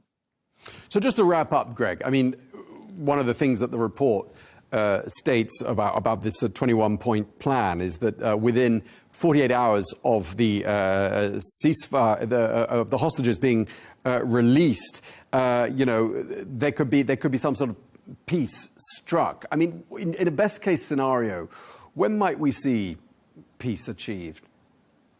I mean, it could happen quickly, Tom. Obviously trust but verify, or maybe with Hamas, don't trust and definitely verify. But I think there's great potential here. I mean, obviously Hamas started this on October 7th of 23. They've been keeping the hostages, which is it's unfathomable. But if they change and we could get the hostages back, that gives Netanyahu a lot of room to negotiate, a lot of room for peace. Nobody wants this war to continue, but obviously Netanyahu can't take the risk of having another October 7th, which Hamas has quite often said that they want to repeat.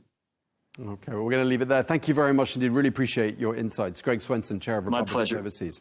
Thank you. Thanks, Tom. Thanks for having me.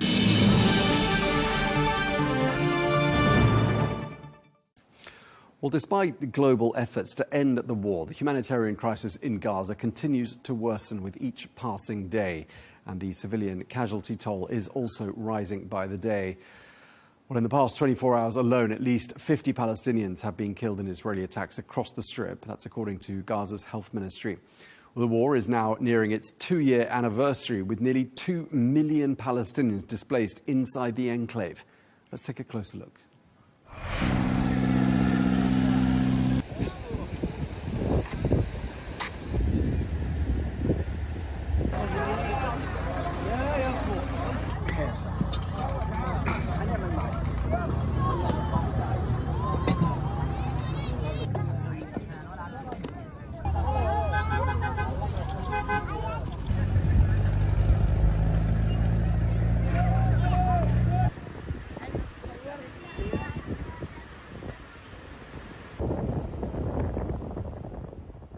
Well, let's get more now. We can speak to Tamara Al-Rifai, who is the Director of External Relations and Communications at UNRWA, who joins us from the Jordanian capital, Amman. Thank you very much indeed for joining us on Al Arabiya English. We're told that the humanitarian situation in Gaza is continuing to deteriorate. I mean, it's hard to believe that it could get any worse than it was, for example, last week when we spoke to humanitarians on the ground there. I mean, what is the latest on the situation there? The latest is that mass movement continues as people get forcibly displaced from Gaza City, from the north of the Gaza Strip.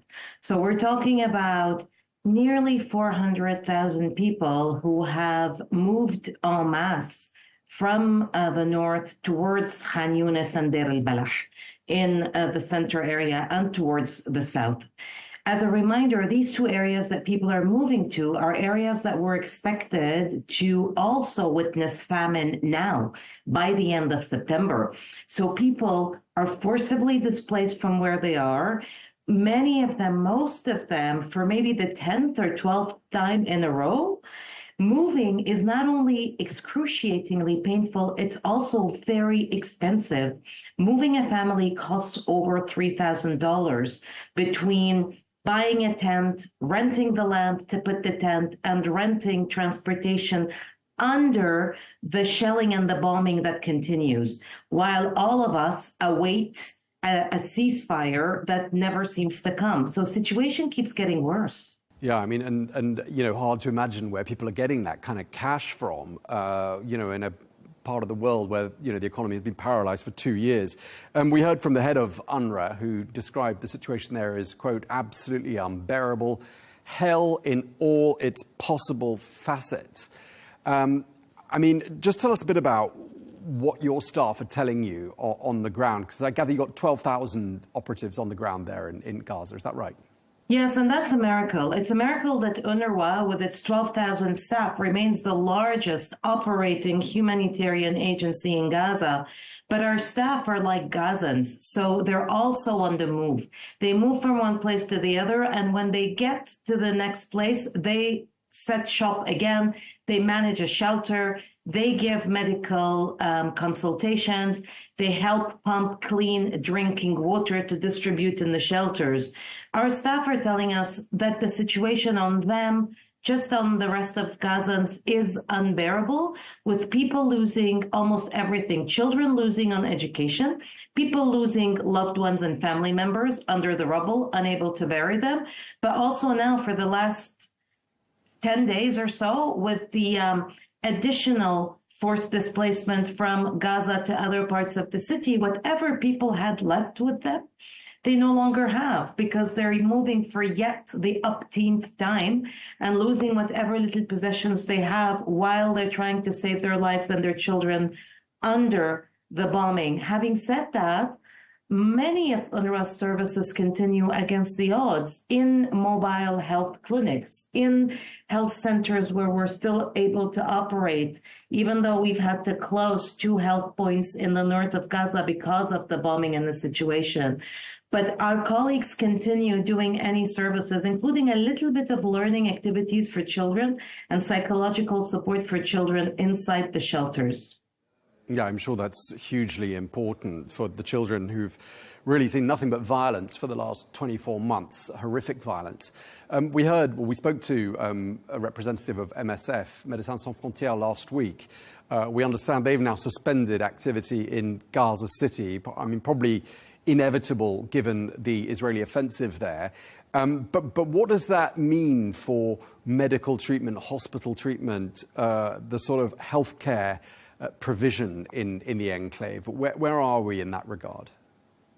It means that the near collapse of the healthcare system in the Gaza Strip is now even a step further to complete collapse. It means that pressure on the health points that continue to work is much, much greater. UNRWA has also had to stop its work in 2 health centers last week. You know, it's partly the bombing, partly the displacement, and partly also the lack of medical and surgical supplies. We've seen hospitals in Gaza, like the Kuwaiti hospitals, announce that they were no longer able to carry out surgeries and they would limit themselves to life-saving interventions. That is due to the lack of supplies. And the lack of supplies is due to the Israeli authorities blocking the entry of food, medical supplies, and other essential supplies to the Gaza Strip, which means that even with UNRWA's medical staff that are trained on public health care, even if they remain available, they're running short of what they need, the most basic things, painkillers, gauze, to treat patients. Yeah, and Tamara, I wanted to ask you, because I was just looking at the Twitter feed of the Israeli Foreign Ministry, and they claim that 386 trucks are getting in every day. They say 404 trucks are awaiting collection in the Gaza Strip. I mean, I don't know how to interpret those numbers. Could you help us sort of decrypt that and contextualize those numbers, Tamara? Yes, sure.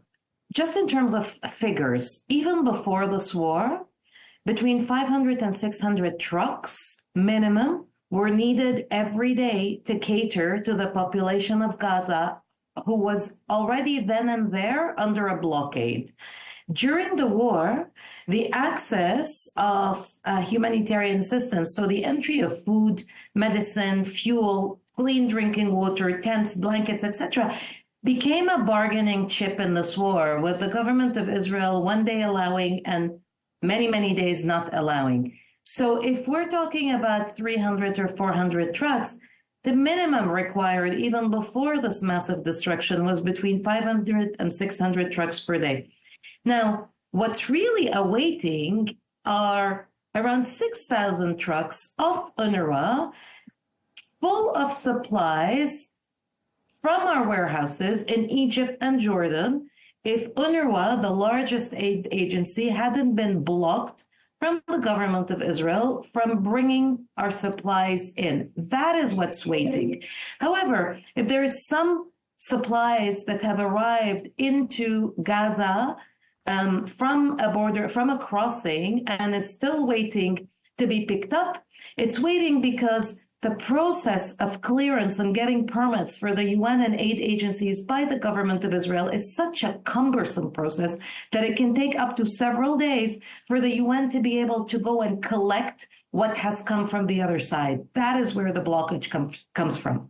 Right. So this, what is touted, it would appear, as an achievement of 386 trucks getting through is basically Israeli Foreign Ministry saying half as much of what's actually needed on a daily basis is getting through. Is that roughly what it means? That is very much what it means, indeed. So there is nothing to hail, really. There will be something to hail when the border crossings are open, when humanitarian assistance, food, medicines, tents, blanket, fuel are flooded into Gaza, and mostly there will be something to hail and celebrate once there's a permanent ceasefire, which is what the international community has been calling for. Right, we're going to come on to diplomacy in just a moment because I want to get your views on that just briefly. I know it's not exactly your area. But before that, I just want to ask you, sticking with this issue of food and supplies that aren't getting through, what do you make of this argument that we get told time and time again by representatives of the Israeli government that one of the reasons they don't want food coming in large quantities is because Hamas steals it? What do you make of that argument?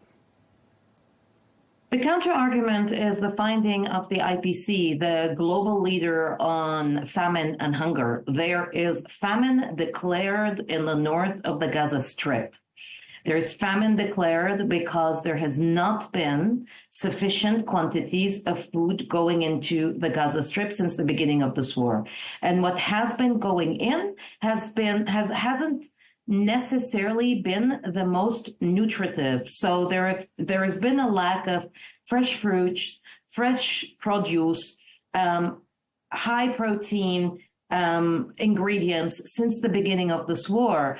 And so short of calling the prevention of aid collective punishment to all Gazans, the argument is if that is the policy, then the result has been famine that risks now being spread into other parts of Gaza where people are moving to or being forcibly displaced to, such as Deir al-Balah and such as the middle areas, really. Okay, so just give us an idea of what it's like to be a person in Gaza today. What's the most you could hope for in terms of nutrition, hydration? What would be sort of a typical calorie intake for a person living there? The prices are extremely high. A bag of bread costs up to $30 per day. That's what a tenfold increase from what it used to cost. A family is very lucky if the family gets that bag of bread, but also a person is very lucky if after queuing for hours, they can get a jerry can of water that isn't necessarily fit for drinking, but at least it's fit for cleaning utensils and cleaning oneself.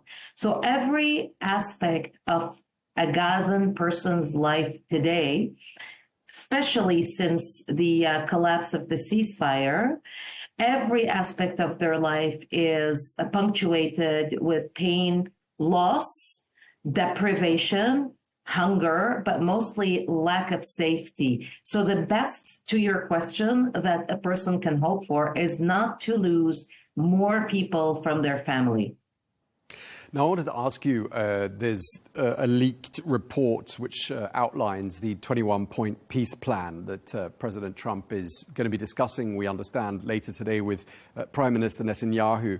UNRWA gets a mention. It seems like it's expected that UNRWA will be involved in Gaza's future once the hostilities succeed. I say involved in a formal way, recognized by the signatories of that deal, if indeed Israel is one of them. Are you optimistic by any of the reports you've been hearing? We've been hearing all kinds of reports, and our position has been consistent.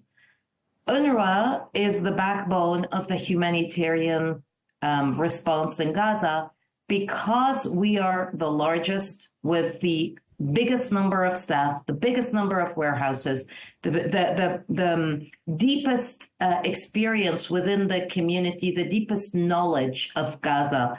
But also, UNRWA is very much intertwined with the history of consecutive displacement of Palestine refugees, having registered, recorded all the names of those who have been displaced now for generations. Now, UNRWA also is the provider of public-like services, including education and healthcare. We act kind of like a government, kind of like the public sector.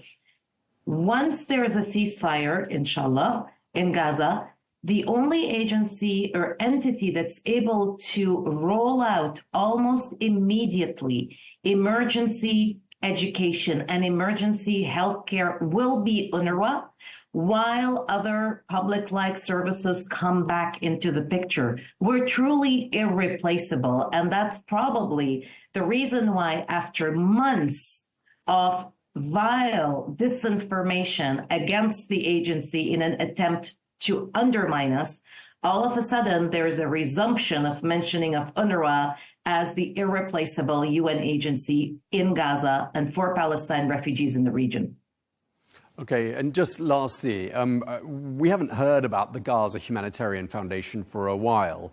When they first started operating back in May, they were in the headlines daily for sort of all the wrong reasons. And I'm just wondering whether the fact that we're not hearing about them quite so much at the moment means they're getting better at distributing aid and getting aid in, or is there a case of media fatigue at work here? There's probably a case of media fatigue, and it's good we're not hearing about them because we always used to hear about them in association with the killing of people who are queuing for food. And there is a realization that a makeshift, hasty, inexperienced entity that is highly politicized cannot replace an international UN-led system. And that is why there is, again, very strong referencing of the UN and of the international system. It is the same international system at play in other humanitarian crises. So it was really a lot of time wasted trying to replace that system. Okay, well, we're going to have to leave it there. We're out of time, I'm told, but really appreciate you speaking to us. Tamara Al-Rifai, Director of External Relations and Communications at UNRWA. Thank you very much indeed for your time.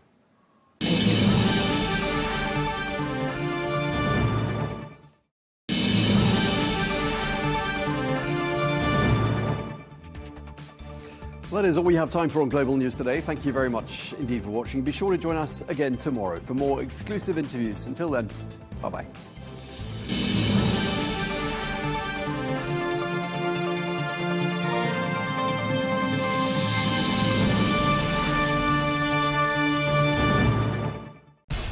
We have to take care of our people, and we're going to take care of our people first. For in-depth analysis and all the latest developments across the globe, make sure you join us every weekday. President Trump is trying to negotiate a ceasefire. With so much happening, so much information, and so much noise, international law will have no part in his administration. It can be hard to keep track. Tariffs will just fuel inflation. We're going to fight these tariffs. But you can count on us to tell you what you need to know. We stand by your side. Join me, Tom Burges Watson, for Global News Today, right here on Al Arabiya News.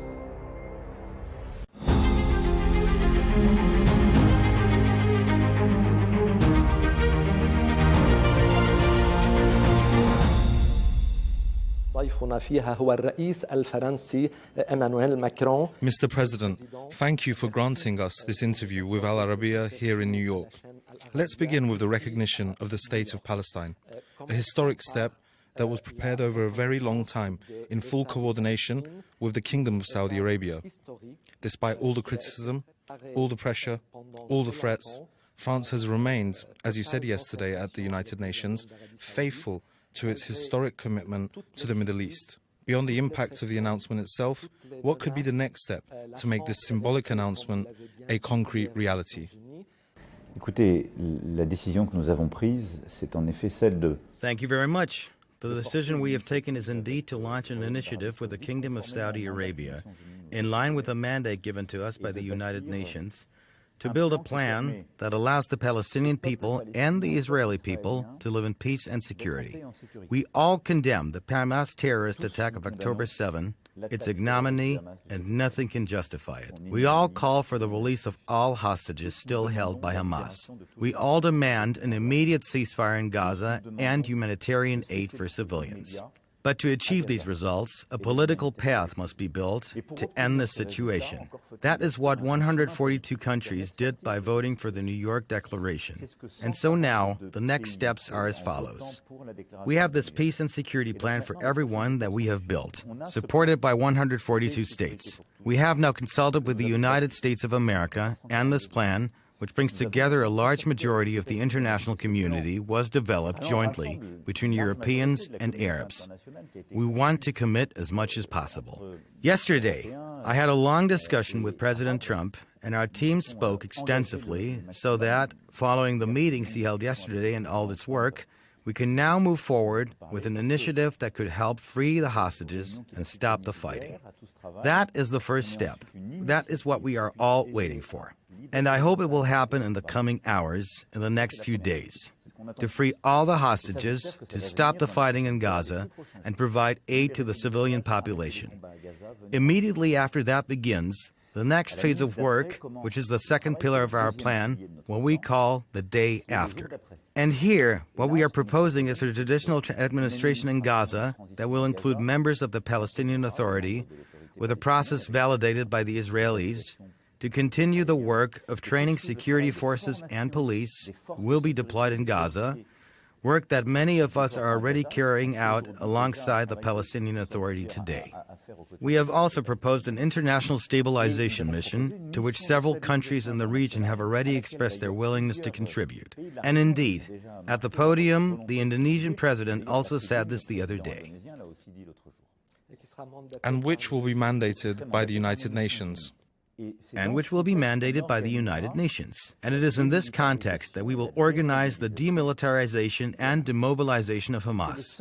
This is the only way to put an end to Hamas and its activities in Gaza. That means a ceasefire, the release of hostages, the resumption of humanitarian operations, and ultimately the monopoly of arms held by its legitimate administration and the forces serving it. Then comes the demilitarization and dismantling of Hamas. And then the third stage, which is territorial negotiations to build this demilitarized state of Palestine that will recognize Israel. And at the moment when Israel recognizes the state of Palestine, we have secured the commitment of several states, which today do not recognize Israel, that they will do so. This shows that this plan offers Israelis a new, unprecedented prospect for peace. The day Israel recognizes the state of Palestine, in the sequence I just described, Saudi Arabia will recognize Israel. Indonesia will recognize Israel. President Prabowo said this very strongly at the podium. And so, this is the path that we are setting out. It is full of obstacles, we know that, but this is the order in which it must be followed. And now, it is about stopping the fighting and freeing the hostages in the coming days. The priority of priorities. Very well. Your announcement recognizing the state of Palestine has been criticized by the United States. President Trump even echoed the words of the Israeli Prime Minister, saying that it would be a reward for Hamas. How do you respond to that? I had the opportunity to raise this yesterday with President Trump and to explain above all where our points of convergence and agreement lie, rather than insisting on the disagreements. But I think the exact opposite. First of all, Hamas has never wanted two states. Never. Hamas wants the destruction of Israel. That is what makes it a terrorist group. If we are weak or cynical enough to think that the two-state solution has become impossible simply because Hamas claims it as its project, then we are making a terrible mistake. So what we are doing is not what Hamas is asking for. The second point is that total war to eradicate Hamas does not work. It works to take down Hamas's leadership, its decision makers, and the Israeli army has succeeded at doing that. But today, there are as many Hamas fighters as there were on October 7. So we must be clear-eyed. After civilians killed, after soldiers wounded and killed, it still doesn't work. Therefore, you can clearly see that the only way to eradicate Hamas is through a political path that consists of isolating and weakening it. That is exactly what the Franco-Saudi initiative allows us to do. First, because we have remobilized the Palestinian Authority, which for the first time in its letter of last June in response to ours, condemned the October 7 attacks, calling them terrorist attacks. And this is tied to the will to dismantle Hamas. Second, because for the first time in the New York Declaration, among the 142 states supporting it, you have both the Arab League and the OIC. So all these states have agreed on the dismantling and demilitarization, the disarmament of Hamas. This means that all the states in the region have agreed to work together on this project. It is best, the only strategy to isolate Hamas and put an end to its harmful actions, which are the root cause of everything we are experiencing. In your view, what future is there for the Palestinian state, with an Israeli government that threatens to annex the West Bank and continues to destroy and kill in Gaza? Since October 7th, 67,000 people have been killed and 154,000 others injured. Tens of thousands of the dead are children. What international body could stop Benjamin Netanyahu today, along with his American ally? Can they stop him? Do they want to stop him? First, we must explain, demonstrate and put forward proposals, as we are doing now, to the Israeli authorities and to public opinion. Next, the plan we have drawn up shows that Israel is not left alone. And I believe there is something profoundly false in what Prime Minister Netanyahu sometimes says, that Israel is all alone in the face of adversity, surrounded by hostile neighbors, and therefore has no choice but to resort to war to protect itself. False, false, false. There are 142 states, including all the neighbors, saying, we want peace. We want an Israel living in peace alongside a Palestine. And for those who do not yet recognize you, they will. We are here. There is a path. Therefore, the Israeli government must stop this deadly headlong rush because it is not the best way to protect itself or its children. The best way is to have restored credibility, which it has done, but also to build peace through political and diplomatic means. And the third point is to convince the Americans to commit to this plan. This is the phase we are in now. In the coming hours, President Trump will propose a peace plan. It is the product of all these discussions, these initiatives, and of what the Americans are contributing to the dialogue, after also meeting yesterday with all the states in the region. I believe the President's ambition will be to present it to the Israeli government, to also submit it to Hamas, and to move things forward. And I have confidence.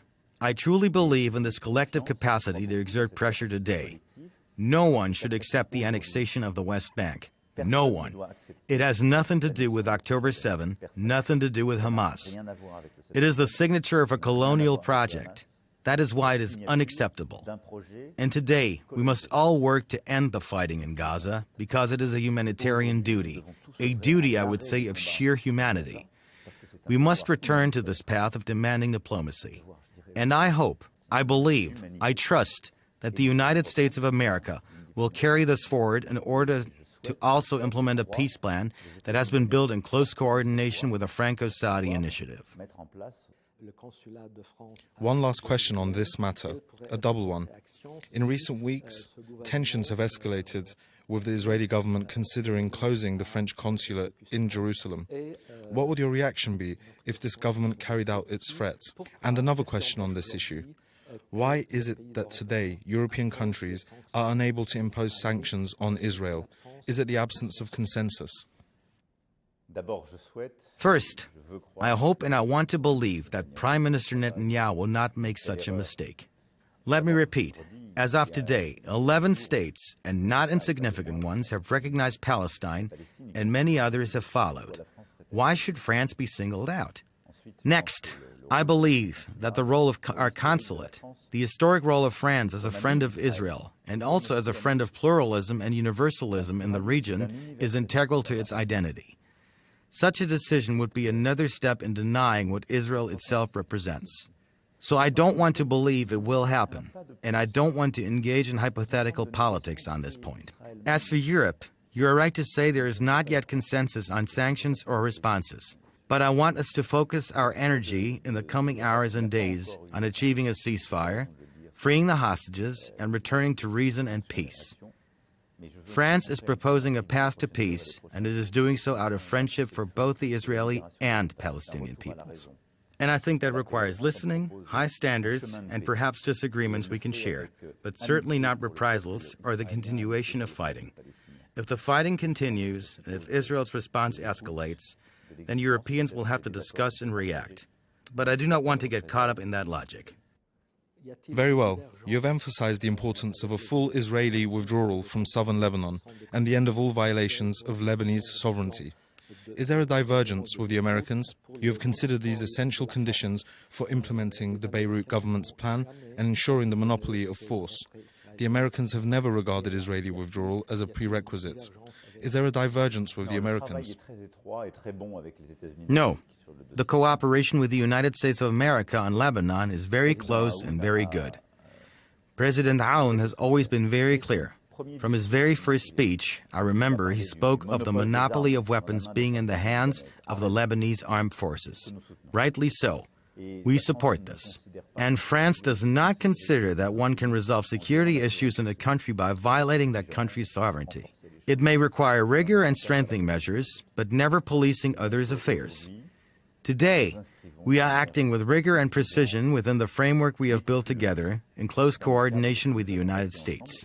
A plan has been put forward by the Lebanese army, and the government has committed to it. It is a transition framework that allows, step by step, the restoration of the authority of the Lebanese armed forces, the withdrawal of Israeli forces, and the resumption of control with monitoring mechanisms. Let me remind you that the United States and France have a coordinating role in this, and also in eliminating weapons caches and anything that threatens Lebanon's security first and foremost, as well as Israel's.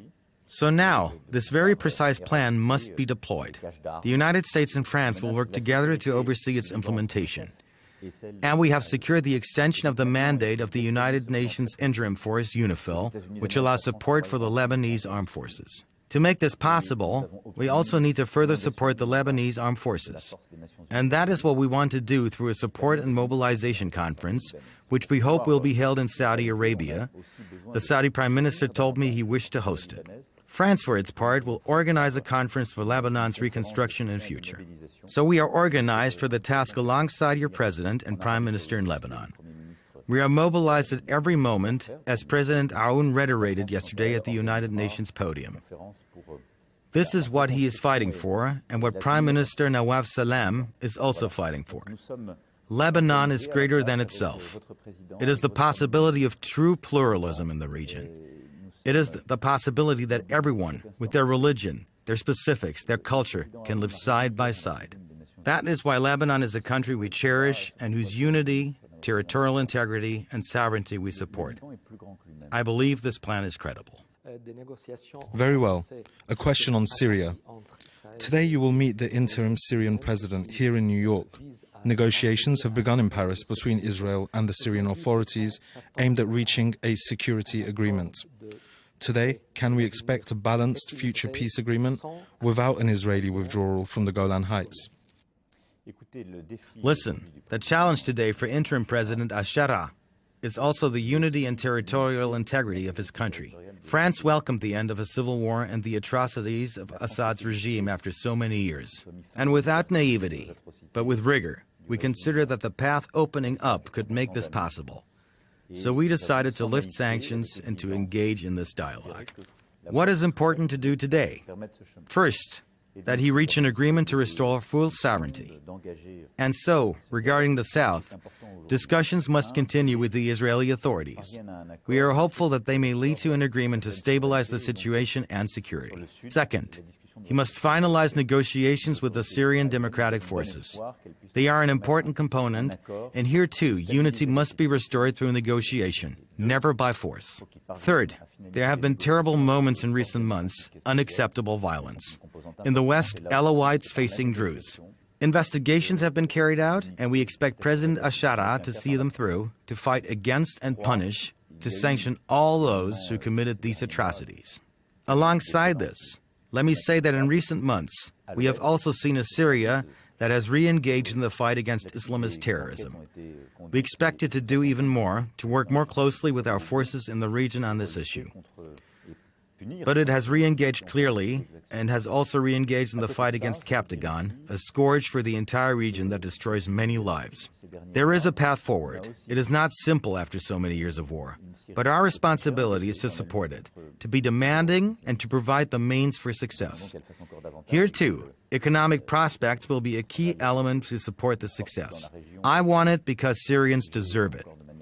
And of course, in this context, one of France's priorities is also to make possible the return of so many refugees, which requires a political framework that protects them and an economic framework in which they can rebuild their lives. A question on Iran. Today you will meet your Iranian counterparts.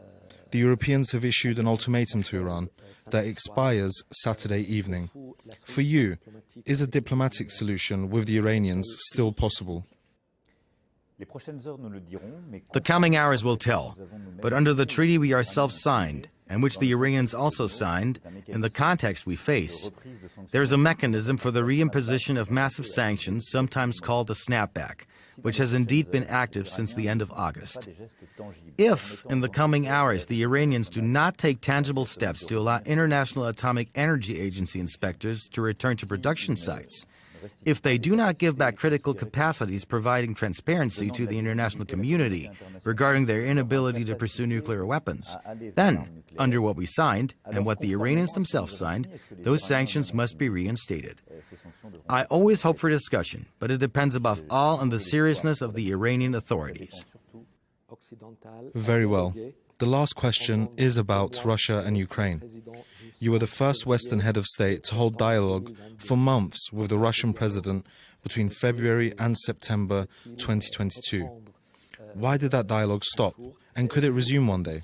And are you satisfied with the concessions made by the United States during your last visit to Washington with the Europeans?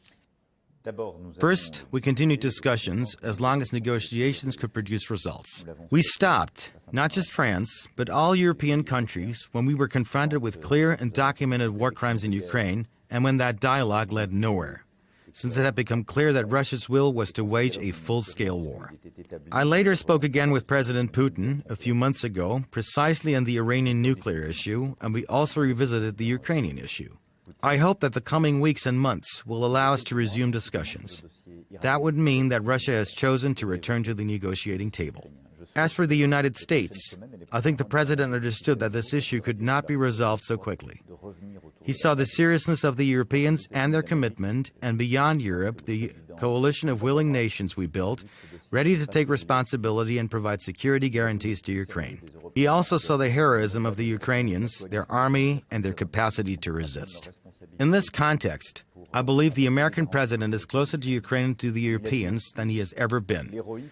I hope this increases pressure on Russia and pushes it to stop fighting, return to negotiations, and build a possible future for them and for all of us. That, I believe, is the direction of history. To conclude, how would you describe your bilateral relations with Saudi Arabia? It is a country with which you cooperate on a large number of international and regional issues. They are friendly and built on trust. You are right to say that we have a strong bilateral relationship that spans from economic matters to culture, including defense.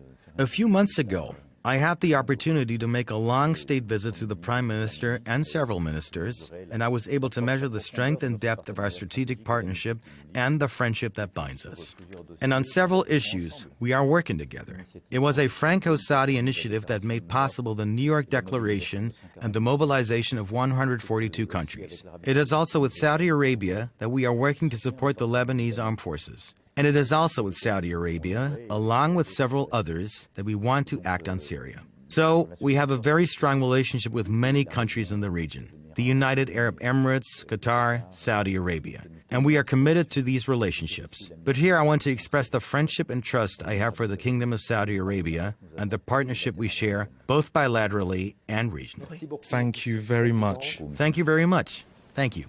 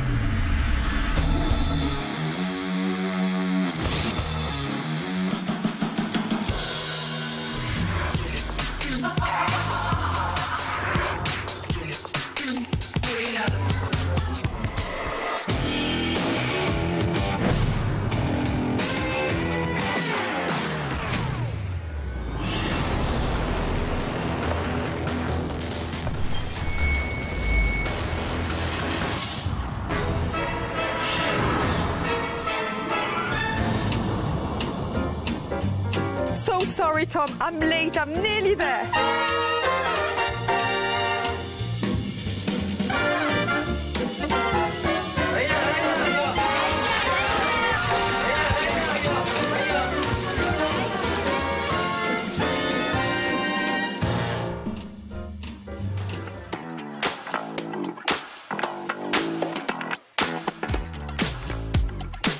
I think what you do is magic. You know how difficult it is to be yourself? You try it. You make movies. That's what the world wants from you. Isn't it, Kelly? You're never alone. Really? I think I'm always alone. You're opening Venice. Venice would never open without you, I think, in the future. That's right. That's part of the deal. It is. And you're going to Toronto as well. This movie is so ideal for movie-loving audiences and festivals. So do you interact with them? Do you like to discuss the film after with the international audiences? I try not to talk to other people. You know, as you know, I don't enjoy really anyone.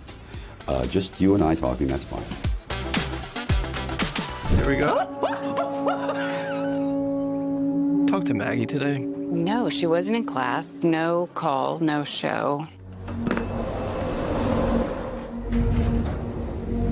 I need to speak with you. There's a genre that you particularly enjoy being part of in cinema. Do you have a favorite personally? I always prefer whatever I'm not doing. Like if I'm doing a drama, I think, oh, to do a comedy is nice. So great. And then when you're doing a comedy, you think, oh, just to sit around and cry over a cup of tea. Isn't that what you want to do? You know, it's always what you don't have.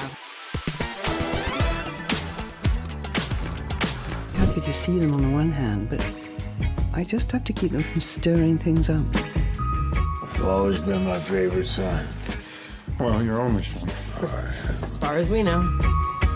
Talking about different practices and different genres of films, which you've been successful in all, but independent versus blockbuster, do you feel it stretches the acting exercise in any different way? It certainly stretches your relationship to your audience, and that's what I love. I think if I was always dealing with the same audience, it would sort of, I don't know, the dynamic might become a bit, we'd tire of each other, you know, and so making a film like Carol or, you know, Elizabeth or Indiana Jones or Thor, they're very different audience bases, and often there's crossover, and so you might bring some audience members from one genre into another, and so I think that that's the challenge for me.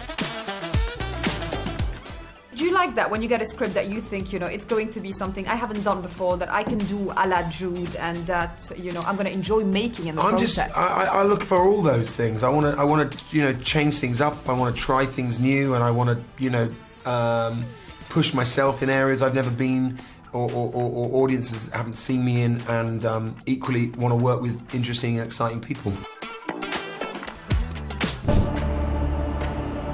I had a vision.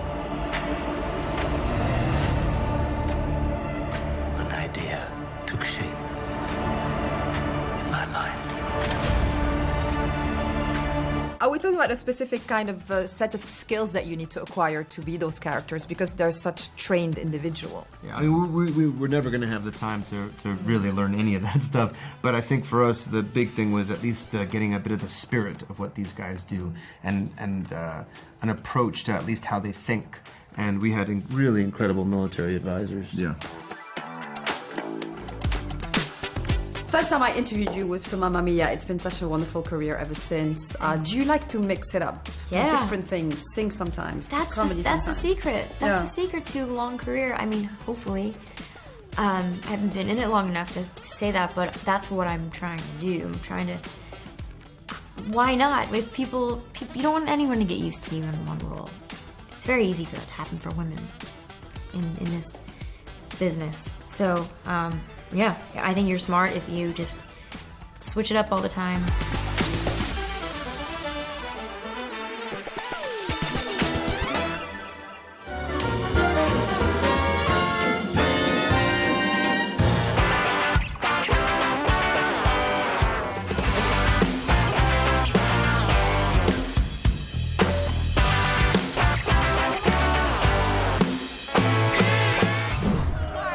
Winning is the best feeling there is.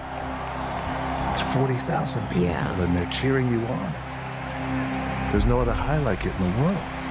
it has its own flavor, you know, because you each found your own comedic timing for it. Well, I think it starts with the chemistry that we had, but we all just got along so incredibly well, and chemistry happened just like that. And also there was an immediate sense of trust, which doesn't always happen as fast. So I think in a movie like this, there was a lot of trust, a lot of fun, and we, as you were saying, Raya, we were all able to find our own moments. Big, strong man. I love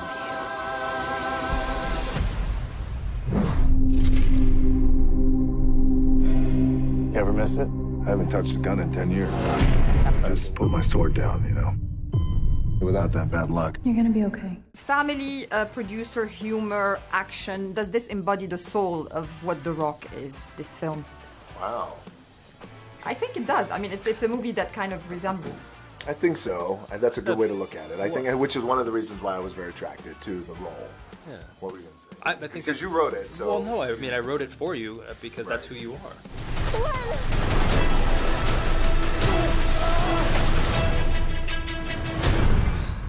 Hell of a day, huh? I think we'll be all right. You've got a very eclectic cast. You've got Naomi in it. You've got Jeffrey, who's hilarious. Yes. How much is it important for you to be surrounded by people that you appreciate, you know, improvising with? Oh, always. I mean, you know, so I've reached a point in my career where, you know, I'm very fortunate, but I can pick and choose everybody who I want to work with, and I choose to surround myself really with great actors who, you know, all are very eclectic, like you said, and come from different backgrounds, and some from TV, some they're TV stars and movie stars and character actors, and it's always this eclectic bunch that just inherently make me better.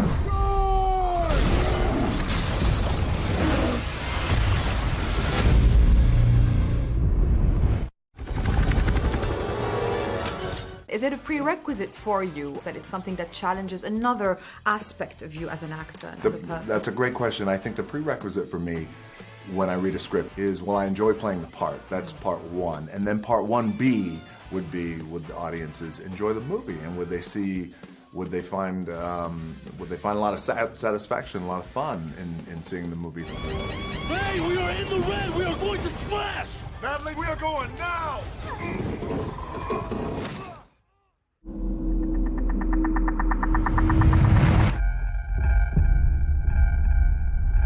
Well, we've been talking about your career going up and up and up and up for years now. Do you feel that now you're at a stage where you can do what you want, what you feel is good for your career, the next move, the people you want to work with? Does it give you that freedom? It does. It gives me that latitude. You know, success can be a funny thing. Number one, how you interpret it and how you utilize it, and also how you leverage it. Ah, Chris is here!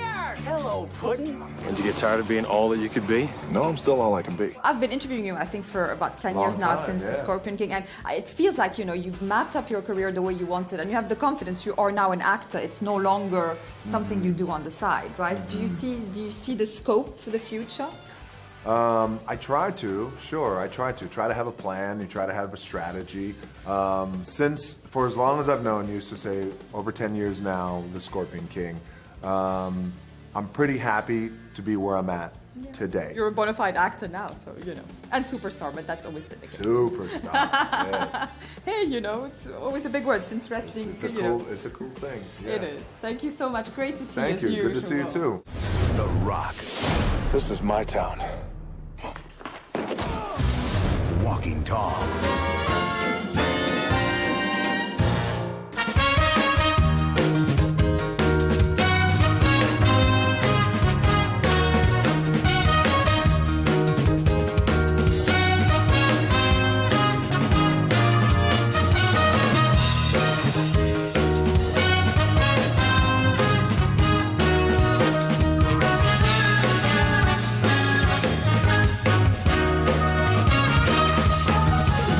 I feel wonderful. It's a beautiful, sultry night, and we're here to raise a lot of money. This is such a massive gathering that I think we can actually make a difference. And at the end of the day, human connection is everything. And the way we have this going on right now and creating awareness is number one. This is my first time getting to be a part of the event. I'm a chair this year, which is really exciting. Usually I'm performing, so I'm hidden off somewhere in the back until the end of the night. I get to actually sit in the audience and watch everything unfold, and I just can't wait to see it from that perspective.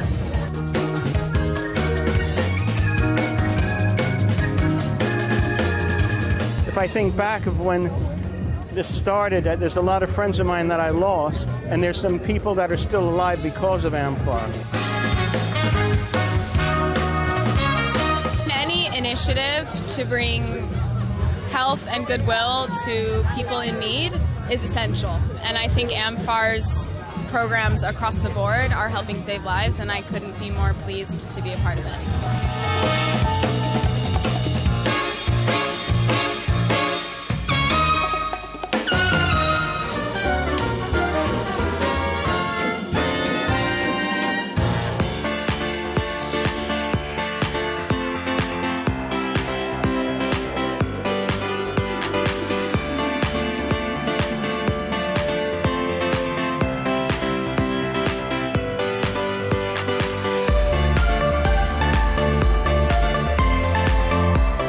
Start with that because of the creative process of making multiple films together and creating a character every time. So how do you work together off camera before the discussions, the brainstorming?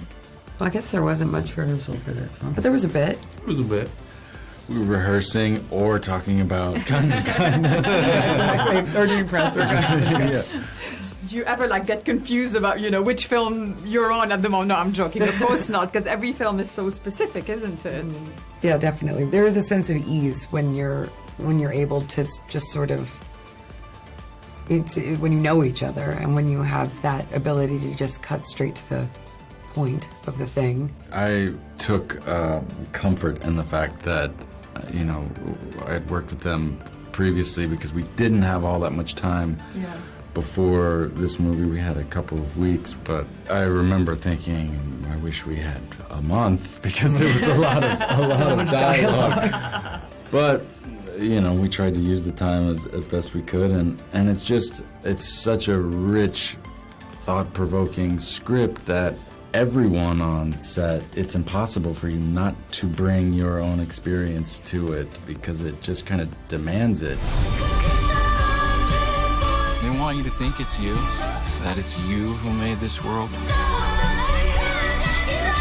But it's always been them. All we've lost, all that's been done to us, we're setting that right again. How much fun is it for you, Yorgos, to kind of morph new characters with actors you've worked with before, Get out of Bella Baxter and get in this? Fun. Well, it's fun to watch because I'm just there mostly as an audience member, and I try to create this conditions for them to be able to, try things, explore things, and figure it out for themselves, and then I just, watch. So it's always, fun, and we were saying before, I then even notice more things while I'm editing about their performances and what they've contributed to the characters, because, during filming you're so stressed, there's so many things going on, and, sometimes you lose all these, minute differences in someone's, performance. But yeah, I'm always pleasantly surprised and enjoy, watching them create the characters. Welcome to the headquarters of the human resistance. Where's my hair?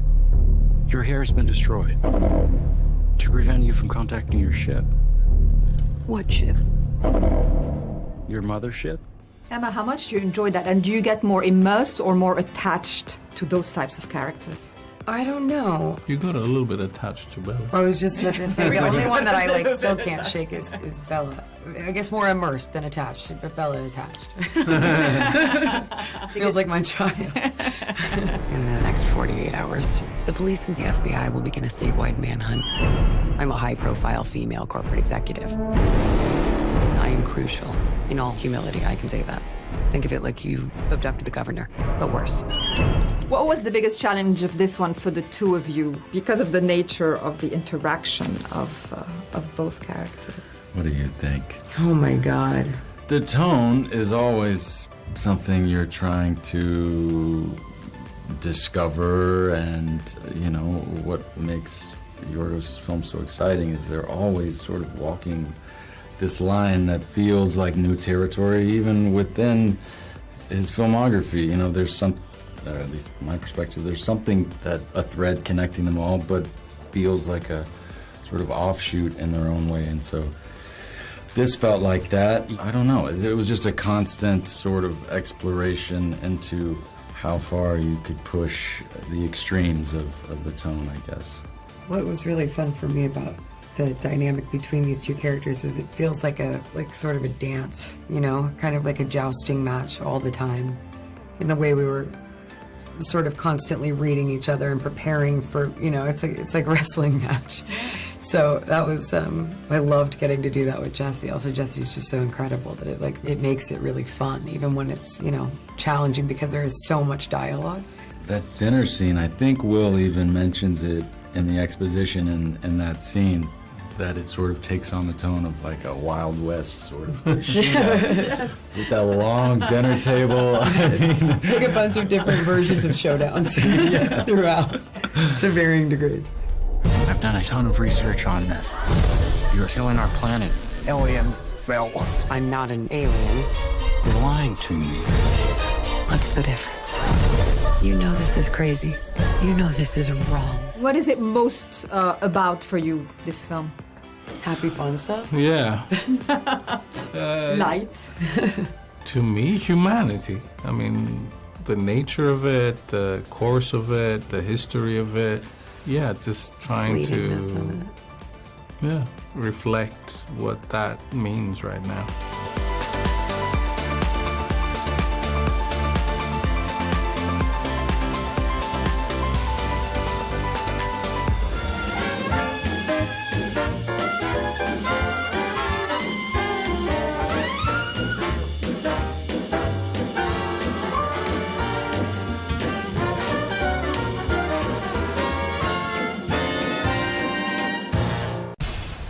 To take care of our people, and we're going to take care of our people first. For in-depth analysis and all the latest developments across the globe, make sure you join us every weekday. President Trump is trying to negotiate a ceasefire. With so much happening, so much information, and so much noise, International law will have no part in his administration. It can be hard to keep track. Tariffs will just fuel inflation. We're going to fight these tariffs. But you can count on us to tell you what you need to know. We stand by your side. Join me, Tom Burges Watson, for Global News Today, right here on Al Arabiya News. Well, let's get more now. We can speak to Qutaiba Adelbi, who is the director of the American Affairs Department at the Syrian Ministry of Foreign Affairs, who joins us from New York. You've been at the UN General Assembly. Thank you very much indeed for taking the time to speak to us. Now, this week, your president, Ahmed al-Shara, became the first Syrian president since 1967, since President Nuruddin al-Tassi, to deliver a speech to the UN General Assembly. What does this tell us about Syria's current international status? Certainly. Thank you, Tom. Of course, this is a historic day, and I think it's as significant as this new era that Syria is going through. I think it's definitely a signal of this new Syria that is coming back to the world, that is telling the world the policies of isolation, the policies of instability, and the policies of regional isolation is over. This is the time for Syria to come back on a regional level, on an international level, and that Syria is ready to extend a hand of friendship, of partnership to the rest of the world. Of course, this is also historic because, yes, this is the first time a Syrian president addresses the UN General Assembly since 1967, but it is actually the first time in 80 years that, basically since the establishment of the UN, that a Syrian president addresses the UN General Assembly during the high-level week. So it is, in a sense, a representation of this new era that Syria is entering, and represents really what the Syrian people are hoping for in terms of building those bridges of partnership and friendship with the rest of the world. I mean, clearly turning the page on years of civil war and the turmoil we saw under President Bashar al-Assad has been, no easy task. What would you say have been the greatest successes of these last 9 or 10 months? So we've inherited a lot of, landmines from the Assad regime, actual landmines in the ground. Also a lot of social, economic, political landmines within society. So it definitely has not been easy to manage those challenges. But I think regardless of those, challenges, as we've seen in the last months, Syria, the government and its people have been as close as ever. The Syrian people do believe in their government, and we've been able to make concrete steps in getting the country forward. There was a national dialogue earlier this year that resulted in the establishment of a new government back in March. Today we are talking about the next election, which is going to happen in a couple of weeks. This is the first election that Syria, real election that Syria goes through in 60 years. And it is an indication where Syria is going. And, a few months after the parliament is elected, we're going to have a constitutional committee that's going to start drafting the first constitution for the country since the fall of the Assad regime. I think regardless, of course, with all of those achievements, there were challenges that we've seen in the last 9 months. Nonetheless, the unfortunate events in Sweden and on the coast. But I think the most important thing here and the important success is that the Syrian people continue to show their commitment to accountability, to justice, but also to social peace. And they are still committed to moving forward together, all of Syria, all of its communities, to actually build the country they've dreamt of for so many decades.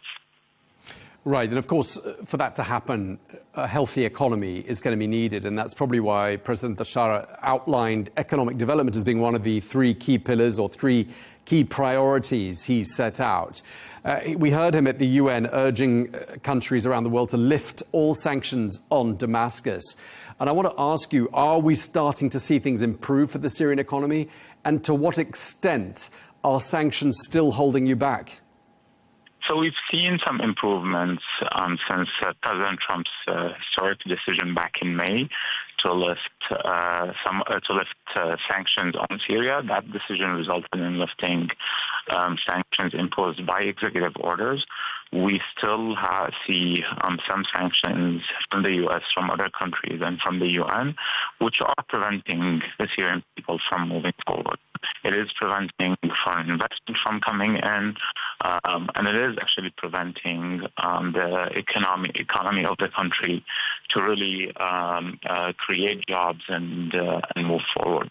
The hope is, by working with partners with the international community, that we would be able to remove all of those obstacles, so Syrians themselves would be able to rebuild the country again that they've dreamt of. Now, President Bashar has held his second meeting with the US President Donald Trump in New York. Their second meeting, because the first one, of course, was in Riyadh back in May. Are you able to give us a sense of what they've been discussing?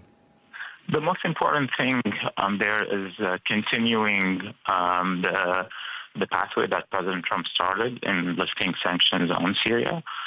So we've discussed lifting the remaining sanctions of Syria, specifically the Caesar Act, which is a task that the U.S. Congress will have to take on in the next couple of months.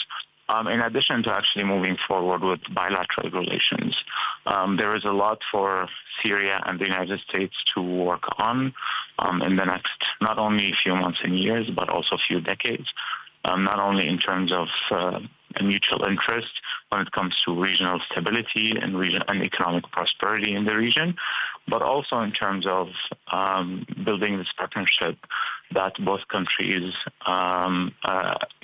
dream of building and never happened basically in the history of both countries. So we're looking forward to having another conversation soon between the two presidents.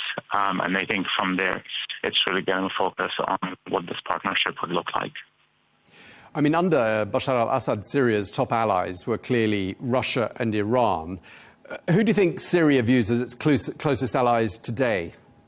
I think what Syria is really hoping for is to break away with the previous regime policy of choosing one camp over the other, but also the proxy relationship that the regime has created with many countries. The new Syria wants to extend a hand of friendship and normal relations with everyone, for sure. So we're hoping that would be, many countries have tried zero foreign policy problems before. It wasn't always successful, but we hope that we would be able to manage, again, to be able to build on mutual interest where that exists and manage disagreement where that exists as well with every country. So, for example, for Russia to return to the fold and become one of Damascus's allies once again, would your government be prepared to set some conditions? And I'm thinking, for example, of the extradition of Bashar al-Assad. Could that be a condition your government sets for a reset with Moscow? I mean, certainly, as you know, Russia has participated in targeting and killing the Syrian people in the last 10 years. I think the hope there is to work together, certainly, in helping the Syrian people achieve accountability, not only from Bashar al-Assad himself, but also from the numerous officers and regime officials who have sought refuge in Russia, estimated at around 3,000 officers and officials. So there's definitely a lot to work there in terms of accountability, something that the Syrian people really look forward to doing. Now, Syria says it stands firmly with the people of Gaza, and that war, unfortunately, continues in Gaza. And, of course, Syria has another complicated relationship to manage, which is, of course, with its neighbour, Israel. And Israel has attacked Syria multiple times these last 9 months. What's being done to improve relations between Syria and Israel? I mean, Israel didn't only attack Syria multiple times. Actually, Israel conducted over 1,000 airstrikes on Syria since December 8th and has done over 400 ground invasions. It also continues to occupy lands that it took over after December 8th. So definitely what is required, this is not beneficial for Syria, this is not beneficial for the security of the region, and this is only giving the space for Iran, for ISIS, for Hezbollah to fill in a vacuum that Israel is creating. The hope is that we're able to find a space where Israel respects Syria's sovereignty and unity and stop violating that sovereignty while giving the space to the Syrian government to govern its own space, its own territory, and provide security for the Syrian people, but also make sure that Syria is not utilized by any party as a launching pad for attacks against any other country. Now, obviously, the United States wants to see Syria succeed. Those are the indications the Trump administration is giving very clearly. Do you think it's premature to be thinking at this stage about Syria perhaps being one of the next countries to sign up for the Abraham Accords? I think the situation in Syria is very much different from other countries who were part of the Abrahamic Accords. Many of those countries were not, bordering Israel. They do not really have disputes related to sovereignty, related to territorial integrity. They do not have lands that are occupied from Israel. I don't think Syria really fits within that model.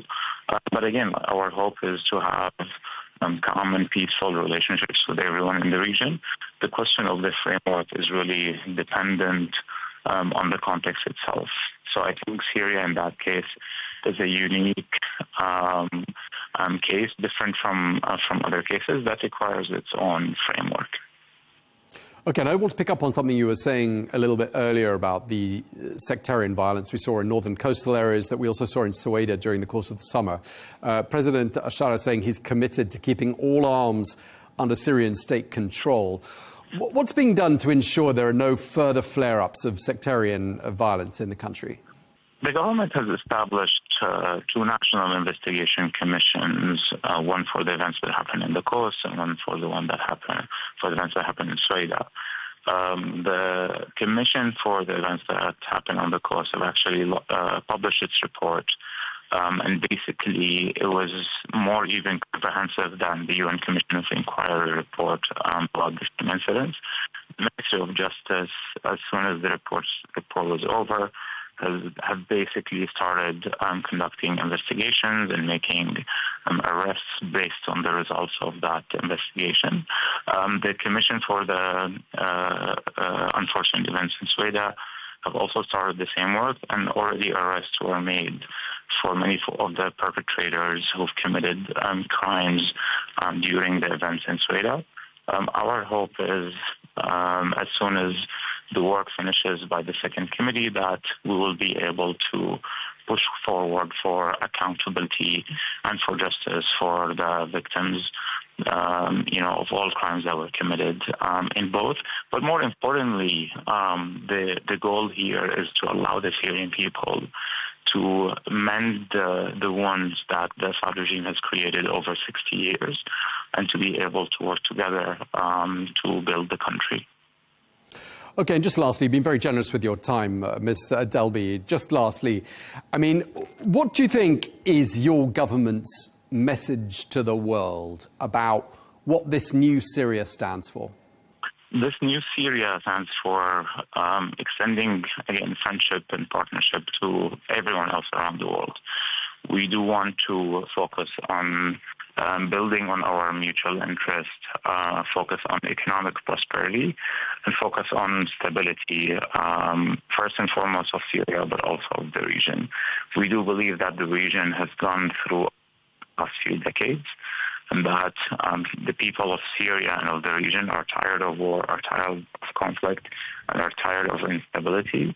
This is the opportunity that Syria has, that the region has, to move forward, to turn a page on that era. And we hope that we would be partners with everyone in the region and across the globe to make sure that we're able to turn that page. Well, we appreciate that, and we wish you and Syria all the very best in this new phase. Qutaiba Delbi, the Director of American Affairs at the Department of the Syrian Ministry for Foreign Affairs. Thank you very much indeed for taking the time to speak to us.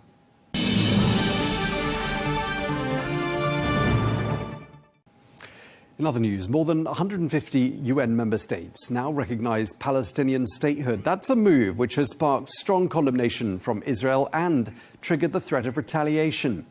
Well, before departing for the United States, where he'll be addressing the UN General Assembly, the Israeli Prime Minister Benjamin Netanyahu denounced leaders who've backed recognition of a Palestinian state. Let's take a listen to what he said. I will speak the truth at UN General Assembly on the citizens of Israel, the truth of the IDF soldiers, of our country. I will denounce those leaders who, instead of denouncing the murderers, the rapists, the child burners, want to give them a state in the heart of the land of Israel. It will not happen. Well, we're joined now by Dr. Mahmoud al-Habash, who is a Palestinian presidential advisor and a supreme judge. He joins us now from Ramallah. Thank you very much indeed for taking the time to speak to us, Dr. al-Habash. A lot has happened during the last week. Many more countries have announced that they recognise a Palestinian state. And perhaps most significantly, I don't know if you agree, the United Kingdom and France, two countries that are viewed as being architects of modern-day Israel with the Sykes-Picot Agreement that they both signed in 1916. How significant do you see these announcements of the past week as having been?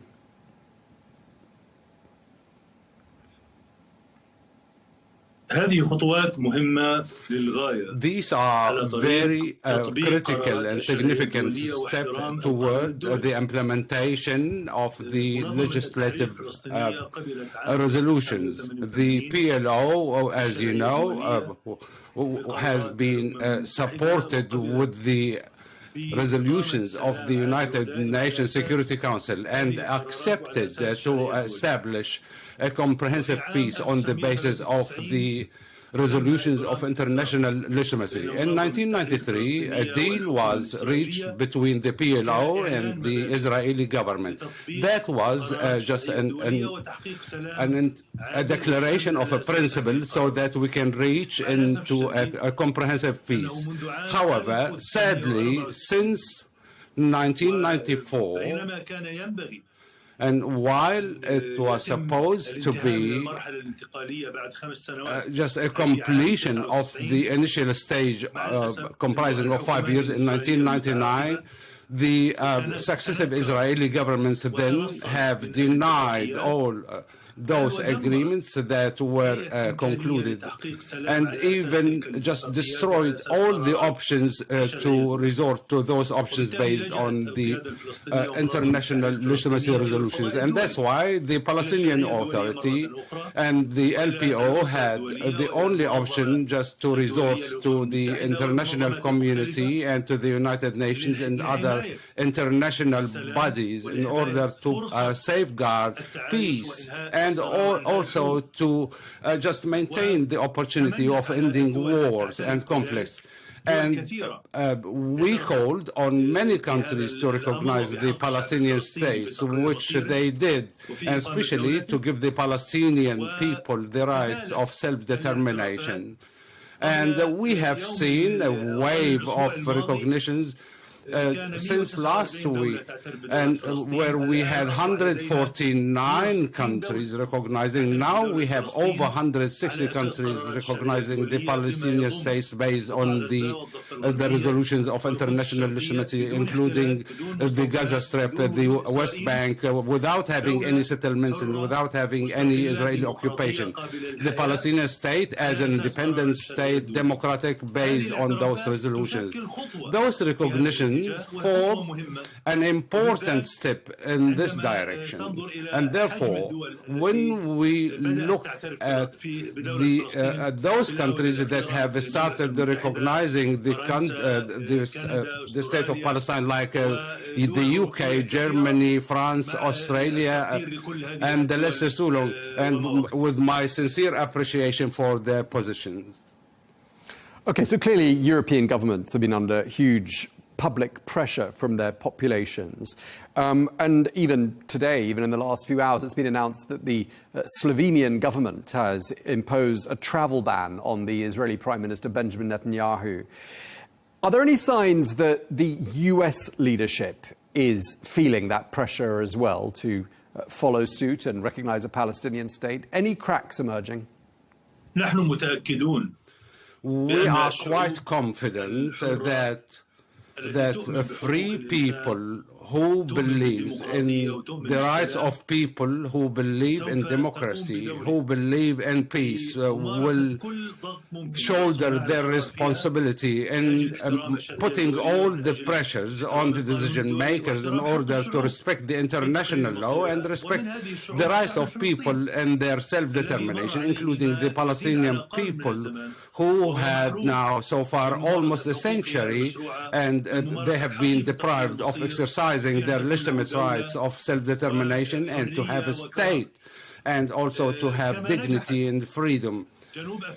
We believe also South Africa has been successful in obtaining just a confession against apartheid, and we believe that we can follow suit from different peoples around the world, including the American people, who can put the pressure on the decision maker so they can follow suit those countries that have recognized the Palestinian state. They have to just undertake those obligations vis-à-vis the international community in order to end the Israeli occupation. They have also to force the occupying force Israel to abide with the international law and to accept peace on the basis of two-state solution that the entire international community has accepted.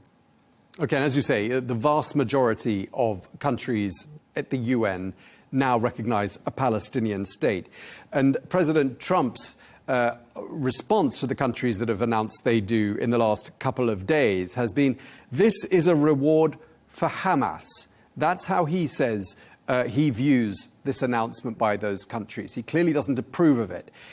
How do you respond to the idea that recognizing Palestinian statehood is a reward for Hamas? حماس لا تؤمن بحل الدولتين أصلاً. Hamas does not believe in the two-state solution in the first place, and Hamas does not represent the Palestinian state.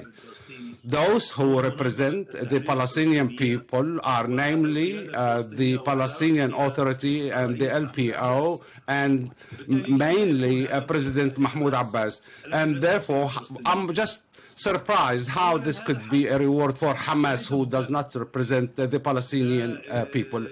And most importantly, this is a right and not a reward for the Palestinian people. This is a legitimate right, and it has been enshrined in the international law, and therefore this right should be respected, the right of the Palestinian people to have a state of their own. So just to clarify this point, because it's very important, you're saying that Hamas will have no role in a future Palestinian state. Is that correct? Hamas will never have a role in any governance, individual governance in the Gaza Strip. Hamas will never have a role in defining the future of the Palestinian people or speaking on behalf of the Palestinian people. It is the Palestinian Authority that is entrusted with this task. And even President Abbas, in his speech before the General Assembly, has emphasized on this matter. Hamas will never have a role in the following day once we pull the curtain down on this war. It is the Palestinian state, the Palestinian government, and the LPO, those who will be responsible of running the future of Gaza. Hamas has also has to acknowledge the international legitimacy and abide with it, and also it has to abide with all the obligations of the LPO and surrender its weapons to the Palestinian Authority, to the state of Palestine, and to end all the attempts that might just put Hamas in a position to run the affairs of Gaza. It should be to the Palestinian state and not Hamas. Okay, thank you for clarifying that for us. Now, in response to recognition of Palestinian statehood, there has been speculation about the Israeli reaction. Some are saying that Israel could react by annexing the West Bank. We're being told today, and there's a report circulating, that President Trump has given assurances that the annexation of the West Bank will not happen. What do you think of that report? Do you think it's credible? Any Israeli action in the West Bank or in the Eastern Jerusalem will be illegal, and Israel will be held responsible for taking any action of this kind. And all those moves will be in violation of the international law and the resolutions of the United Nations Security Council. And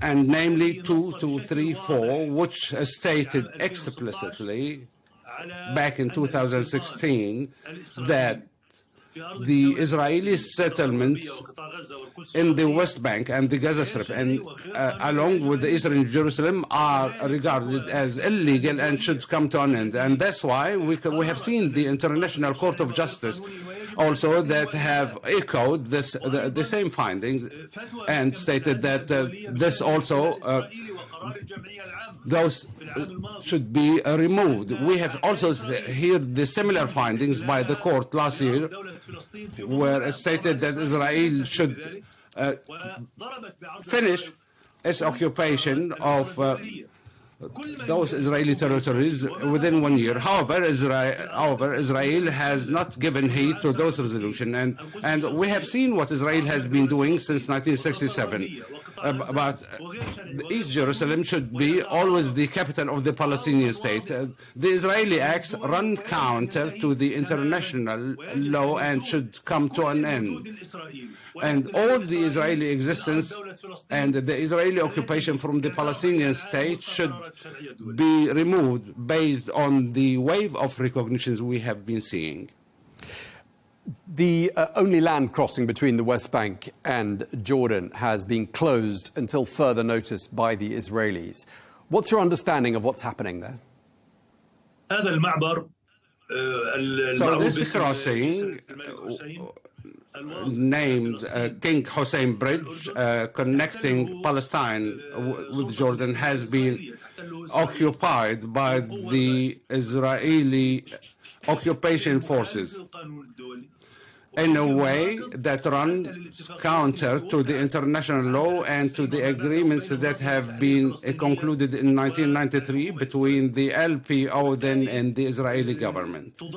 And therefore, by doing so, they are suffocating the Palestinian people, they are restricting the freedom of movement, and the Palestinian people will no longer be able to travel to the West Bank, even though that this crossing is the only way for the West Bank just to the entire world. And now the closure of this crossing is almost like a forcible prison for 3 million people in the West Bank, let alone the roadblocks and that have been installed in different parts of the West Bank and the hostile acts of the Israeli occupation. This is just an inhumane, immoral, and it lacks any legal principle, and therefore the international community should intervene immediately in order to force Israel to respect the international law and also to respect the human rights and the rights of the Palestinian people to have the freedom of movement and to live with dignity, with freedom in an independent Palestine, just like the rest of other nations. Sir, it is a very busy week for diplomacy. A lot is happening in New York. Your delegation was blocked from going to the UN General Assembly. But not just your delegation, even Prime Minister Netanyahu, to reach New York, has had to take a special route, an unexpected route in his aeroplane, avoiding the airspace of countries that sign up to the Rome Statute, because if there was an emergency landing, he would be arrested or potentially be arrested in those countries. So a lot is happening. Does it feel like the tide has turned? And does it feel like the momentum is there for something significant to be achieved right now? Yes, definitely. Times have changed. The international community is no longer accepting the Israeli occupation. The international community has grown weary of this long-standing occupation and the Palestinian people have been deprived from their self-determination since 1984, since the days of Nakba. The Palestinian people had to accept the better solution, and yet with that, Israel is still adamant on denying this Palestinian state and all other peaceful solutions.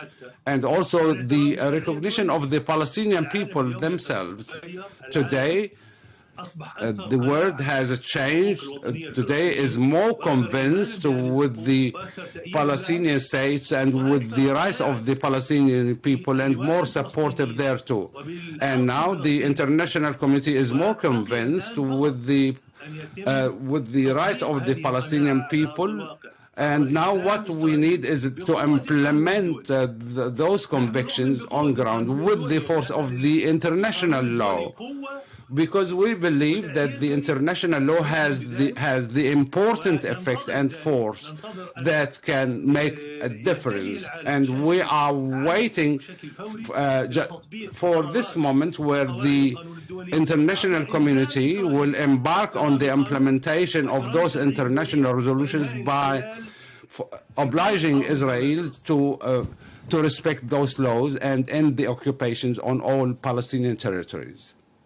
Okay, well, we really appreciate you taking the time to speak to us.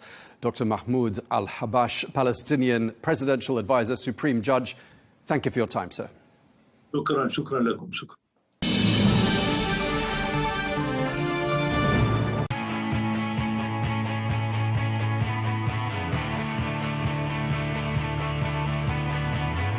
Welcome to the metropolis,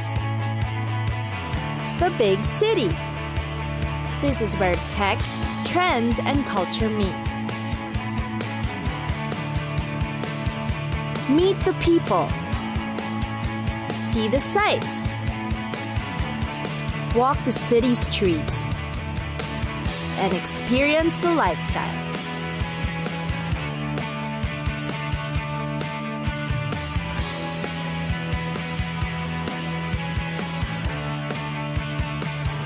This is your first-class ticket to the cities of the world.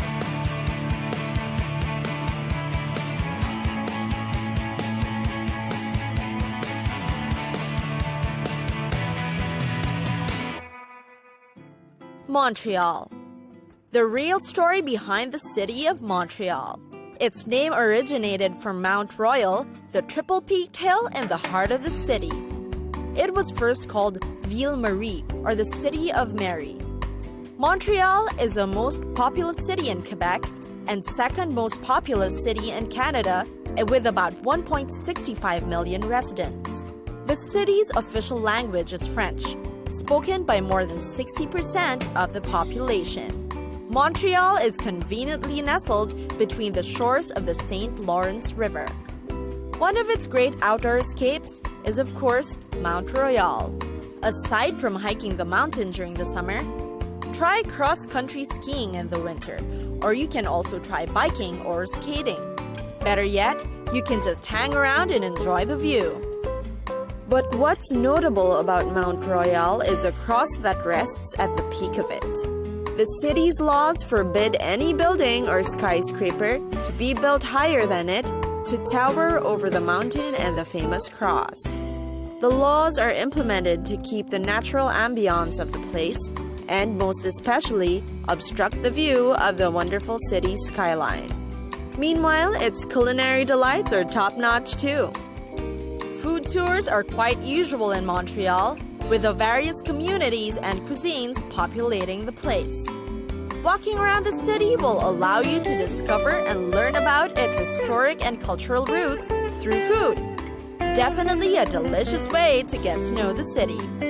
For a dose of the real historic spots, visit Old Montreal, also known as the Old Quarter. The view is reminiscent of the feel and ambiance of Europe. It's got narrow cobblestone streets lined with galleries, restaurants, and boutiques. The city doesn't fall short of artistic inspiration. And then, of course, there's shopping. Here in Montreal, it's considered a sport. And one must shop with a passion. Score great bargains as the city offers some of the most creative designs from the best in Canada. In fact, the people of Montreal like to pride themselves for their impeccable taste and thriving fashion city. St. Catherine Street is where you'll find some of the best international brand names. All the major shopping centers can be found there. And last but not the least, the city is, oddly enough, also known for its best spa treatments. There's even one that floats on the St. Lawrence River. So good, you can in fact spend an entire day in it. It's a great way to cap off your trip.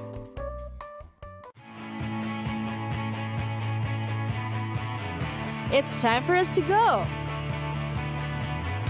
Pack your bags and get your tickets ready. And we'll see you on the next destination. Catch us again next time on Cities of the World.